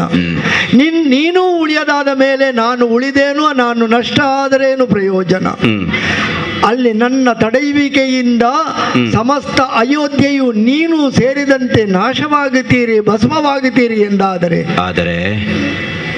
ನನ್ನ ತಡೆಯುವಿಕೆ ಒಂದು ಕಾರಣವಾಗಿ ಎಲ್ಲವನ್ನೂ ಕಳೆದುಕೊಳ್ತೇವಲ್ಲ. ಒಂದು ವೇಳೆ ನಿನ್ನ ಮಾತನ್ನು ಮೀರಿದರೆ ನನಗೆಲ್ಲವೇ ದೇಹದಂಡನೆ. ರಾಮನ ಮಾತನ್ನು ಒಂದೊಮ್ಮೆಗೆ ನಾನು ಮೀರುವ ಪ್ರಯತ್ನವನ್ನು ಮಾಡ್ತೇನೆ ಎನ್ನುವಂತಹ ನಿರ್ಧಾರದಿಂದಲೇ ನೀನೇ ಹೇಳಿದೆ ಅವರನ್ನು ಮೊದಲು ಕಳುಹಿಸಬಹುದಿತ್ತು. ಹೌದು, ಆ ಆಲೋಚನೆ ನನಗೂ ಇತ್ತು. ಆದರೆ ಅದು ಸರಿಯೇ. ಬಂದವರು ದೂರ್ವಾಸರು, ಹೌದು, ಮಹಾಮುನಿಗಳು. ನೀನೇ ಹೇಳಿದೆ ವಿಗಡ ರೌದ್ರ ಸ್ವರೂಪಿಯವರು, ಅನುಮಾನವೇ ಇಲ್ಲ. ಹಾಗಿದ್ದರೆ ಅಂತಹವರನ್ನು ಒಳಗೆ ಕಳುಹಿಸಿ ಮತ್ತೊಂದು ಅನಾಹುತಕ್ಕೆ ಕಾರಣವಾಗುವ ಬದಲು ವಾದ್ಯದವರು ಮುಂದೆ ಬರುವುದು, ದೇವರು ಹಿಂದೆ ಬರುವುದಲ್ವೇ? ಹಾಗೆ ದೇವರ ಹಾಗೆ ಅವರನ್ನು ಹಿಂದಿನಿಂದ ಮುಂದಕ್ಕೆ ನಾನೇ ಬಂದು ಬರುವ ಅನಾಹುತವೇನಿದ್ದರೂ ಲಕ್ಷ್ಮಣನಿಗೆ ಬರಲಿ ಎನ್ನುವ ದೃಢ ನಿರ್ಧಾರದಿಂದಲೇ ಬಂದವ ಅಣ್ಣ. ಎಲ್ಲವನ್ನು ತಿಳಿದೇ ಬಂದವನು. ಹಾಗಾಗಿ ಅಪರಾಧಿ ಭಾವದಿಂದ ನಿಂತಿದ್ದೇನೆ. ನೀನು ಕೊಡುವ ಯಾವ ಶಿಕ್ಷೆಗೂ ಬದ್ಧನಾಗಿದ್ದೇನೆ. ನಿನ್ನ ತಮ್ಮ ನಾನು, ಲಕ್ಷ್ಮಣ ನಾನು. ಇದುವರೆಗೆ ತಪ್ಪಿ ನಡೆದವನಲ್ಲ, ಮುಂದೆ ತಪ್ಪಿ ನಡೆಯಲೂ ಬಾರದು ಎನ್ನುವ ಕಾರಣಕ್ಕಾಗಿ ಅಣ್ಣ ತಲೆ ಬಾಗಿದ್ದೇನೆ. ತಮ್ಮ, ಅಣ್ಣ, ಇದು ಕೇವಲ ಸಂಕಟ ಅಲ್ವಪ್ಪ, ಧರ್ಮ ಸಂಕಟ. ಧರ್ಮ ಸಂಕಟ ಇದು. ತಮ್ಮ ಕೇಳಲು ಧರ್ಮ ಸಂಕಟ ಬಂದುದು ನಮ್ಮ ಶೀಲದ ರಕ್ಷೆಗಾಗಿ. ತಮ್ಮ ಕೇಳಲು ಧರ್ಮ ಸಂಕಟ ಬಂದುದು ನಮ್ಮ ಶೀಲದ ರಕ್ಷೆಗಾಗಿ. ಸಮ್ಮತಿಯಿಂದ ವನವಾಸ ಕೈದಲು ನಮ್ಮಯ್ಯನ ಸುನಿತ ಮರುಗಿ. ಸಮ್ಮತಿಯಿಂದ ವನವಾಸ ಕೈದಲು ನಮ್ಮಯ್ಯನ ಸುವಿತ ಮರುಗಿ.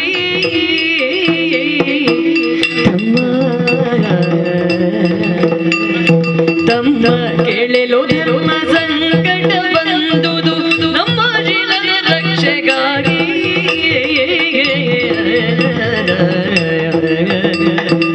ತಮ್ಮ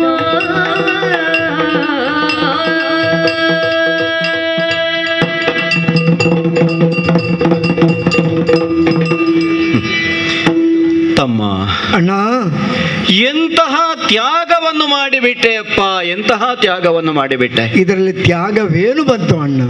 ಮಗು, ನಿನ್ನ ಒಳಿತನ್ನಲ್ಲವೇ ನಾವು ಬಯಸುವುದು ಅಣ್ಣ. ಅಯೋಧ್ಯೆಗೆ ಶಾಪವನ್ನು ಕೊಡ್ತೇನೆ, ಸೂರ್ಯ ವಂಶಕ್ಕೆ ಶಾಪವನ್ನು ಕೊಡ್ತೇನೆ. ಅವರು ಕೊಟ್ಟವರು ಹೌದಲ್ಲವೇ? ಹಿಂದೊಮ್ಮೆ ದೇವಲೋಕದ ಸಮಸ್ತ ಸುವಸ್ತುಗಳನ್ನು ಸಮುದ್ರ ಪಾಲಾಗಿಸಿದವರಲ್ಲವೇ? ಸ್ವರ್ಗಕ್ಕೆ ಶಾಪ ಕೊಟ್ಟವರು ಅಯೋಧ್ಯೆಯನ್ನು ಬಿಟ್ಟಾರೋ ತಮ್ಮ? ಬಿಟ್ಟಾರೋ. ಆದರೆ ಮೊದಲಾಗಿ ದುರ್ವಾಸ ಮಹರ್ಷಿಗಳು ಪ್ರವೇಶ ಮಾಡಿದ್ರು ನಾನು ಧರ್ಮ ಸಂಕಟಕ್ಕೆ ಸಿಲುಕ್ತೇನೆ. ದುರ್ವಾಸರಿಗಾದರೂ ಶಿಕ್ಷೆಯನ್ನು ಅನ್ವಯ ಮಾಡುವುದಕ್ಕೆ ರಾಮನಿಗೆ ಆದೀತೆ ಎನ್ನುವುದಕ್ಕಿಂತಲೂ ಅತಿಥಿ ದೇವೋಭವ ಎನ್ನುವುದು ನಮ್ಮಲ್ಲಿ ಇದೆ ಅಲ್ವೇ? ಅತಿಥಿಗಳನ್ನು ಆ ರೀತಿಯ ಸಂಕಟಕ್ಕೆ ನಾನು ಗೊತ್ತಿದ್ದು ಮಾಡಬಹುದೇ? ಅಂದ್ರೆ ತನ್ನದ್ದಾದಂತಹ ಕಾಯವನ್ನಾಗಲಿ ತನ್ನದ್ದಾದಂತಹ ಸರ್ವಸ್ವವನ್ನಾಗಲಿ ರಾಮನಿಗಾಗಿ ಅಯೋಧ್ಯೆಗಾಗಿ ಸಮರ್ಪಣೆ ಮಾಡಿಬಿಡ್ತೇನೆ ಅನ್ನುವಂತಹ ಭಾವದಿಂದ ನೀನು ಒಳಗೆ ಬಂದೆ ತಾನೆ. ಅಷ್ಟು ದೊಡ್ಡ ಆಲೋಚನೆ ನಾನು ಮಾಡಲಿಲ್ಲ ಅಣ್ಣದೇವ. ರಾಮನಿಂದಾಗಿ ಬೆಳೆದ ದೇಹ ಇದು, ರಾಮನಿಂದಾಗಿ ಲೋಕ ಗುರುತಿಸಿದ ದೇಹ ಇದು. ರಾಮನಿಗಾಗಿ ಸಮರ್ಪಣೆಯಾಗುವುದಿದ್ರೆ ಆಗಲಿ ಅಂತ ಮಾಡಿದೆ ಅಷ್ಟೇ. ಮಗು, ಅಣ್ಣ, ಇದು ಸಂಕಟ ಧರ್ಮಕ್ಕೆ ಬಂದದ್ದು, ನಮಗಲ್ಲ. ಹಾಗೆಯೇ ಅಣ್ಣ. ಯಥೋ ಅಭ್ಯುದಯ ನಿಶ್ರೇಯಸ ಸಿದ್ಧಿ ಸಧರ್ಮ ಅಂತ ಜ್ಞಾನಿಗಳಾಡಿದ್ರು. ನಿನಗೂ ಸಂಕಟ ಆಗ್ತದೆ ಅಣ್ಣ. ಲೌಕಿಕದಲ್ಲಿ ಏಳಿಗೆಗೆ ಕಾರಣವಾಗುವುದು ಮಾತ್ರವಲ್ಲ, ನಮ್ಮ ಜೀವನದ ನಂತರ ನಮಗೆ ಮೋಕ್ಷಕ್ಕೆ ಯಾವುದು ಕಾರಣವಾಗ್ತದೋ ಅದನ್ನು ಧರ್ಮ ಅಂತ ತಿಳಿದವರು ಆಡಿದ್ರು. ಮಗು, ಇದು ಮೇಲುನೋಟದಿಂದ ನೋಡುವಾಗ ನಿನ್ನನ್ನು ಅಪರಾಧಿ ಅಂತ ನಾವು ಆಡಿದ್ರು, ನಿನ್ನ ಅಂತರಂಗದಲ್ಲಿದ್ದ ಭಾವ ಏನು ಕೇಳಿದ್ರೆ ಅಯೋಧ್ಯೆಯನ್ನು ಉಳಿಸಬೇಕು, ರಾಮನನ್ನು ಉಳಿಸಬೇಕು ಅನ್ನುವಂತಹ ಭಾವ ಅಷ್ಟೇ ಆ ಸಮಯಕ್ಕೆ ಹೊಳೆದದ್ದು. ಮಗು, ಅಣ್ಣ, ನಾಳೆಯ ದಿನ ನನಗೆ ಪಟ್ಟಾಭಿಷೇಕವನ್ನು ಮಾಡುತ್ತೇನೆ ಅಂತ ನಮ್ಮ ತಂದೆ ಹೇಳಿದಾಗ ನಿಮ್ಮೆಲ್ಲರ ಸಂತೋಷಕ್ಕೆ ಅಂತ ನಾನು ಪಟ್ಟಾಭಿಷಿಕ್ತನಾಗುವುದಕ್ಕೆ ಒಪ್ಪಿಕೊಂಡೆ. ಆ ಸಮಯದಲ್ಲೂ ನಾನೊಂದು ಹಿಂದೆ ಮಾತು ಹೇಳಿದ್ದೆ. ಅಯೋಧ್ಯೆಯಲ್ಲಿ 2 ಬಾರಿ ಏಕಾಂತ ಭವನದ ಉಪಯೋಗ ಬಂದಿತ್ತು. ಹೌದಪ್ಪ. ತಂದೆಯವರು ಗುರು ವಸಿಷ್ಠರೊಡನೆ ಮಂತ್ರಿ ಸುಮಂತ್ರರೊಡನೆ ಏಕಾಂತಕ್ಕೆ ಸೇರಿದಾಗ ನಿನ್ನ ಪಟ್ಟಾಭಿಷಿಕ್ತ ತಪ್ಪಿ ಹೋಯಿತು ಅಲ್ವೇ? ಹೌದು. ಹಾಗಾಗಿ ಅಂತಹ ಅನಾಹುತ ಮತ್ತೊಮ್ಮೆ ಆಗಬಾರದು ಎನ್ನುವ ಎಚ್ಚರಿಕೆ ಇತ್ತು. ಆದರೂ ಘಟನೆ ನಡೆದಿದೆ ಅಲ್ಲ ಅಣ್ಣ. ನಿಯತಿಯನ್ನು ಮೀರುವವರು ಜಗತ್ತಿನಲ್ಲಿ ಯಾರಿದ್ದಾರೆ ಮಗ? ತಂದೆಯಾದರೂ ಒಂದು ಹೊತ್ತು ನನ್ನೊಡನೆ ಉಂಡು ಹೋಗು ಅಂತ ಹೇಳುವಾಗಲೂ ಇಲ್ಲ, ನನ್ನ ಮನಸ್ಸು ವಿಚಲಿತವಾಗುತ್ತದೆ ಅನ್ನುವ ಕಾರಣಕ್ಕಾಗಿ ಅವರಿಗೆ ಬೆನ್ನು ಹಾಕಿ ಕಾನನವಾಸಿಯಾದವನು ನಾನು. ನಡೆದವ ನೀನಲ್ವೇ? ನೀನೂ ನನ್ನ ಬೆನ್ನಾಗಿ ಬಂದವನು. ತಂದೆ ಅಲ್ಲ, ಅಯೋಧ್ಯೆ ಅಲ್ಲ, ತಾಯಿ ಅಲ್ಲ, ನನಗೆ ರಾಮನೇ ಸರ್ವಸ್ವ. ಈ ಭಾವದಿಂದ ನನ್ನ ಜೊತೆಯಾಗಿ ಬಂದವ ನೀನು. ಅದು ಯಾಕೆ ಗೊತ್ತೇ? ಅಯೋಧ್ಯೆಯಲ್ಲಿ ಒಂದೇ ಪಾಯಸದಿಂದ ಹುಟ್ಟಿದ ಮಕ್ಕಳು ನಾವು 4 ಹಾಕಿದ ತೊಟ್ಟಿಲು 2 ಅಲ್ಲವೇ? ರಾಮ ಲಕ್ಷ್ಮಣರಿಗೊಂದು, ಭರತ ಶತ್ರುಘ್ನರಿಗೊಂದಲ್ಲವೇ? ಹಾಗಿದ್ದರೆ ಆ ತೊಟ್ಟಿಲಲ್ಲಿ ಒಂದಾದ ನಾವು ಮತ್ತೆ ಜೀವನದಲ್ಲಿ ಬೇರೆಯಾಗಲಿಕ್ಕೆ ಸಾಧ್ಯವಿದೆ ಅಣ್ಣ? ಮಗು, ಅಣ್ಣ, ಒಂದೇ ತೊಟ್ಟಿಲಲ್ಲಿ ಮಲಗಿದವರು, ಜೊತೆಯಾಗಿ ವಿಶ್ವಾಮಿತ್ರರ ಜೊತೆಗೆ ಯಜ್ಞ ಸಂರಕ್ಷಣೆಗಾಗಿ ಹೋದವರು, ಆ ಕಾಲಘಟ್ಟದಲ್ಲೂ ಅನುಸರಿಸಿದವ ಭಾಗ್ಯ ನನ್ನದು. ನನ್ನನ್ನು ಕಾಯುವವನೇ ಆಗಿ 14 ವರ್ಷಗಳ ವನವಾಸದಲ್ಲೂ ಬಂದವನು. ವನವಾಸದ ಹೊತ್ತಿನಲ್ಲಿ ಸೀತೆಯನ್ನು ಕಳೆದುಕೊಂಡು ನಾನು ಭ್ರಮಿತನಾದಾಗಲೂ ಹೆಜ್ಜೆ ಹೆಜ್ಜೆಗೂ ನನ್ನಲ್ಲಿ ಆತ್ಮವಿಶ್ವಾಸವನ್ನು ತುಂಬಿ ನನ್ನ ತಂದೆಯಾಗಿಯೋ, ನನ್ನ ಬಂಧುವಾಗಿಯೋ, ನನ್ನ ಅಣ್ಣನಾಗಿಯೋ, ನನ್ನ ತಮ್ಮನಾಗಿಯೋ ನನಗೆ ಬೆಂಗಾವಲಾಗಿ, ನನಗೆ ಮಾರ್ಗದರ್ಶಕನಾಗಿ ಇದ್ದಂತಹ ನಿನ್ನನ್ನು ಈ ಹೊತ್ತು ಕಳಕೊಳ್ಳುವ ಸ್ಥಿತಿ ಬಂತು ಅಂತ ಅದು ದೊಡ್ಡ ಮಾತು ಅಣ್ಣ, ದೊಡ್ಡ ಮಾತು. ನನ್ನಲ್ಲಿ ತಂದೆಯನ್ನು ನೋಡು ಅಂತ ನಿನ್ನ ತಾಯಿ ಆಡಿದ್ಲು. ಅಯೋಧ್ಯೆಯನ್ನು ಕಾನನದಲ್ಲೇ ಕಾಣು ಅಂತ ಹೇಳಿದ್ಲು. ಇಂತಹ ನಿನ್ನನ್ನು ಹೇಗಪ್ಪ ಕಳ್ಕೊಳ್ಳಿ? ನಿನಗೆ ಹೇಗೆ ನಾನು ಶಿಕ್ಷೆ ಕೊಡ್ಲಿ? ಅದು ನನಗೆ ಧರ್ಮ ಸಂಕಟ ತಮ್ಮ. ನನ್ಗೆ ಶಿಕ್ಷೆ ಕೊಡುವುದರಲ್ಲಿ ಅಣ್ಣನಿಗೆ ಇಷ್ಟು ಮರುಕವೇ ಅಣ್ಣ? ಹೌದಪ್ಪ ಅಣ್ಣ. ಸೋಜಿಗವಾಯ್ತು ಕೇಳಣ್ಣ ನಿನ್ನಯ ಮಾತು ಅಣ್ಣ.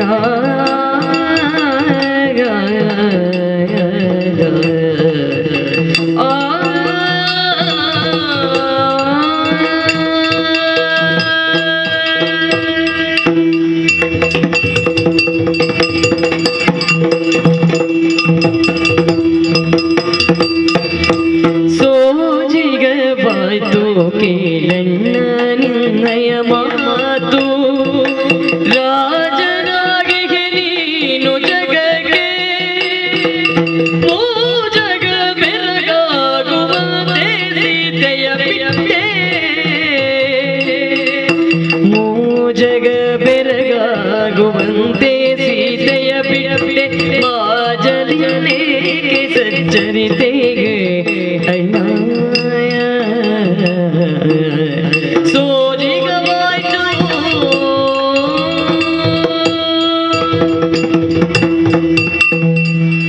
ಅಣ್ಣ, ತಮ್ಮ, ನಿನ್ನ ಮಾತನ್ನು ಕೇಳುವಾಗ ನನ್ನ ಕಂಠವು ಗದ್ಗದಿತವಾಗುತ್ತಾ ಇದೆ. ನಮ್ಮ ಅಣ್ಣನೂ ಇಷ್ಟು ಭಾವೋದ್ರಿಕ್ತನಾಗುತ್ತಾನೆ ಎನ್ನುವುದನ್ನು ಕಂಡವ ನಾನು. ಹೇಗಪ್ಪ ನಿನ್ನನ್ನು ಬಿಟ್ಟಿರಲಿ? ಹಿಂದೆ ನಿನ್ನ ಭಾವೋದ್ವೇಗವನ್ನು ಕಂಡವನು, ಜೊತೆಯಾಗಿ ಇದ್ದವನು. ಆದರೆ ಅಲ್ಲಿಯ ಸನ್ನಿವೇಶಗಳೇ ಬೇರೆ, ಇಲ್ಲಿಯ ಸನ್ನಿವೇಶವೇ ಬೇರೆ. ಪರಸ್ಪರ ನಾವು ಈಗ ಇದಿರಾಗಿ ನಿಂತಿದ್ದೇವೆ. ನಿನ್ನನ್ನು ನೆರಳಿನಂತೆ ಅನುಸರಿಸಿದ ತಮ್ಮನಿಗೆ ದಂಡನೆಯ ಶಿಕ್ಷೆ. ಹೇಗೆ ಈ ಶಿಕ್ಷೆಯನ್ನು ವಿಧಿಸಲಿ? ಹೇಗೆ ವಿಧಿಸಲಿ? ಮಾಡಿದ್ದು ತಪ್ಪಲ್ಲ ಎನ್ನುವುದನ್ನು ವೇದ್ಯ ಮಾಡಿಕೊಂಡವ ನೀನು. ಆದರೆ ಲೋಕದ ಕಣ್ಣಿಗೆ ನಾನು ಮಾಡಿದ್ದು ತಪ್ಪು. ಅದು ರಾಮನ ಆಜ್ಞೆಯನ್ನು ಮೀರಿದ ತಪ್ಪು. ವಚನ ಭ್ರಷ್ಟತೆ ಅಂತ ಪ್ರತ್ಯಕ್ಷ ಕಾಣುವುದಿದ್ರು ಅಂತರಂಗದಲ್ಲಿ ಅಲ್ಲವಲ್ಲ ತಮ್ಮ.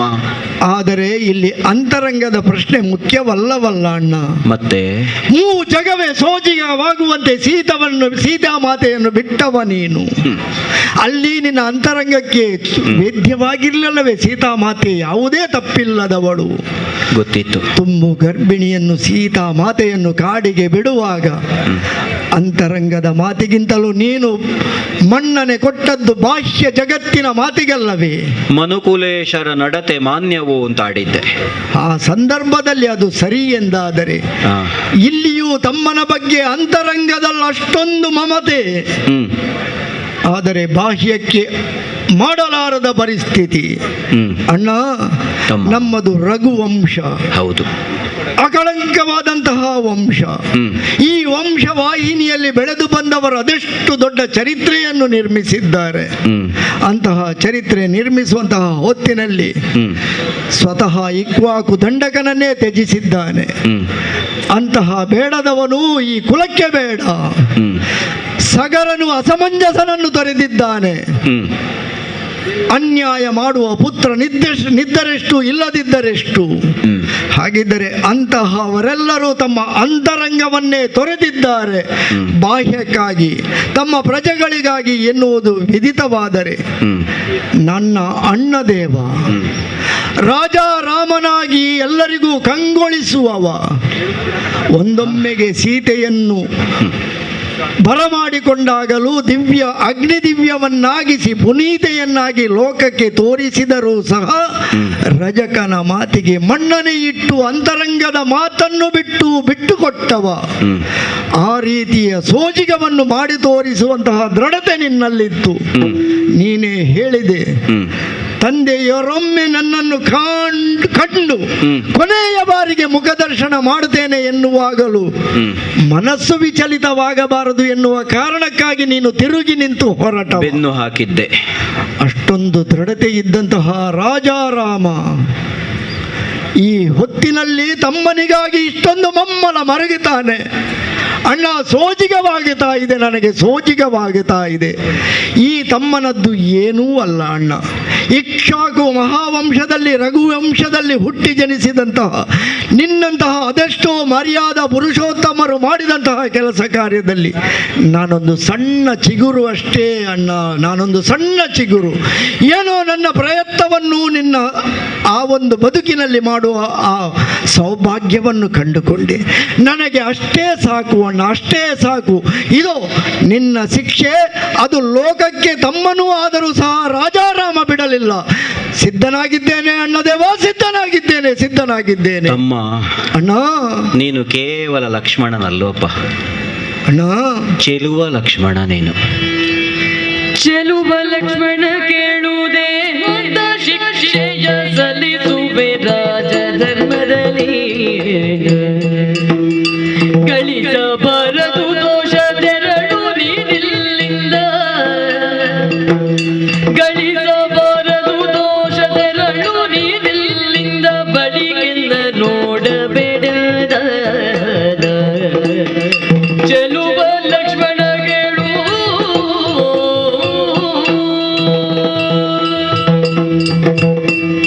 ಭರತನೋ ಶತ್ರುಘ್ನನೋ ನೀನು. ನಿನ್ನಂತಹ ಸಹೋದರರಿರುವ ಕಾರಣಕ್ಕಾಗಿ ರಾಮ ಪ್ರಪಂಚ ಮುಖದಲ್ಲಿ ಕಾಣಿಸಿಕೊಂಡಿದ್ದಾನೆ ತಮ್ಮ. ದೊಡ್ಡ ಮಾತಣ್ಣ ಇದು. ಅಯೋಧ್ಯೆಯನ್ನು ಉಳಿಸುವುದಕ್ಕೆ, ಸೂರ್ಯ ವಂಶವನ್ನು ರಕ್ಷಿಸುವುದಕ್ಕೆ, ನನ್ನ ಕಾಯವನ್ನಾದರೂ ನಾನು ತ್ಯಜಿಸ್ತೇನೆ ಅನ್ನುವಂತಹ ದೃಢವಾದ ಮನಸ್ಸಿನಿಂದ ಬಂದ ನಿನ್ನ ಮನಸ್ಸು, ನಿನ್ನ ಕಾಯ, ನಿನ್ನ ಬುದ್ಧಿ ಪ್ರತಿಯೊಂದು ಚೆಲುವಾದದ್ದಪ್ಪ. ರಾಜ ರಾಮ ವಿಚಲಿತನಾಗಬಾರದು ಎನ್ನುವುದಕ್ಕಾಗಿ ಹೇಳಿದ್ದೇನೆ ಅಷ್ಟೇ. ಆಯ್ತು, ಸರಿ. ತುಂಬಿದಂತಹ ಸಭೆಯಲ್ಲಿ ಅರಸನಾಗಿ ಆಡಿದ ಮಾತು, ಒಂದು ವೇಳೆ ನನ್ನ ಆಜ್ಞೆಯನ್ನು ಮೀರಿದರೆ ಕಠಿಣವಾದಂತಹ ಶಿಕ್ಷೆ, ಅರ್ಥಾತ್ ಮರಣದಂಡನೆ ಅಂತ ಅದರ ಅರ್ಥ. ದೇಹದಂಡನೆ. ಕುಲಗುರುಗಳಾದಂತಹ ವಸಿಷ್ಠರು ಆಡ್ತಾ ಇದ್ದಾರೆ, ಒಬ್ಬ ಸತ್ಪುರುಷನನ್ನು ವಧಿಸುವುದು, ಅವನನ್ನು ತ್ಯಜಿಸುವುದು ಎರಡು ಒಂದೇ, ಶಾಸ್ತ್ರ ವಿರೋಧ ಅಲ್ಲ ಅಂತ. ಅರ್ಥಾತ್ ಹಾಗಾಗಿ ದೇಹಾಂತ ಶಿಕ್ಷೆಯನ್ನು ನಿನಗೆ ರಾಜಧರ್ಮದ ಪ್ರಕಾರ ನಾನು ವಿಧಿಸುವುದು ಹೇಗೆ ಕೇಳಿದ್ರೆ, ಹೇಗೆ ಅಣ್ಣ? ಒಂದು ತುತ್ತು ಅನ್ನವನ್ನಾದ್ರೂ ನನ್ನೊಡನೆ ಉಂಡು ಹೋಗುವಂತ ನಮ್ಮ ತಂದೆ ಹೇಳುವಾಗ ನಾನು ಒಲ್ಲೆ ಅಂತ ಹೇಗೆ ಅವರಿಗೆ ಬೆನ್ನು ಹಾಕಿ ಹೋದನೋ, ಅದೇ ರೀತಿಯಾಗಿ ನನ್ನನ್ನು ತ್ಯಜಿಸಿ ನನಗೆ ಬೆನ್ನು ಹಾಕಿ ನನ್ನ ಪುರವನ್ನು ಬಿಟ್ಟು ನೀನು ಹೋಗತಕ್ಕದ್ದು. ಇನ್ನು ಮುಂದೆ ನನ್ನ ಮುಖದರ್ಶನ ಅನ್ನೋದು ನಿನಗೆ ನಿಷೇಧ. ಇಲ್ಲಿಂದ ಹೊರಟು ಹೋಗಪ್ಪ. ಅಣ್ಣ, ಇದೋ ಕೈ ಮುಗಿದಿದ್ದೇನೆ. ಮಮತೆಯಿಂದಣ್ಣನನು ನೋಡಿ ಲಕ್ಷ್ಮಣನಾಗ, ಮಮತೆಯಿಂದಣ್ಣನನು ನೋಡಿ ಲಕ್ಷ್ಮಣನಾಗ, ನಮಿಸಿದನು ಪದಕ್ಕೆ ತಲೆವಾಗಿ.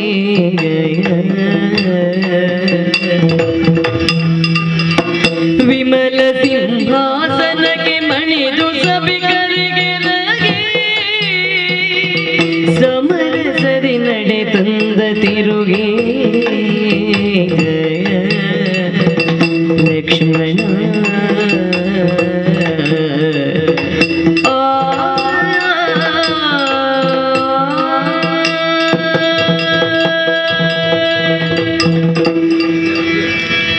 ಅಣ್ಣ, ತಮ್ಮ, ಇದೋ ನಿನ್ನನ್ನೊಮ್ಮೆ ಕೊನೆಯ ಬಾರಿಗೆ ನೋಡಿ ಆಲಂಗಿಸಿಕೊಳ್ಳುವ ಮನಸ್ಸಾಗಿದೆ ಅಣ್ಣ.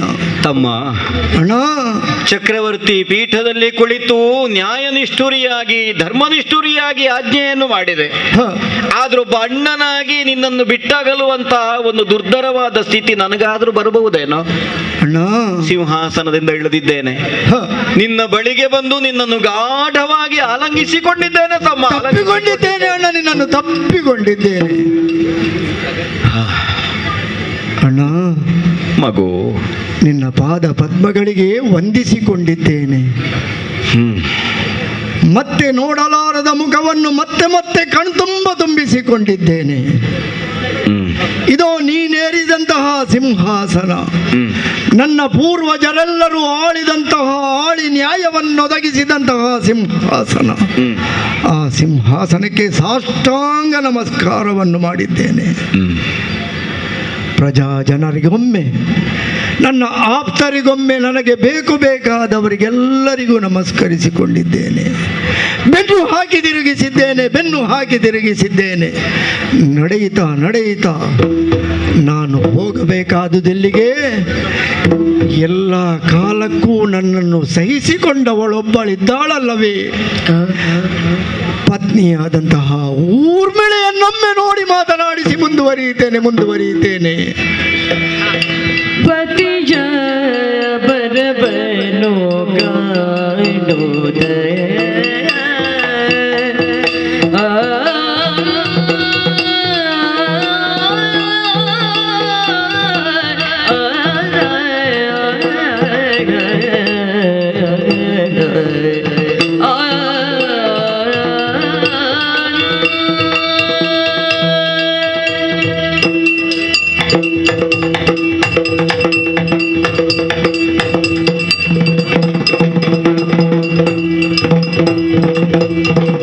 ಪತಿಯ ಬರವನು ಕಾಣುತ್ತ ಅತಿ ಭಕ್ತಿಯ ಹಿತ ಗತಿ ತೋರಿ ಪರಿಕವಿತ್ತು ಸತಿ ಸಂಭ್ರಮವ ತೋರಿ ಪರಿಕಿಸುತ್ತ ಚಿತ್ತದರಿಗೆ, ಸತಿ ಸಂಭ್ರಮವ ತೋರಿ ಪರಿಕಿಸುತ್ತ ಚಿತ್ತದಲ್ಲಿ ವ್ಯಥಿಸುತ್ತಿರೆ ಬೆಸಗೊಂಡಳವಿಡು ಊರ್ಮಿಳೆ. ಪತಿಯ ಬರವನು ಕಾಣುದ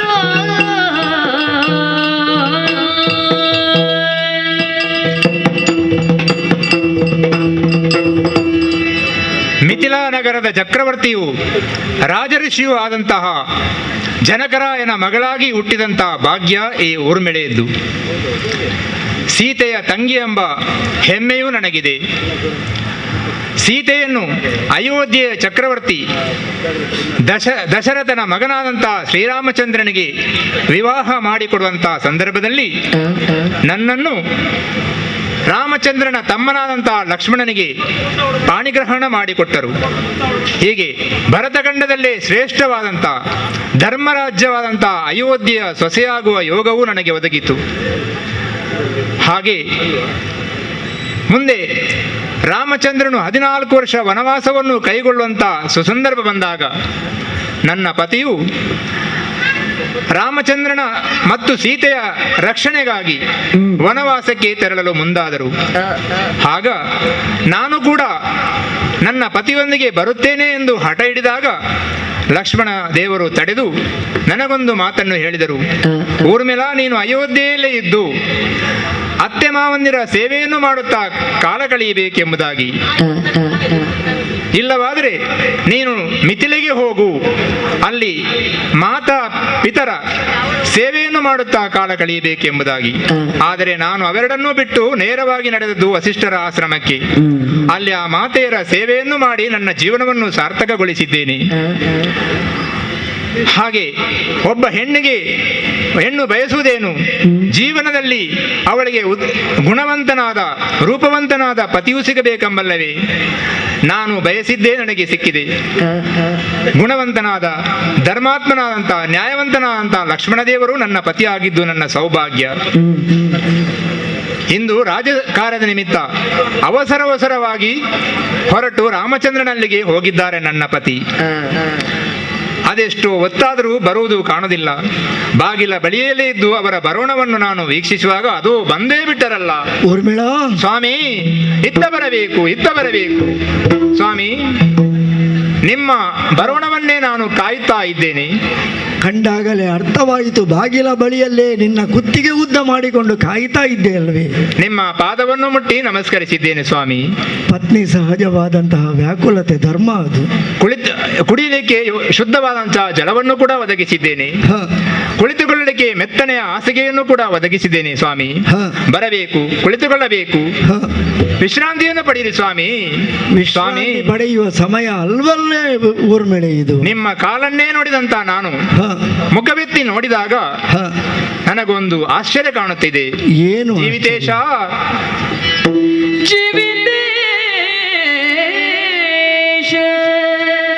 ನಿನ್ನ ಮನದ ಭಾವವೇನಿದು, ನಿನ್ನ ಮನದ ಭಾವವೇನಿದು.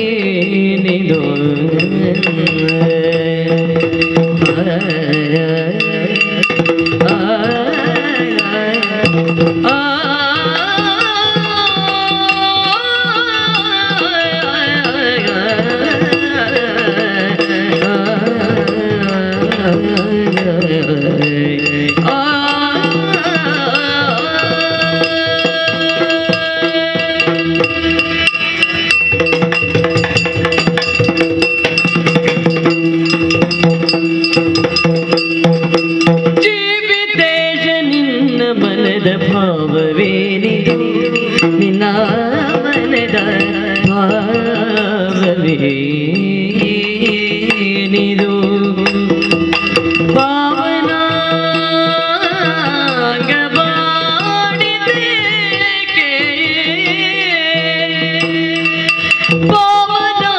ಪಾವನಾಂಗವಾಡಿದೇಕೆ ದಯದಿ ಬೇಡುವುದು ನಿಮ್ಮ ಭಾವವೇನಿದು, ನೀವು ದಯದಿ ಬೇಡುವುದು. ಜೀವಿತೇಶ ನಿನ್ನ ಮನದ ಭಾವವೇನಿದು, ಪಾವನಾಂಗವಾಡಿದೇಕೆ ದಯದಿ ಬೇಡುವುದು. ಜೀವಿತೇಶ ನಿನ್ನ ಮನದ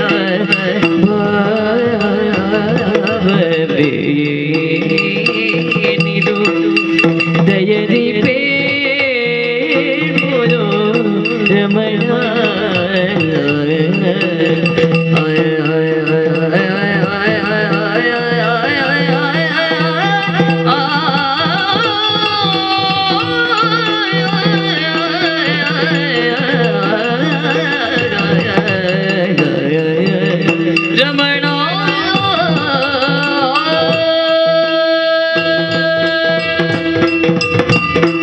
ಜೀವಿತೇಶ ಊರ್ಮಿಳೆ ಎಂಬುದಾಗಿ ನಿಮ್ಮನ್ನು ನಾನು ಸಂಬೋಧಿಸ್ತಾ ಇದ್ದೇನೆ. ಹ, ಯಾಕೆಂದರೆ ನನ್ನ ಜೀವನದ ಒಡೆಯ ನೀವು, ಈಶ ನೀವು. ಆ ಕಾರಣಕ್ಕಾಗಿ ನಿಮ್ಮನ್ನು ನಾನು ಜೀವಿತೇಶ ಅಂತ ಕರೆದೆ. ಪತ್ನಿಯಾದವಳಿಗೆ ಪತಿಯನ್ನು ಯಾವ ರೀತಿ ಕರೆದರೂ ಅದರಲ್ಲಿ ತೃಪ್ತಿ ಎನ್ನುವುದು ಇಲ್ಲವಂತೆ ಅಲ್ಲವೇ? ಹ. ಅಷ್ಟು ಮಾತ್ರವಲ್ಲ, ಸಕಲ ವಿದ್ಯೆಯಲ್ಲಿ ಪಾರಂಗತನಾದ ವಿದ್ಯಾಧರನೂ ಹೌದು ನೀವು. ಹ, ಆದರೆ ಹ, ಸೂರ್ಯವಂಶದಲ್ಲಿ ಜನಿಸಿದಂತಹ ನೀವು ಹ, ಯಾವತ್ತೂ ಸೂರ್ಯವಂಶದವರು ತಲೆ ತಗ್ಗಿಸಿ ನಡೆದವರಲ್ಲಂತೆ. ಹ್ಮ್, ಎಂತ ಕಠಿಣ ಪರಿಸ್ಥಿತಿ ಬಂದರೂ ಕೂಡ ಅದನ್ನು ಎದುರಿಸುವಂತಹ ಶಕ್ತಿ ಅವರಿಗಿದೆ. ಹ, ಆದರೆ ಇಂದು ನಿಮ್ಮ ಮುಖವನ್ನು ನಾನು ನೋಡುವಾಗ ಹ, ಆಕಾಶದಲ್ಲಿ ಹುಟ್ಟಿದಂತಹ ಸೂರ್ಯನು ಹ, ತನ್ನ ಪಥದಲ್ಲಿ ಚಲಿಸುತ್ತಾ ಬರುವಾಗ ಹ, ಕೊಳದಲ್ಲಿರುವಂತಹ ತಾವರೆಯು ಹೇಗೆ ಹರಳುತ್ತದೋ ಹ್ಮ್, ಹಾಗೆ ಯಾವಾಗಲೂ ನನ್ನನ್ನು ನೋಡಿದಾಗ ನಿಮ್ಮ ಮುಖಕಮಲ ಅರಳುತ್ತಾ ಇತ್ತು. ಹ್ಮ್, ಆದರೆ ಇಂದು ನಿಮ್ಮ ಮುಖವನ್ನು ನೋಡುವಾಗ ಹ್ಮ್, ಸೂರ್ಯನಿಲ್ಲದೆ ಹೇಗೆ ತಾವರೆಯ ಆ ಹೂ ತನ್ನ ಬಾಡಿಕೊಂಡಿದೆಯೋ ಹಾಗೆ ನಿಮ್ಮ ಮುಖಕಮಲವು ಬಾಡಿದೆ ಸ್ವಾಮಿ. ಹ್ಮ್. ಹಾಗಿದ್ದರೆ ನಿಮ್ಮನ್ನು ಯಾವುದೋ ಒಂದು ಚಿಂತೆ ನಿಮ್ಮನ್ನು ಕಾಡುತ್ತಾ ಇದೆ ಎಂಬುದನ್ನು ಅರ್ಥ ಮಾಡಿಕೊಂಡೆ. ಹ, ನೀವು ಕುಳಿತದ್ದು ಮೆತ್ತನೆಯ ಹಾಸಿಗೆಯಾದರೂ ಹ, ಮುಳ್ಳಿನ ಹಾಸಿಗೆಯಲ್ಲಿ ಕುಳಿತ ಹಾಗೆ ಚಡಪಡಿಸ್ತಾ ಇದ್ದೀರಿ. ಹ, ಮಡದಿಯಲ್ಲಿ ಏನನ್ನೋ ಹೇಳಬೇಕು ಹ್ಮ್, ಎಂಬುದಾಗಿ ನೀವು ಹಾತೊರಿತಾ ಇದ್ದೀರಿ. ಹೇಳುವುದೋ ಬಿಡುವುದೋ ಎಂಬುದಾಗಿ ಹ್ಮ್. ಒಂದು ರೀತಿಯ ಜಂಜಾಟಕ್ಕೆ ನೀವು ಒಳಗಾಗಿದ್ದೀರಿ. ಹ. ಸ್ವಾಮಿ, ನಾನು ನಿಮ್ಮ ಧರ್ಮಪತ್ನಿ. ಹ. ನಿಮ್ಮ ಸುಖದಲ್ಲಿ ಹೇಗೆ ನಾನು ಭಾಗಿಯೋ ಹ. ಹಾಗೆ ಕಷ್ಟದಲ್ಲಿ ಕೂಡ ನಾನು ಭಾಗಿಯಾಗುವವಳು. ಹ. ಆದ್ದರಿಂದ ನಿಮ್ಮ ಅರ್ಧಾಂಗಿಯಲ್ಲಿ ನಿಮ್ಮ ಮನದ ಚಿಂತೆಯನ್ನು ಹೇಳಬಾರದೇ ಸ್ವಾಮಿ, ಹೇಳಿ ಸ್ವಾಮಿ. ಊರ್ಮಿಳೆ, ಹಾ, ನನ್ನ ಮನಸ್ಸು ಬಾಡಿದ ಬಗ್ಗೆ, ಮುಖ ಬಾಡಿದ ಬಗ್ಗೆ ನಿನಗೆ ಕಳವಳವೇ? ಹೌದು ಸ್ವಾಮಿ. ಊರ್ಮಿಳೆ, ಹಾ, ರಮಣಿ ಕೇಳಿಲೆಯುದು ಸಭೆಗೆ ಹೋಗಿರಲು ಅಮರ ಪುಂಗವನೊಬ್ಬ ಅಲ್ಲಿ ಬಂದಿರಲು ಮಮತೆಯುಳ್ಕಾವಲಿಗಿಡ್ಗ ಅಗ್ರಜನು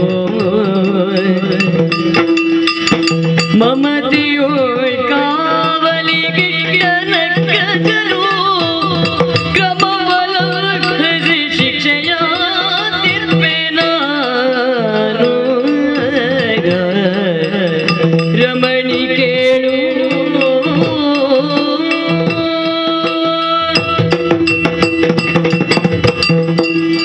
ಊರ್ಮಿಳೆ, ವಲ್ಲಭ, ಪತಿಯ ಮುಖವನ್ನು ಕಂಡೊಡನೆ ಪತಿಗೇನು ತೊಂದರೆ ಬಂದಿದೆ ಎನ್ನುವುದನ್ನು ಅರ್ಥೈಸಿಕೊಳ್ಳುವಲ್ಲಿ ಹಾ, ಸಫಲ ಆದಿ ಎಂದಾದ ಮೇಲೆ ನೀನು ಖಂಡಿತವಾಗಿಯೂ ಪತಿಗೆ ತಕ್ಕ ಅನುಕೂಲೆಯಾದಂತಹ ಪತ್ನಿ. ಅದು ನನ್ನ ಕರ್ತವ್ಯವಲ್ಲವೇ ಸ್ವಾಮಿ? ಅದಕ್ಕಾಗಿ ನಿನ್ನನ್ನು ರಮಣಿ ಎಂದು ನಾನು ಸಂಬೋಧಿಸಿದರೂ ತಪ್ಪಾಗುವುದಿಲ್ಲ.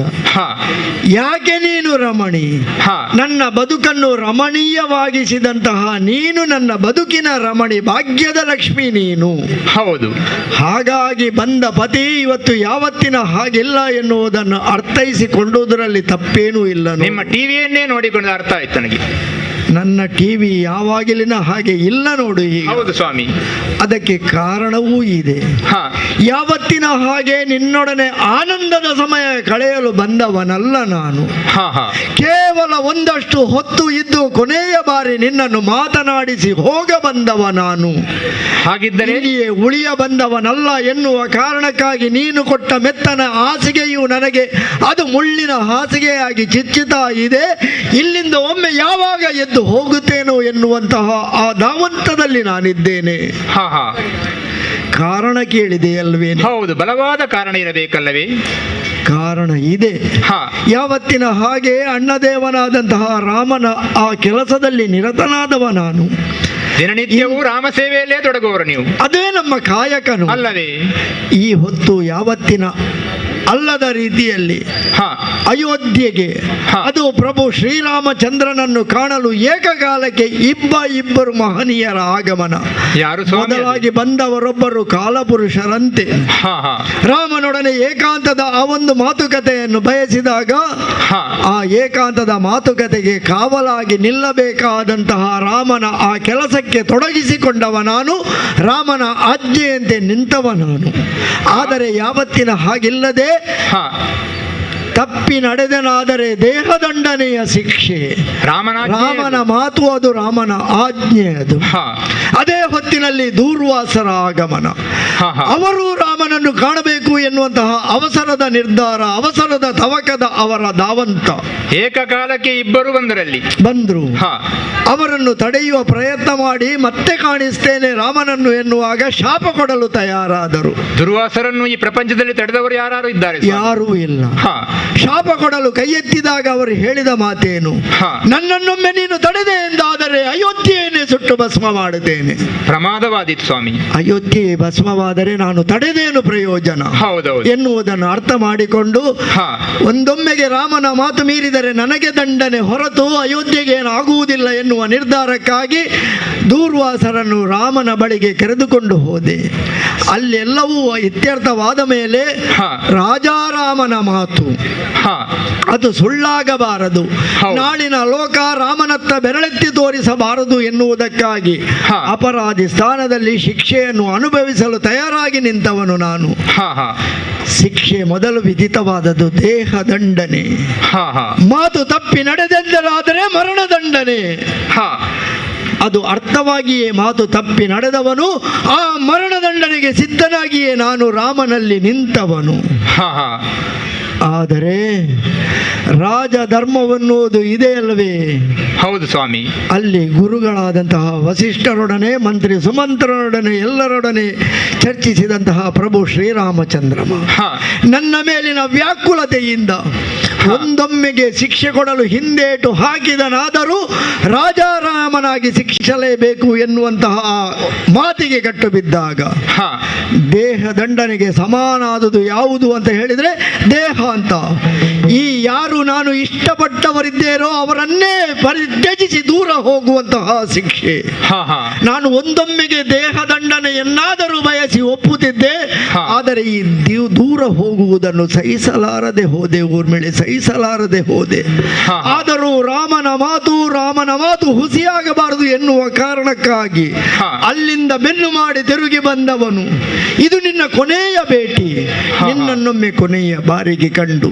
ಯಾಕೆ ಈ ಮಾತನ್ನು ಹೇಳ್ತಾ ಇದ್ದೇನೆ? ಯಾಕೆ ಸ್ವಾಮಿ? ಅಂದು 14 ವರ್ಷದ ವನವಾಸಕ್ಕೆ ಹೊರಟು ನಿಂತಾಗಲೂ ನಿನ್ನ ಬಳಿ ಹೇಳಿ ಹೋಗುವ ವ್ಯವಧಾನ ನನಗಿರಲಿಲ್ಲ. ಉಡುಗೆಯನ್ನು ತೊಟ್ಟ ಉಡುಗೆಯಲ್ಲಿ ಹೊರಟು ನಿಂತಹ ಪ್ರಭು ಶ್ರೀರಾಮಚಂದ್ರನ ನೆರಳಾಗಿ ನೇರವಾಗಿ ಆಲೋಚನೆ ಮಾಡದೆ ಹಿಂಬಾಲಿಸಿದವನು. ಹೌದು ಸ್ವಾಮಿ.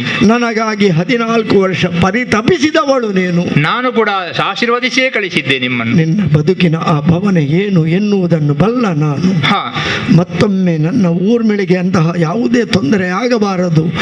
ನನ್ನ ಆ ಒಂದು ಇರದೆ ಹೋಗುವಂತಹ ಅನುಭವ ಅಲ್ಲಿ ಅವಳಿಗೆ ಅದನ್ನು ವೇದ್ಯವಾದಿ ಕೊಟ್ಟು ನನ್ನವಳಾದ ನಿನ್ನನ್ನು ಸಂತೈಸಿ ನಿನ್ನನ್ನು ಎಲ್ಲಾ ರೀತಿಯಿಂದಲೂ ಉಪಚರಿಸಿ ಇದೋ ಹೊರಟು ನಿಂತವನಿದ್ದೇನೆ ಸ್ವಾಮಿ. ಅಗಲುವಿರ ಅಗಲುವೆಯ ನೀ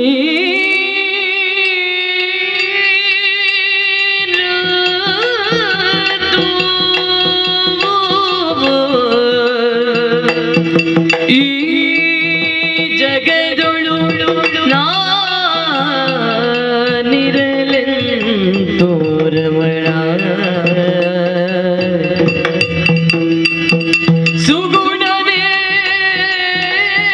ನಿರ್ಣಯ ಸೇವೆಯ ಭಾಗ್ಯವೇ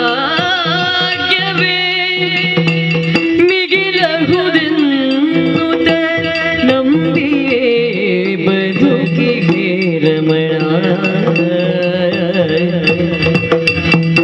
ಸುಗುಣನಿಂದಯ ಸೇವೆಯ ಭಾಗ್ಯವೇ ಮಿಗಿಲಹುದೆನ್ನುತ್ತ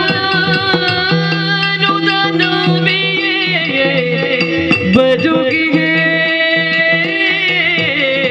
ಅಗಲುವೆಯ ನೀನದೋ ರಮಣ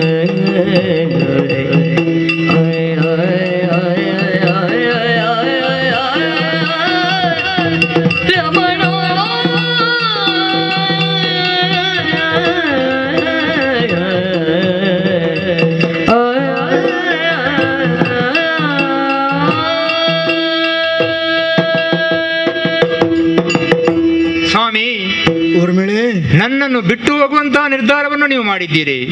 ಮಾಡಲೇಬೇಕಾದಂತಹ ಪರಿಸ್ಥಿತಿಯಲ್ಲಿ ನಾನಿದ್ದೇನೆ. ನಿಮ್ಮನ್ನು ಬಿಟ್ಟು ನಾನು ಬದುಕಲಿಕ್ಕೆ ಸಾಧ್ಯವುಂಟೇ ಸ್ವಾಮಿ? ಅದು ನಾನೂ ಚೆನ್ನಾಗಿ ಬಲ್ಲೆ. ನನ್ನನ್ನು ಬಿಟ್ಟು ಈ ಹಿಂದೆಯೂ ನೀವು ಒಮ್ಮೆ ಹೋಗಿದ್ದೀರಿ 14 ವರ್ಷ ವನವಾಸಕ್ಕೆ. ಆ ಸಮಯದಲ್ಲಿ ನೀನು ಬದುಕಿ ತೋರಿಸಿದ್ದೀಯ. ಆಗ ನಾನು ನಿಮ್ಮನ್ನು ಹಗಲಿಯಾದರೂ ಬದುಕಿ ತೋರಿಸಿದ್ದೇನೆ ಸ್ವಾಮಿ. ನಮ್ಮವರಿದ್ದಾರೆ, ನಮ್ಮ ಪ್ರಜಾಜನರು, ನಮ್ಮ ಅಣ್ಣದೇವ, ಅವನ ನಿನ್ನ ತಂಗಿಯರಾದಂತಹ ಶ್ರುತಕೀರ್ತಿ, ಮಾಂಡವಿಯರು ಎಲ್ಲರೂ ನಿನ್ನ ಪಾಲಿಗೆ ಇದ್ದಾರಲ್ಲವೇ?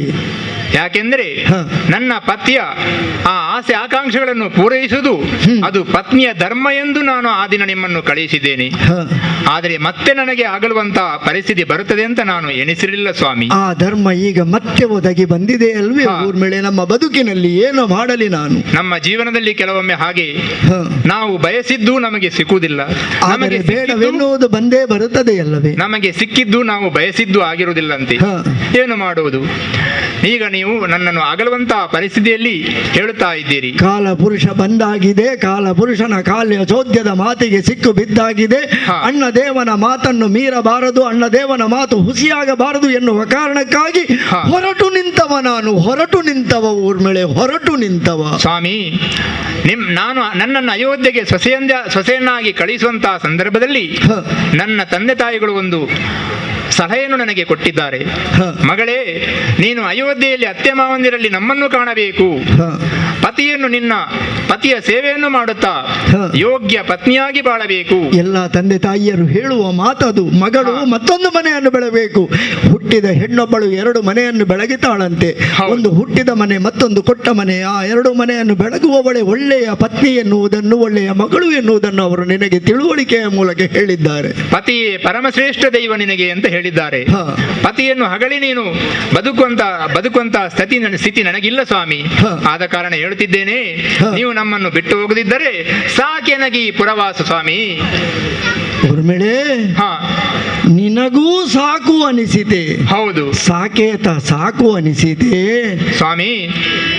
ಸಹಚರಿಯುವೋ ನೀನೆನಗೆ ಸೀತಾ ಸಗಭವಿಯೋ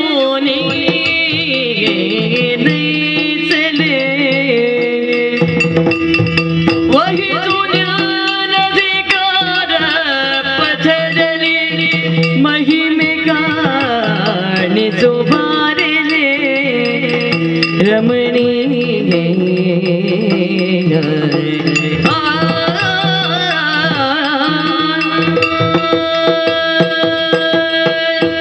ಸ್ವಾಮಿ, ನೀವು ನಮ್ಮನ್ನು ಬಿಟ್ಟು ಹೋಗದಿದ್ದರೆ ನಾನು ಖಂಡಿತ ಇಲ್ಲಿರಲಿಕ್ಕೆ ಸಾಧ್ಯವಿಲ್ಲ. ನಾನು ಪತಿವ್ರತ ಧರ್ಮವನ್ನು ಪಾಲಿಸಿದವಳು. ನನ್ನ ಪತಿವ್ರತ ಸಾಮರ್ಥ್ಯದಿಂದ ನನಗೆ ಅಗ್ನಿಯನ್ನು ಸೃಷ್ಟಿ ಮಾಡುವಂತಹ ಸಾಮರ್ಥ್ಯವಿದೆ. ನೀವು ನನ್ನನ್ನು ಬಿಟ್ಟು ಹೋಗದಿದ್ದರೆ ನಾನು ಖಂಡಿತವಾಗಿಯೂ ಅಗ್ನಿಯನ್ನು ಪ್ರವೇಶಿಸಿ ನನ್ನ ಪ್ರಾಣತ್ಯಾಗವನ್ನು ಮಾಡುತ್ತೇನೆ. ಇಲ್ಲದಿದ್ದರೆ ನೀವು ನನ್ನನ್ನು ಕರೆದುಕೊಂಡು ಹೋಗಲೇಬೇಕು ಸ್ವಾಮಿ. ಊರ್ಮಿಳೆ, ಅರ್ಥವಾಯಿತು ನಿನ್ನ ಮನದ ಮಾತು, ಮನದ ಇಂಗಿತ. ಒಂದೊಮ್ಮೆಗೆ 14 ವರ್ಷ ನಿಮ್ಮನ್ನು ತ್ಯಜಿಸಿ ಬಿಟ್ಟೆ ನನ್ನ ಬದುಕಿಗೆ ದೊಡ್ಡ ಆಘಾತವಾಗಿದೆ. ಮತ್ತೊಮ್ಮೆ ಅಂತಹ ಆಘಾತವನ್ನು ನಾನು ಸಹಿಸಲಾರೆ ಸ್ವಾಮಿ. ಅದಕ್ಕಿಂತ ಅಗ್ನಿಯ ಒಳ ಹೋಗುವುದೇ ಚೆನ್ನು ಎನ್ನುವಂತಹ ಮಾತಲ್ಲವೇ? ನಿಮಗಿಂತ ಮೊದಲೇ ನಾನು ಹೋಗುತ್ತೇನೆ ಅಂತ. ಅಷ್ಟು ದೂರದ ಮಾತು ಬೇಡ ನಿನಗೆ. ಸಹಚರಿಣಿಯಾಗಿ ಸಹಧರ್ಮಿಣಿಯಾಗಿ ಸಪ್ತಪದಿಯನ್ನು ತುಳಿದು ನನ್ನ ಜೊತೆಗೆ ಬಂದವಳು ನೀನು.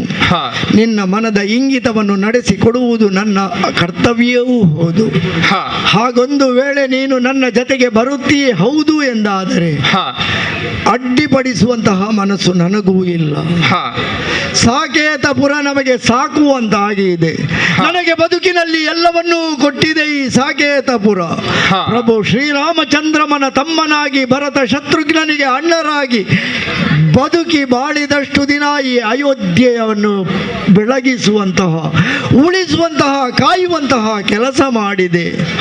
ಅಣ್ಣ ಬಾಗಿಲ ಬಳಿ ನಿಲ್ಲಬೇಕು ಎಂದಾಗಲೇ ಕಾಯಬೇಕು ಎನ್ನುವ ಮಾತನ್ನು ಹೇಳಿದ. ಆ ಕಾಯವನ್ನು ಈಗ ತ್ಯಜಿಸುವಂತಹ ಸಮಯ ಬಂದಿದೆ. ನಿನ್ನದಾದಂತಹ ಆಭರಣಗಳೆಲ್ಲವನ್ನು ಇಲ್ಲೇ ಬಿಟ್ಟು ನನ್ನ ಹಾಗೆ ನಾರುಡುಗೆಯಲ್ಲಿ ಹೊರಟು ನಿಲ್ಲು. ಹೋಗೋಣ, ನಾವು ಹೋಗೋಣ. ಊರ್ಮಿಳೆ, ಹೊರಟಾಗಿದೆ. ಸರಯು ನದಿಯ ತೀರವನ್ನು ಬಂದು ಸೇರಿಯಾಗಿದೆ. ಇದು ಇಲ್ಲಿ ಕಾಣುವಂತಹ ವಟ ವೃಕ್ಷದಲ್ಲಿ ಒಂದಷ್ಟು ದಿನ ಪರ್ಣ ಕುಟೀರವನ್ನು ನಿರ್ಮಿಸಿ ಬದುಕನ್ನು ಸವೆಸಿದ್ದೇವೆ. ಆದರೆ ಈ ಬದುಕೆಷ್ಟು ದಿನ ಎನ್ನುವುದನ್ನು ಆಲೋಚಿಸಿಕೊಂಡಾಗ ನನ್ನದಾದಂತಹ ಕರ್ತವ್ಯವೆಲ್ಲವೂ ಇಲ್ಲಿಗೆ ಮುಗಿಯಿತು. ಕೈ ಬೀಸಿ ಕರೆಯುತ್ತಾ ಇದೆ. ಸಹಸ್ರಾರ ಎನ್ನುವುದು ಕುಂಡಲಿನಿಯಲ್ಲಿ ಮೂಡಿ ಬಂದು ನನ್ನದಾದಂತಹ ಮೂಲ ಸ್ವರೂಪವನ್ನು ತೋರಿಸ್ತಾ ಇದೆ. ಆದಿಶೇಷನಾಗಿ ಕಂಗೊಳಿಸುತ್ತಿರುವಂತಹ ನಾನು ಮತ್ತೆ ಅದೇ ರೂಪಕ್ಕೆ ಸೇರಬೇಕಾಗಿದೆ. ಹೋಗುತ್ತೇನಂತೆ ಹೋಗುತ್ತೇನಂತೆ ಹೋಗುತ್ತೇನಂತೆ.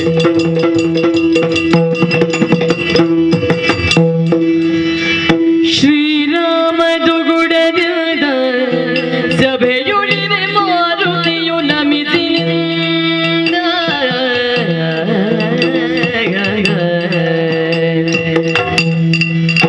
ಬಾರಿದ ಶರಣ ಮನದಿ ವ್ಯತಿಯೇಕೆ ಕಾರಣ ಬೇಡು ಬರರಿಗೆ ಬಾರಿದ ಶರಣ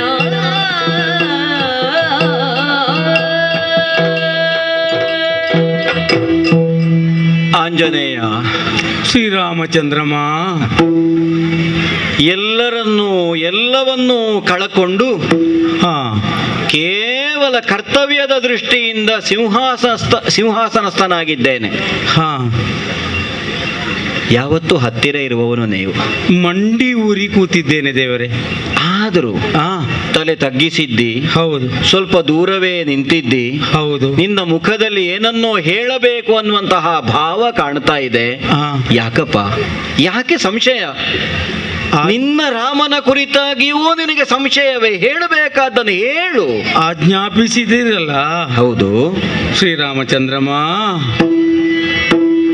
ಲೋಕನೂತ ಸೌಮಿತ್ರನು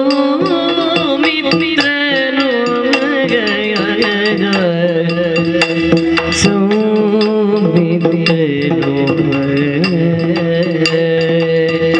ರಾಮಚಂದ್ರಮ ಸಹಿತ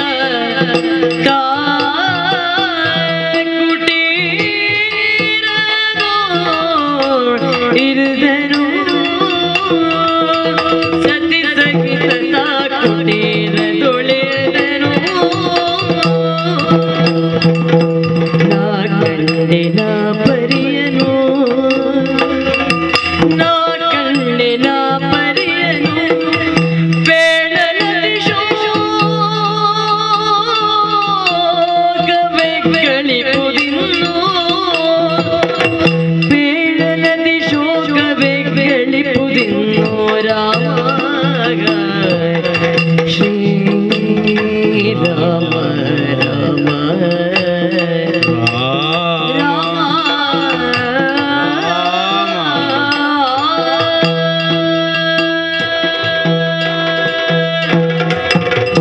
ಶ್ರೀರಾಮಚಂದ್ರಮ. ಆಂಜನೇಯ, ಈ ಶರಣದಾತ ಈ ಹನುಮಂತನನ್ನು ಈವರೆಗೆ ಕಂಡ ನೀವು ನನ್ನ ಮಾತನ್ನು ಈ ಹೊತ್ತು ಕೇಳಬೇಕು ಅಂತ ಹೇಳುವಾಗ ಅಯೋಧ್ಯೆಯಲ್ಲಿ ಆಗುವಂತ ನಡೆಯುವಂತ ಸನ್ನಿವೇಶವನ್ನು ಗಮನಿಸುತ್ತಾ ಕಿಷ್ಕಿಂದ ಅಲ್ಲಿ ಆಗುವಂತ ಘಟನೆಗಳನ್ನು ಕೂಡ ಗಮನಿಸುತ್ತಾ ಸತ್ಯ ಧರ್ಮ ಎಲ್ಲಿದೆ ಅಲ್ಲಿ ಇರುವವ ನಾನು ಅಂತ ಗ್ರಹಿಸಿಕೊಂಡು, ಅಲ್ಲವೇ ಆ ಹೊತ್ತಿಗೆ ಕೂಡ ಸುಗ್ರೀವನಲ್ಲಿ ಸತ್ಯ ಉಂಟು ಎಂಬುದಾಗಿ ಆ ಸತ್ಯದೊಟ್ಟಿಗೆ ನಿಮ್ಮನ್ನು ಸಖ್ಯ ಮಾಡಿಕೊಂಡು ಈವರೆಗೆ ನಡೆದು ಬಂದಂತ ಹನುಮ ಮರಳಿ ಅಲ್ಲಿರುವುದಲ್ಲ, ನೀನೆಲ್ಲಿರುವುದು ಅಂತ ಹೇಳುವುದಕ್ಕೆ ನನಗೆ ಎದೆಯನ್ನು ಸೀಳಿ ತೋರಿಸಿದ.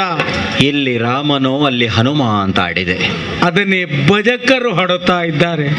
ಹಾಗಿದ್ರೆ ದೇವರೇ, ಏನಪ್ಪ ಈ ಅಯೋಧ್ಯೆಯಲ್ಲಿ ಆಗುವಂತ ಘಟನೆಯನ್ನು ಗ್ರಹಿಸುತ್ತಾ ಯಾವಾಗ ಒಂದು ಸಲ ಸುಗ್ರೀವಾಜ್ಞೆ ಆಯಿತು, ಇಲ್ಲಿ ರಾಮಾಜ್ಞೆ ಆಯಿತು ಅಂತ ಗೊತ್ತಾಯಿತು ದೇವರೇ ನನಗೆ. ಲಕ್ಷ್ಮಣ ದೇವರ ಮೇಲೆ ರಾಮಾಜ್ಞೆ ಆಯಿತು ಅಂತ ಗೊತ್ತಾಯಿತು. ಅನಿವಾರ್ಯವಾಯಿತಪ್ಪ, ಆಜ್ಞೆ ಮಾಡಿದ್ದೆ. ಆದರೆ ಇಲ್ಲಿಂದಲೇ ಬೀಳ್ಕೊಟ್ಟಂತ ಆ ಲಕ್ಷ್ಮಣ ದೇವರು, ಲಕ್ಷ್ಮಣ ನಾರುಡೆಯನ್ನು ಉಟ್ಟುಕೊಂಡು ಊರ್ಮಿಳ ಸಹಿತವಾಗಿ ಅಯೋಧ್ಯೆಯನ್ನು ತೊರೆದು ಮುಂದಕ್ಕೆ ಹೋಗುವುದನ್ನು ದೂರದ ಅಲ್ಲಿ ನಿಂತುಕೊಂಡು ನಾನು ಗಮನಿಸುತ್ತಾ ಇದ್ದೆ ದೇವರೇ. ಓಹೋ, ಹೋಗುತ್ತಾ ಹೋಗುತ್ತಾ ಮುಂದೆ ಹೋಗುತ್ತಾ ಸರಯೂ ನದಿಯ ಬದಿಯ ಒಳಗೆ ಹೋದ್ರು. ಆ, ಅಲ್ಲಿ ಏನೊಂದು ಪರ್ಣ ಕುಟೀರವನ್ನ ಕಟ್ಟಿಕೊಂಡು ಅಲ್ಲಿ ವಾಸ ಮಾಡುವುದನ್ನು ಕಂಡೆ ದೇವರೇ. ಆ ಹೊತ್ತು ಊರ್ಮಿಳೆ ಕೂಡ ಜೊತೆಗೆ ಬರುತ್ತೇನೆ ಅಂತ ಹೇಳುವಂತ ಊರ್ಮಿಳೆ ಕೂಡ ಈ ಹೊತ್ತು ನಾರುಡೆ ಕಟ್ಟಿ ಸೀತಾದೇವಿಯ ಜೊತೆಯಲ್ಲಿ ಬಂದಾಗೆ ಹೇಗೆ ಕಾಣುತ್ತದೆ, ರಾಮದೇವರು ಬಂದಾಗೆ ನನಗೆ ಅದೇ ನೆನಪಿಗೆ ಬಂತು ದೇವರೇ. ಸೌಮಿತ್ರಿಯ ಜೊತೆಯಾಗಿ ಊರ್ಮಿಳೆಯೂ ನಡೆದಿದ್ದಾಳೆ. ಸರಿ, ಅಲ್ಲ ಆ ಹೊತ್ತು ನೀವು ಬಂದ ಸ್ಥಿತಿಯನ್ನು ಇಲ್ಲಿ ಕೂಡ ಗಮನಿಸಿದೆ. ಹಾಗೆ ನೋಡುತ್ತಾ ಹೋದಾಗ ಆದ ಘಟನೆ ಏನು ಅಂತ ಹೇಳಿದೇವರೇ. ಏನಾಯಿತು ಮುಂದೆ? ತಪದೊಳಿರಲೂರ್ಮಿಳೆಯನು ಘನಸರಿ ಜಪವೊಂದು ಸುತ್ತಿದುದನು.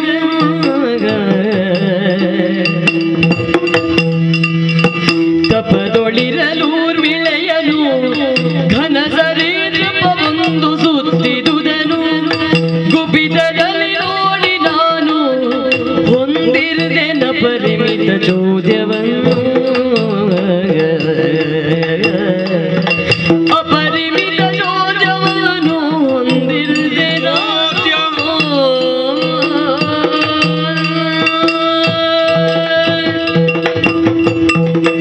ರಾಮಚಂದ್ರ ಹನುಮಂತ ಈ ದೃಶ್ಯಗಳನ್ನು ನೋಡುತ್ತಾ ಇದ್ದವ ನಾನು ಮರದಲ್ಲಿ ಕುಳಿತುಕೊಂಡು ದೂರಕ್ಕೆ ಗಮನಿಸುತ್ತಾ ಏನಾಗುತ್ತದೆ ಎಂಬುದಕ್ಕೆ ನೋಡುತ್ತಾ ಇದ್ದೆ. ಮುಂದೇನು ಅನ್ನುವ ಕುತೂಹಲ ನಿನಗೆ. ಊರ್ಮಿಳೆ ಒಬ್ಬಳನ್ನು ಮಾತ್ರ ಕುಟೀರದಲ್ಲಿ ಕಾಣುತ್ತಾ ಇದ್ದೆ. ಘನವಾದೊಂದು ಸರ್ಪ ಎಲ್ಲಿಂದ ಬಂತು ಅಂತ ಗೊತ್ತಾಗುವುದಿಲ್ಲ. ಮಾಶೇಷನೋಪಾದಿಯಲ್ಲಿ ಆ ಸರ್ಪವು ಈ ಕಡೆಗೆ ಬರುತ್ತಾ ಊರ್ಮಿಳೆಯನ್ನ ಯಾವುದು ಬಳ್ಳಿ ಹೋಗಿ ಮರವನ್ನು ಸುತ್ತಿಕೊಳ್ಳುತ್ತದೋ ಅದೇ ರೀತಿ ಊರ್ಮಿಳೆ ಸುತ್ತಿ ಊರ್ಮಿಳೆಯು ನೆಲಕ್ಕೆ ಉರುಳಿದಳು. ಉರುಳಿದಲ್ಲ, ಅಲ್ಲೇ ಸರಯೂ ನದಿಯಲ್ಲಿ ಸರಸಿ ಆ ನದಿಯಲ್ಲಿ ಇಳಿದು ಹೋಗುವುದನ್ನು ನೋಡಿದೆ. ಊರುಮಿಳಿಯನ್ನು ಹಿಡಿದು ಈ ಕಡೆಗೆ ನೋಡುತ್ತೇನೆ ದೇವರೇ. ನೋಡಿದರೆ ಅವರೋ ಇವರೋ ಸಂಶಯ ಆಗುವುದಕ್ಕೆ ನೋಡ್ತೇನೆ. ನಾರುಡೆ ಅಲ್ಲೇ ಇತ್ತವರು ಹುಟ್ಟದ್ದು. ಈ ದೃಶ್ಯವನ್ನು ನೋಡಿದ್ದೇನೆ ದೇವರೇ.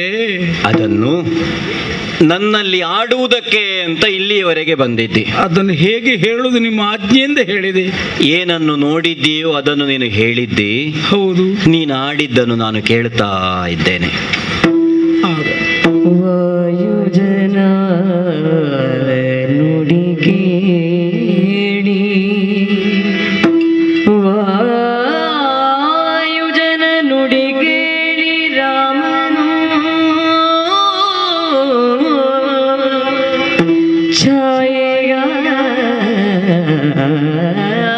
ಛಾಯೆಗಾಣಿಸಿ ಲಕ್ಷ್ಮಣನು ನಿಜ ಪ್ರಿಯ ಸಹಿತ ಸರಿರ ಲೋಕದ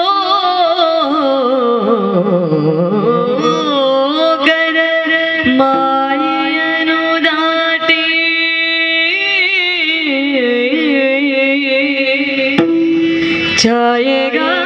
ಛಾಯೆಗಾಣಿಸಿ ಲಕ್ಷ್ಮಣನು ನಿಜ ಪ್ರಿಯ ಸಹಿತ ಸರಿರ ಲೋಕದ ಮಾಯನು ದಾಟಿ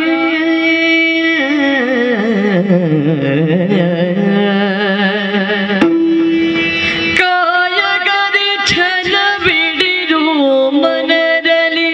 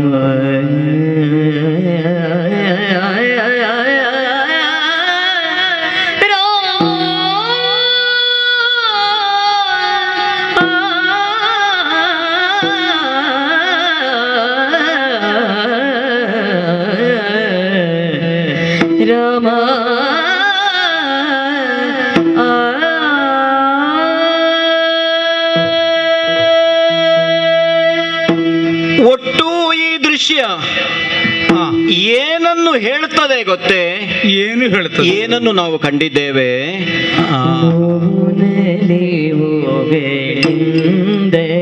ಕೂಡಿದ ಜೀವನವ ಕಂಡಾಯ್ತು,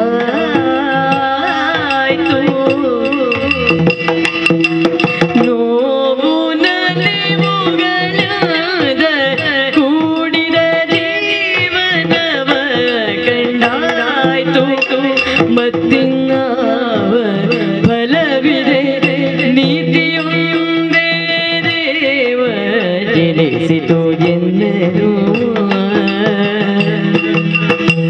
ಮತ್ತಿನ್ನಾವ ಫಲವಿದೆ ನೀತಿಯೊಂದೇ ದೇವ ನೆನೆಸಿತು ಎನ್ನನು, ಜಗದೊಳಿಂದು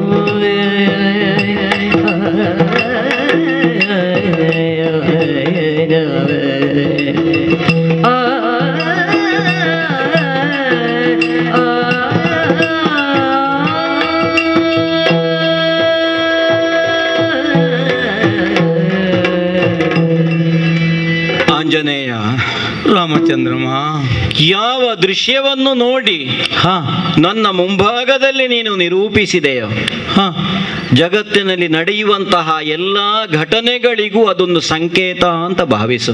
ಹೌದು. ಸರ್ಪ ಅಂದ್ರೆ ಏನು? ಏನು?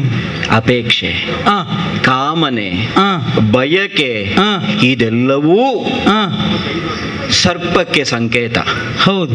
ಸ್ತ್ರೀತ್ವ ಅಂದ್ರೆ ಏನು? ಆ ಮಾಯೆ. ಆ ಹಾಗಾದರೆ ಆ ಅಪೇಕ್ಷೆ ಅಥವಾ ಕಾಮನೆ ಅನ್ನುವುದು ಮಾಯೆಯನ್ನು ಸುತ್ತುವರಿದು ಆ ನೀರಿನೊಳಗೆ ಮುಳುಗಿ ಕಣ್ಮರೆಯಾಯಿತು ಅಂದ್ರೆ ಅರ್ಥ ಏನು? ಅಲ್ಲಿ ಶೇಷವೂ ಕಾಣಲಿಲ್ಲ ಅಂದ್ರೆ ಆ ಆ ಸಂಸಾರ, ಜೀವನ, ಸಾಗರ ಅಂತ ಯಾವುದನ್ನು ನಾವು ಆಡ್ತೇವೆ ಆ ಅದರೊಳಗೆ ಮಾಯೆಯು ಅಪೇಕ್ಷೆಯು ಒಟ್ಟಾಗಿ ಸೇರಿ ಮುಳುಗಿ ಕಣ್ಮರೆಯಾಗಿ ಹೋಯಿತು ಅಂತ. ಆದ ಕಾರಣ ಶೇಷೇ ಕಾಣದ್ದು ಅಲ್ವೋ? ಹೌದಲ್ಲ? ಹಾಗಾದ್ರೆ ಜೀವನದಲ್ಲಿ ಇನ್ನೇನೂ ಉಳಿಯುವುದಕ್ಕಿಲ್ಲ ಅಂತ. ಮೇಲೆ ಉಳಿದ ಬಟ್ಟೆ ಶೇಷ ಭಾಗ ನನಗೆ ಕಂಡಿದೆ ಅಷ್ಟೇ. ಇನ್ನು ಹನುಮಂತ, ನೀವೇ ಹೇಳ್ಬೇಕು. ಆ, ಇದು ರಾಮನ ಜೀವನಕ್ಕೆ ಅನ್ವಯವಾಗುತ್ತದೆ. ಹೌದೇ? ಯಾಕೆ ಗೊತ್ತೇ? ಯಾಕೆ ದೇವರೇ? ಮಹಾಶೇಷನೇ ಕಣ್ಣ ಮುಂಭಾಗದಲ್ಲಿ ಕಾಣಿಸಿಕೊಂಡನೋ ಆ ನೀನಾಗ ಆಡಿದ್ದು. ಹೌದೌದೌದು, ಅದು ಅವನೇ ಅವನೇ ಅವನೇ ಅವನೇ. ಯಾಕಂದ್ರೆ ಯಾಕೆ ದೇವರೇ? ಲಲನೆ ಜಾನಕಿ ಮೊದಲೇ ಪೋದಳು. ಆ ನಿಮ್ಮ ಕಣ್ಣ ಮುಂಭಾಗದಲ್ಲೇ ಸೀತೆ ಭೂಗರ್ಭವನ್ನು ಸೇರಿದ್ದನ್ನು ನೀವು ಕಂಡಿದ್ದೀರಿ. ಭೂಮಿಗೆ ಇಳಿದಳು ತಾಯಿ. ಆದರೂ ಕೆಲವು ಸಾವಿರ ವರ್ಷಗಳ ಕಾಲ ರಾಜ್ಯಭಾರವನ್ನು ಮಾಡಿದೆ. ಆ ಈಗ ಆ ನನ್ನ ಜೀವವೇ ಆಗಿರುವ ಆ ಲಂಕಾ ರಾಷ್ಟ್ರದಲ್ಲಿ ರಾವಣನ ಬಾಣದ ಆಘಾತಕ್ಕೆ ಒಳಗಾಗಿ ಲಕ್ಷ್ಮಣ ಅಸುನೀಗಿದ ಹೊತ್ತಿಗೆ ಹ. ನಿಮ್ಮ ಕಣ್ಣ ಮುಂಭಾಗದಲ್ಲಿ ಒಂದು ಮಾತು ನಾನು ಆಡಿದ್ದೆ. ಆ ಮಡದಿಯಾದಂತಹ ಸೀತೆಯಂತವಳು ಇನ್ನೊಬ್ಬಳಾದ್ರೂ ಸಿಕ್ಕಿಯಾಳು, ಆ ನಾರಿ ಸೀತಾ ಸಮ. ಹ. ಆದರೆ ಲಕ್ಷ್ಮಣನಂತಹ ತಮ್ಮ ನನಗೆ ಸಿಗುವುದಕ್ಕಿಲ್ಲ. ಆವಾಗಲೇ ಕಿತ್ತು ಕನೆಗಳ ನೆನಪಾಯ್ತು. ಲಕ್ಷ್ಮಣನನ್ನು ಕಳಕೊಂಡು ನಾನು ಬದುಕಲಾರೆ ಅಂತ ಆಡಿದಾಗ ಸಂಜೀವಿನಿಯನ್ನು ತಂದು ಲಕ್ಷ್ಮಣನನ್ನು ನೀನು ಬದುಕಿಸಿದವನು. ಆ ಈ ಹೊತ್ತು ಆ ಮೃತ ಸಂಜೀವಿನಿಯನ್ನು ತಂದರೂ ಆ ಲಕ್ಷ್ಮಣನನ್ನು ಬದುಕಿಸಿಕೊಳ್ಳಲಾಗದ ಸ್ಥಿತಿಯಲ್ಲಿ ನಾವಿದ್ದೇವೆ ಅಂದ್ರೆ ಅರ್ಥ ಏನು? ಅರ್ಥ ಏನು? ಪ್ರತಿಯೊಂದು ಕಡೆಯೂ ರಾಮನ ಹಿಂದಿನಿಂದಲೇ ಲಕ್ಷ್ಮಣ ಬರ್ತಾ ಇದ್ದ. ಆ ಈ ಹೊತ್ತು ಲಕ್ಷ್ಮಣನ ಹಿಂದಿನಿಂದ ರಾಮ ಹೋಗಬೇಕಾದ ಸ್ಥಿತಿ ಒದಗಿದೆ ಅಂತ ಅರ್ಥ. ಹೌದೇ? ಆಂಜನೇಯ, ಆ ನೀನು ಸಂಸಾರಿ ಅಲ್ಲ, ಆ ನೀನು ಬ್ರಹ್ಮಚಾರಿ. ಆ ಗಂಡನಾದವನು ಆ ತನ್ನ ಮಂದಿರದ ಒಳಗೆ ಹೋಗುವುದು ಯಾವಾಗ ಗೊತ್ತೇ? ಮಡದಿಯಾದವಳು ಹೋಗಬೇಕು. ಮಾತ್ರವಲ್ಲ, ಗಂಡನಿಗೆ ಮಲಗುವುದಕ್ಕೆ ಹಾಸಿಗೆಯನ್ನು ಸಿದ್ಧ ಮಾಡಬೇಕು. ಹಾಸಿಗೆಯು ಮಡದಿಯು ಸಿದ್ಧರಾಗಿದ್ದಾರೆ ಅಂತ ಆದ ಮೇಲೆ ಒಡೆಯನಾದವನು ಒಳಗೆ ಪ್ರವೇಶ ಮಾಡಬೇಕು. ಅಂದ್ರೆ ಶೇಷ ನಾನು ಹೊರಡುವಂತಹ ಸ್ಥಿತಿ ಸಮನಿಸಿದೆ ಅಂತ ಅದರ ಅರ್ಥ. ಹಾ ಹಾ ನೋಡು, ನೋವು ನಲಿವುಗಳಿಂದ ಕೂಡಿದ ಜೀವನವ ಕಂಡಾಯಿತು ಅಂತ ಆಡಿದೆ. ಹಾ ಈ ಜಗತ್ತು ಅನ್ನೋದು ದ್ವಂದ್ವಾತ್ಮಕವಾದದ್ದು, ಹೌದೋ ಅಲ್ವೋ? ಹೌದೇ ಹೌದು. ಕಷ್ಟವೂ ಉಂಟು, ಸುಖವೂ ಉಂಟು, ನೋವೂ ಉಂಟು, ನಲಿವೂ ಉಂಟು, ಸಿಹಿಯೂ ಉಂಟು, ಕಹಿಯೂ ಉಂಟು. ಹಾ ನನಗೆ ಸಿಹಿ ಮಾತ್ರ ಬೇಕು, ಕಹಿ ಬೇಡ ಅಂತ ಒಬ್ಬ ಆಡುವ ಹಾಗಿಲ್ಲ. ಹಾ ನಮಗೆ ನೋವೇ ಬೇಡ, ನಲಿವೊಂದೇ ನಮ್ಮ ಜೀವನದಲ್ಲಿ ಸಾಕು ಅಂತ ಹೇಳುವ ಹಾಗೂ ಇಲ್ಲ. ಇಲ್ಲ. ಹಾಗಾದ್ರೆ ಜಗತ್ತಿನಲ್ಲಿ ಜೀವನೋರ್ವನನ್ನು ಪಾಕ ಮಾಡುವುದು ಯಾವುದು ಕೇಳಿದ್ರೆ ಸಮದರ್ಶಿಯಾಗಿ ಜಗತ್ತನ್ನು ಕಂಡಾಗ. ಮತ್ತಿನ್ನಾವ ಫಲವಿದೆ? ನೀತಿಯೊಂದೇ ದೇವನೆನಿಸಿತು ಎಂದನು. ಅಂದ್ರೆ ಜಗತ್ತಿನಲ್ಲಿ ಜೀವನೋರ್ವ ದೇವನಾಗುವುದು ನೀತಿಯಿಂದ. ಮಹಾವಿಷ್ಣುವೇ ದಶರಥ ಕೌಸಲ್ಯರ ಮಗನಾಗಿ ಜನಿಸಿದ್ದಾನೆ, ಹಾಗಾಗಿ ಅವನು ದೇವರಲ್ಲ. ಒಬ್ಬ ಮನುಷ್ಯನಾದವನು, ಒಬ್ಬ ಮಂದನಾಗಿ ಜನಿಸಿದವನು ಮಾನವನಾಗಿ ಕೊನೆಗೆ ಮಹಾತ್ಮನಾಗುವುದಕ್ಕೆ ಸಾಧ್ಯವಾಗುತ್ತದೆ. ಹೇಗೆ ಕೇಳಿದ್ರೆ ಅವನ ನಡೆಯಿಂದಲಾಗಿ. ಆಂಜನೇಯ ದೇವರೇ, ತಂದೆ ತಾಯಿಗಳಿಗೆ ಮಗನಾಗಿ ಹೇಗಿರಬೇಕೋ ಹಾಗಿದ್ದೆ, ಸಹೋದರರಿಗೆ ಅಣ್ಣನಾಗಿ ಹೇಗೆ ಬೇಕೋ ಹಾಗೆ ಕಾಣಿಸಿಕೊಂಡೆ, ಗೊತ್ತಿದೆ. ಗಂಡನಾಗಿ ಹೆಂಡತಿಯೊಡನೆ ಹೇಗೆ ವರ್ತಿಸಬೇಕೋ ಹಾಗೆ ವರ್ತಿಸಿದೆ, ಗೊತ್ತಿದೆ. ಆದರೆ ಪ್ರಪಂಚದಲ್ಲಿ ಅದಕ್ಕಿಂತ ಎಲ್ಲ ಮುಖ್ಯವಾದದ್ದು ನೀತಿ ಧರ್ಮ ಅಂತ ಸಾರಿದೆ. ಹಾಗಾಗಿ ನೀತಿ ಅನ್ನೋದು ಪ್ರಪಂಚಕ್ಕೆ ದೇವರಾಗಬೇಕು, ಬಿಟ್ಟರೆ ರಾಮ ದೇವರಾಗುವುದಲ್ಲ. ಪ್ರತಿಯೊಬ್ಬನಿಗೂ ರಾಮನಾಗುವುದಕ್ಕಾಗುತ್ತದೆ. ಹೇಗೆ ಕೇಳಿದ್ರೆ, ಹೇಗೆ ದೇವರೇ? ಜೀವನದಲ್ಲಿ ಪ್ರತಿಯೊಬ್ಬನ ಹೆಂಡತಿಯನ್ನು ರಾಕ್ಷಸ ಅಪಹರಿಸುವುದಕ್ಕಿಲ್ಲ. ಪ್ರತಿಯೊಬ್ಬನು ಲಂಕಾ ರಾಷ್ಟ್ರಕ್ಕೆ ಗಮಿಸುವುದಕ್ಕಾಗಿ ಸಮುದ್ರವನ್ನು ಉತ್ತರಿಸುವುದಕ್ಕೂ ಇಲ್ಲ. ಇಲ್ಲ. ಅದಕ್ಕಾಗಿ ಜ್ಞಾನಿಗಳೊಂದು ಮಾತನ್ನು ಹೇಳಿದರು. ಏನು? ತೀರ್ತ್ವ ಮೋಹಾರ್ಣವಂ ಹತ್ವಾ ರಾಗದ್ವೇಷಾದಿ ರಾಕ್ಷಸಾನ್ ಶಾಂತಿ ಸೀತಾ ಸಮಾಯುಕ್ತ ಆತ್ಮಾರಾಮೋ ವಿರಾಜತೆ ಅಂತ. ಜಗತ್ತಿನಲ್ಲಿ ಜನಿಸಿದ ಪ್ರತಿಯೊಬ್ಬ ಮನುಷ್ಯನು ಸಮುದ್ರವನ್ನು ಉತ್ತರಿಸಬೇಕು. ಯಾವ ಸಮುದ್ರವನ್ನು? ಯಾವ ಸಮುದ್ರ? ತೀರ್ತ್ವ ಮೋಹಾರ್ಣವಂ. ಮೋಹ ಅನ್ನುವಂತಹ ಸಮುದ್ರವನ್ನು ಪ್ರತಿಯೊಬ್ಬನು ಉತ್ತರಿಸಲೇಬೇಕಾಗುತ್ತದೆ. ಮಾತ್ರವಲ್ಲ, ಹತ್ವಾ ರಾಗದ್ವೇಷಾದಿ ರಾಕ್ಷಸಾನ್. ನಮ್ಮ ಜೀವನದಲ್ಲಿ ಪ್ರತಿಯೊಂದರ ಕುರಿತು ನಮಗೆ ಅನುರಾಗ ಹುಟ್ಟುತ್ತದೆ, ನಮಗದು ಸಿಗದಿರುವಾಗ ದ್ವೇಷ ಹುಟ್ಟುತ್ತದೆ. ಹಾಗಾದ್ರೆ ಜೀವನದಲ್ಲಿ ಹುಟ್ಟುವಂತಹ ರಾಗ ಮತ್ತು ದ್ವೇಷ ಅನ್ನುವಂತಹ ರಾಕ್ಷಸರನ್ನು ಪ್ರತಿಯೊಬ್ಬನೂ ಕೊಲ್ಲಬೇಕಾಗ್ತದೆ. ಹಾಗೆ ಮಾಡಿದಾಗ ಶಾಂತಿ ಅನ್ನುವಂತಹ ಸೀತೆ ಲಭಿಸ್ತಾಳೆ. ಪ್ರತಿಯೊಬ್ಬ ಜೀವನು, ಪ್ರತಿಯೊಬ್ಬ ಆತ್ಮನು ಆತ್ಮಾರಾಮನಾಗಿ ಪ್ರಪಂಚದಲ್ಲಿ ಕಂಗೊಳಿಸುವುದಕ್ಕೆ ಸಾಧ್ಯವಾಗುತ್ತದೆ. ಇದು ರಾಮನ ಜೀವನದ ಸಂದೇಶ ಆಗಬೇಕು ಅಂತ ನಾನು ಅಪೇಕ್ಷಿಸಿದವನು. ಹಾಗೆ ಆಯ್ತಲ್ಲ ದೇವರೇ, ಲಕ್ಷ್ಮಣನ ಜೀವನ ಹಾಗೆ ಆಯ್ತಲ್ಲ. ನೋಡಿದೆಯೋ? ಸೇವೆ ಎಂಬ ಯಜ್ಞದಲ್ಲಿ ಸಮಿತಿಯಂತೆ ಉರಿದಲ್ಲ. ಲಕ್ಷ್ಮಣನು ಹಾಗೆ ಮಾಡಿದ.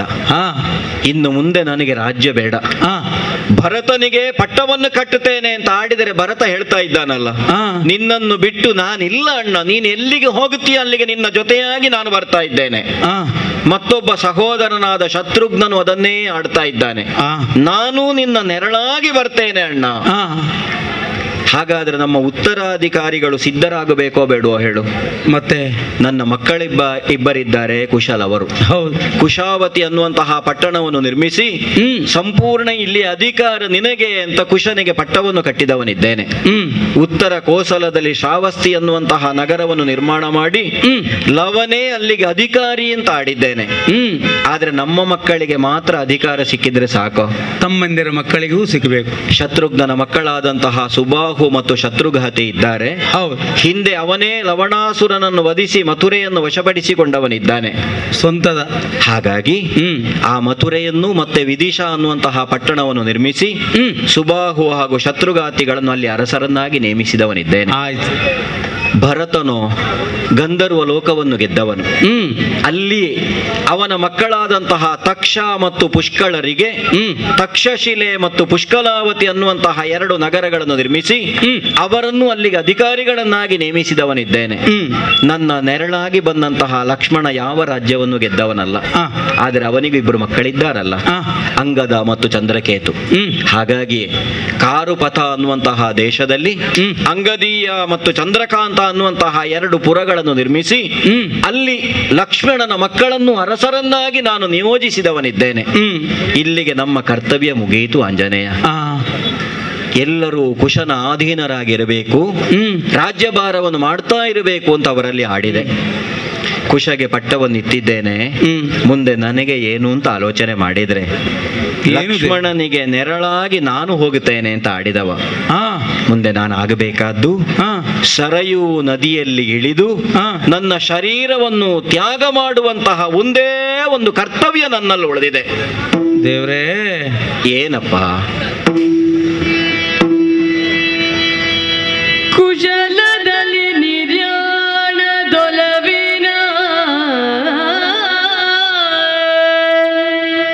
ಒಸಗೆಯನ್ನು ಸೂಚಿಸುತ್ತ ಕಳೆದನು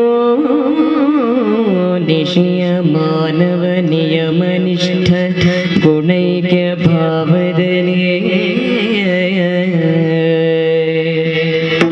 ಒಸಗೆಯನ್ನು ಸೂಚಿಸುತ್ತ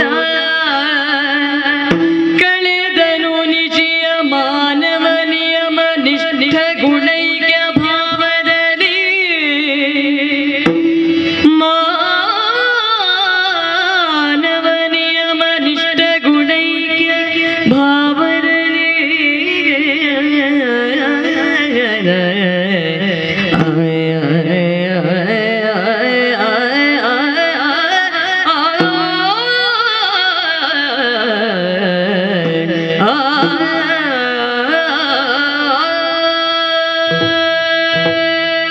ಶ್ರೀರಾಮಚಂದ್ರಮ, ಸರಯೂ ನದಿಯಲ್ಲಿ ಇಳಿದು ದೇಹತ್ಯಾಗವನ್ನು ಮಾಡಬೇಕು ಅಂತ ನಿರ್ಣಯಿಸಿದವನಿದ್ದೇನೆ.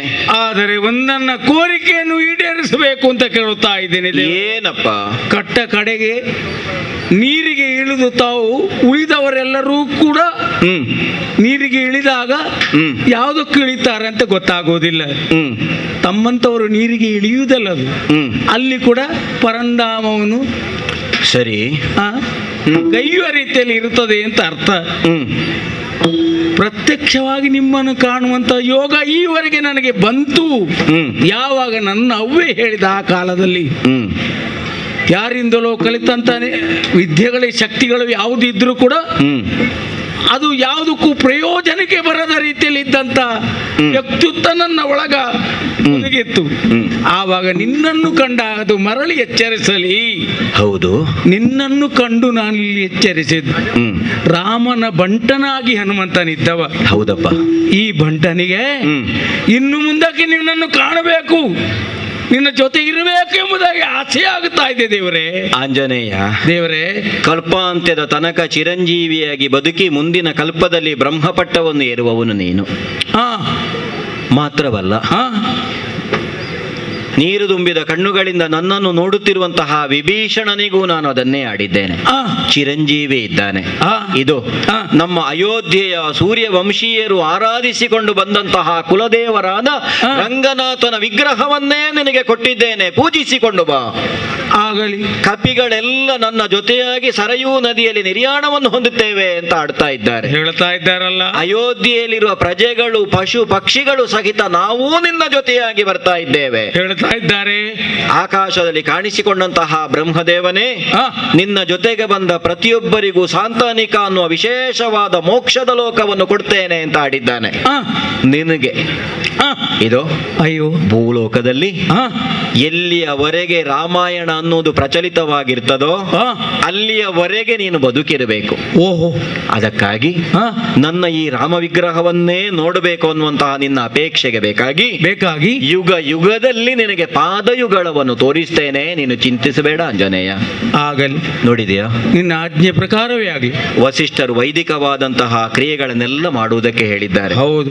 ನಾನು ಏನು ಅಂತ ಗೊತ್ತಿದ್ರು ಮಾನವ ನಿಯಮ ನಿಷ್ಠ ಗುಣೈಕ್ಯ ಭಾವ, ಮನುಷ್ಯನಾಗಿ ಜನಿಸಿದ್ದೇನೆ, ಮಾನವನೇ ದೇವ, ಮನುಷ್ಯನಾಗಿ ಬಾಳಿದ್ದೇನೆ. ಹಾಗಾದರೆ ಕೊನೆಗೆ ನಿರ್ಯಾಣ ಹೊಂದುವ ಕಾಲದಲ್ಲೂ ಮಾನವನೇ ಆಗಿ ಶರೀರವನ್ನು ತ್ಯಜಿಸಬೇಕಲ್ಲ. ಹಾಗಾಗಿ ಜಲಪ್ರವೇಶವನ್ನು ಮಾಡುತ್ತೇನೆ ಅಂತ ಆಡಿದರೆ ಹಿಂದಿನ ದಿನದ ರಾತ್ರಿ ನಿದ್ರಿಸದೆ ದರ್ಭಾಸನದಲ್ಲಿ ಮಲಗು ಅಂತ ಗುರುಗಳಾಡಿದ್ರು. ಇದು ತ್ರೇತಾಗ್ನಿಗಳು ನನ್ನ ಜೊತೆಯಾಗಿ, ನನ್ನ ಜೊತೆಗಿದ್ದಂತಹ ಯಾವ ಸಜೀವ ಶರಗಳು ಅವೆಲ್ಲವ ರೂಪವನ್ನು ಧರಿಸಿ ನನ್ನ ಜೊತೆಯಾಗಿ ಹಾ ವೇದಗಳು ಪುರುಷಾಕಾರವನ್ನು ತಾಳಿ ನನ್ನ ಮುಂಭಾಗದಿಂದ ಬ್ರಾಹ್ಮಣರು ಸ್ವಸ್ತಿ ವಾಚನವನ್ನು ಮಾಡ್ತಾ ಇದ್ದ ಹಾಗೆ ಹಾ. ನನ್ನ ಸಹೋದರರ ಜೊತೆಯಾಗಿ ನನ್ನ ಪ್ರಜೆಗಳ ಜೊತೆಯಾಗಿ ನಡೆಯುತ್ತಾ ನಡೆಯುತ್ತಾ ನಡೆಯುತ್ತಾ ಸರಯು ನದಿಯ ದಡಕ್ಕೆ ಬಂದದ್ದು ಮಾತ್ರವಲ್ಲ, ಒಂದೊಂದೇ ಹೆಜ್ಜೆಯನ್ನು ಇಡುತ್ತಾ ಇಡುತ್ತಾ ಇಡುತ್ತಾ ಇದು ನೀರಿನಲ್ಲಿ ಮುಳುಗಿ ನನ್ನ ನಿಜ ಧಾಮವನ್ನು ರಾಮ. ಪರಂಧಾಮವನ್ನು ಸೇರುವುದಕ್ಕೆ ರಾಮ. ಸಿದ್ಧನಾಗುತ್ತೇನೆ ಸಿದ್ಧನಾಗುತ್ತೇನೆ ಸಿದ್ಧನಾಗುತ್ತೇನೆ. ಶ್ರೀರಾಮ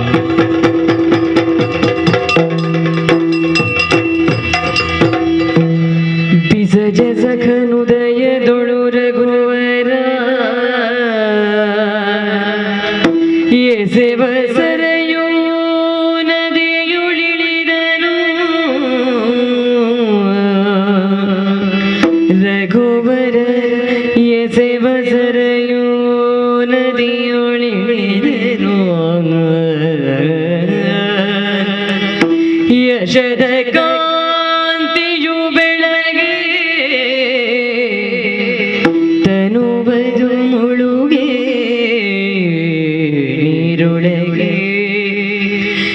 ಯಶದ ಕಾಂತಿಯು ಬೆಳಗ್ಗೆ ತನುಬದು ಮುಳುಗೆ ನೀರೊಳಗೆ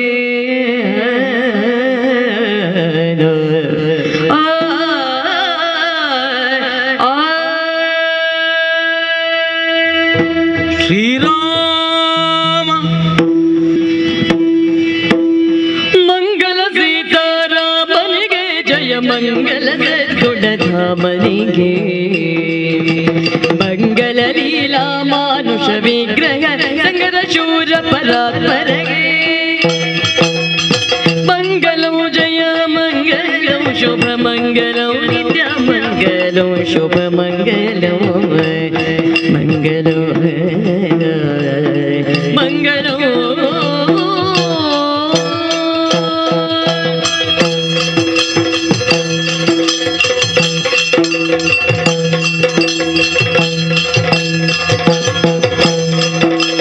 ಕರದಳು ಪರಶುಭಾಷಾಂಕುಶಧಾರಿಗೆ ಹರುಷದಿ ಭಕ್ತರ ಪೊರೆಬಗೆ ಉರಗಭೂಷಣದ ಕುಮಾರ ಗಜವದನನ ಚರಣ ಕಮಲಗಾರತಿ ಎತ್ತಿರೆ ಆರತಿ ಬೆಳಗಿರೆ ಆರತಿ ಎತ್ತಿರೆ ಗಜಮುಖದ ಬಗೆ ಗಣಪಗೆ